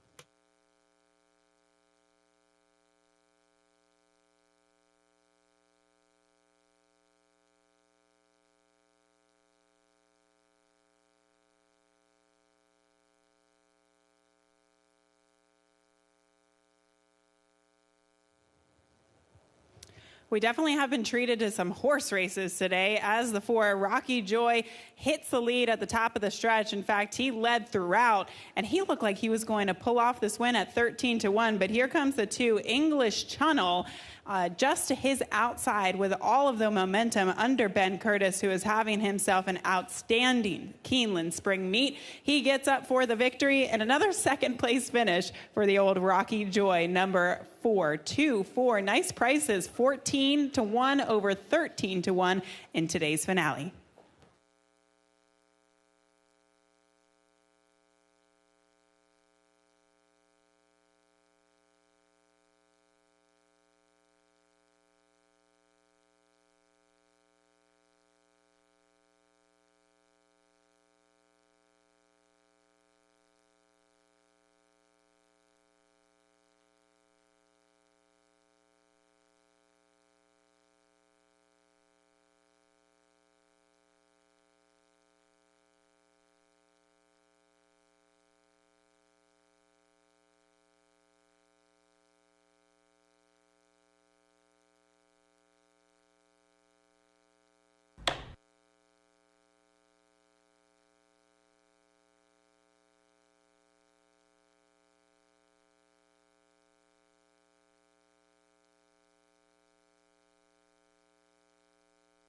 Unofficial results of Keeneland's 11th race, 2 English Channel finished first. 4 Rocky Joy was second. Number 8 then was third. The 11 Beach Gold was fourth. Number 9 Ascari was fifth. 2, 4, 8, 11, 9 unofficial.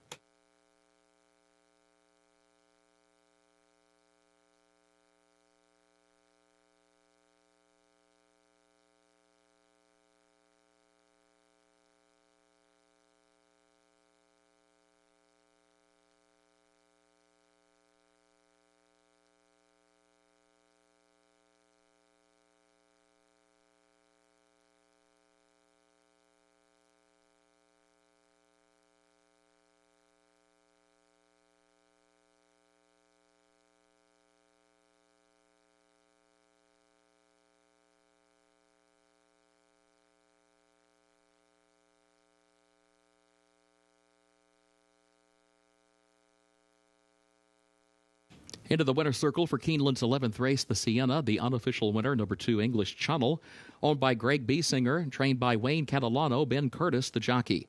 English Channel, a 4-year-old son of English Channel, out of interrogation by Kitten's Joy, bred in Kentucky by Sarah Kelly. Keeneland sales graduate gets the mile and a 16th over the turf-listed firm in 1 minute 43.12 seconds.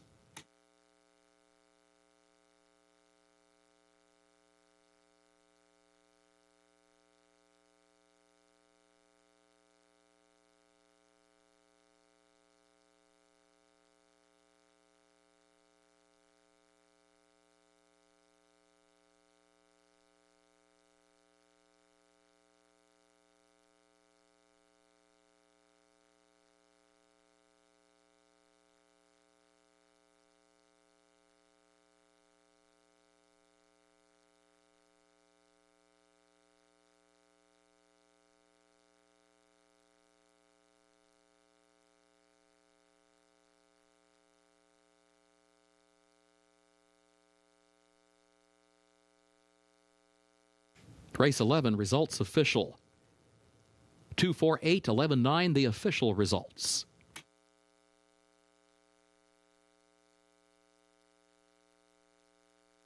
In the winner's circle, the Sienna Trophy presentation to the connections of English Channel.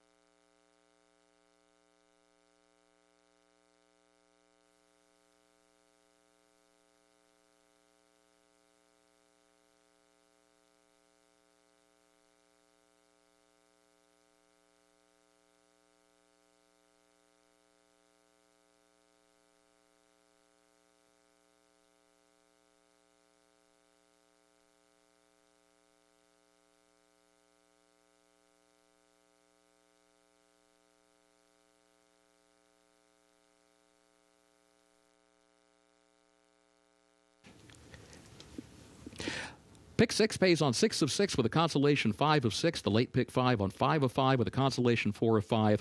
$10,587 carryover for the Toyota Super High 5 when live racing resumes here Wednesday at Keeneland, 1 p.m. Eastern. Sports bar and the mezzanine bar remain open for another 10 minutes for simulcasting. You may advance wager any races occurring after that time. For now, on behalf of Keeneland, thank you and good evening.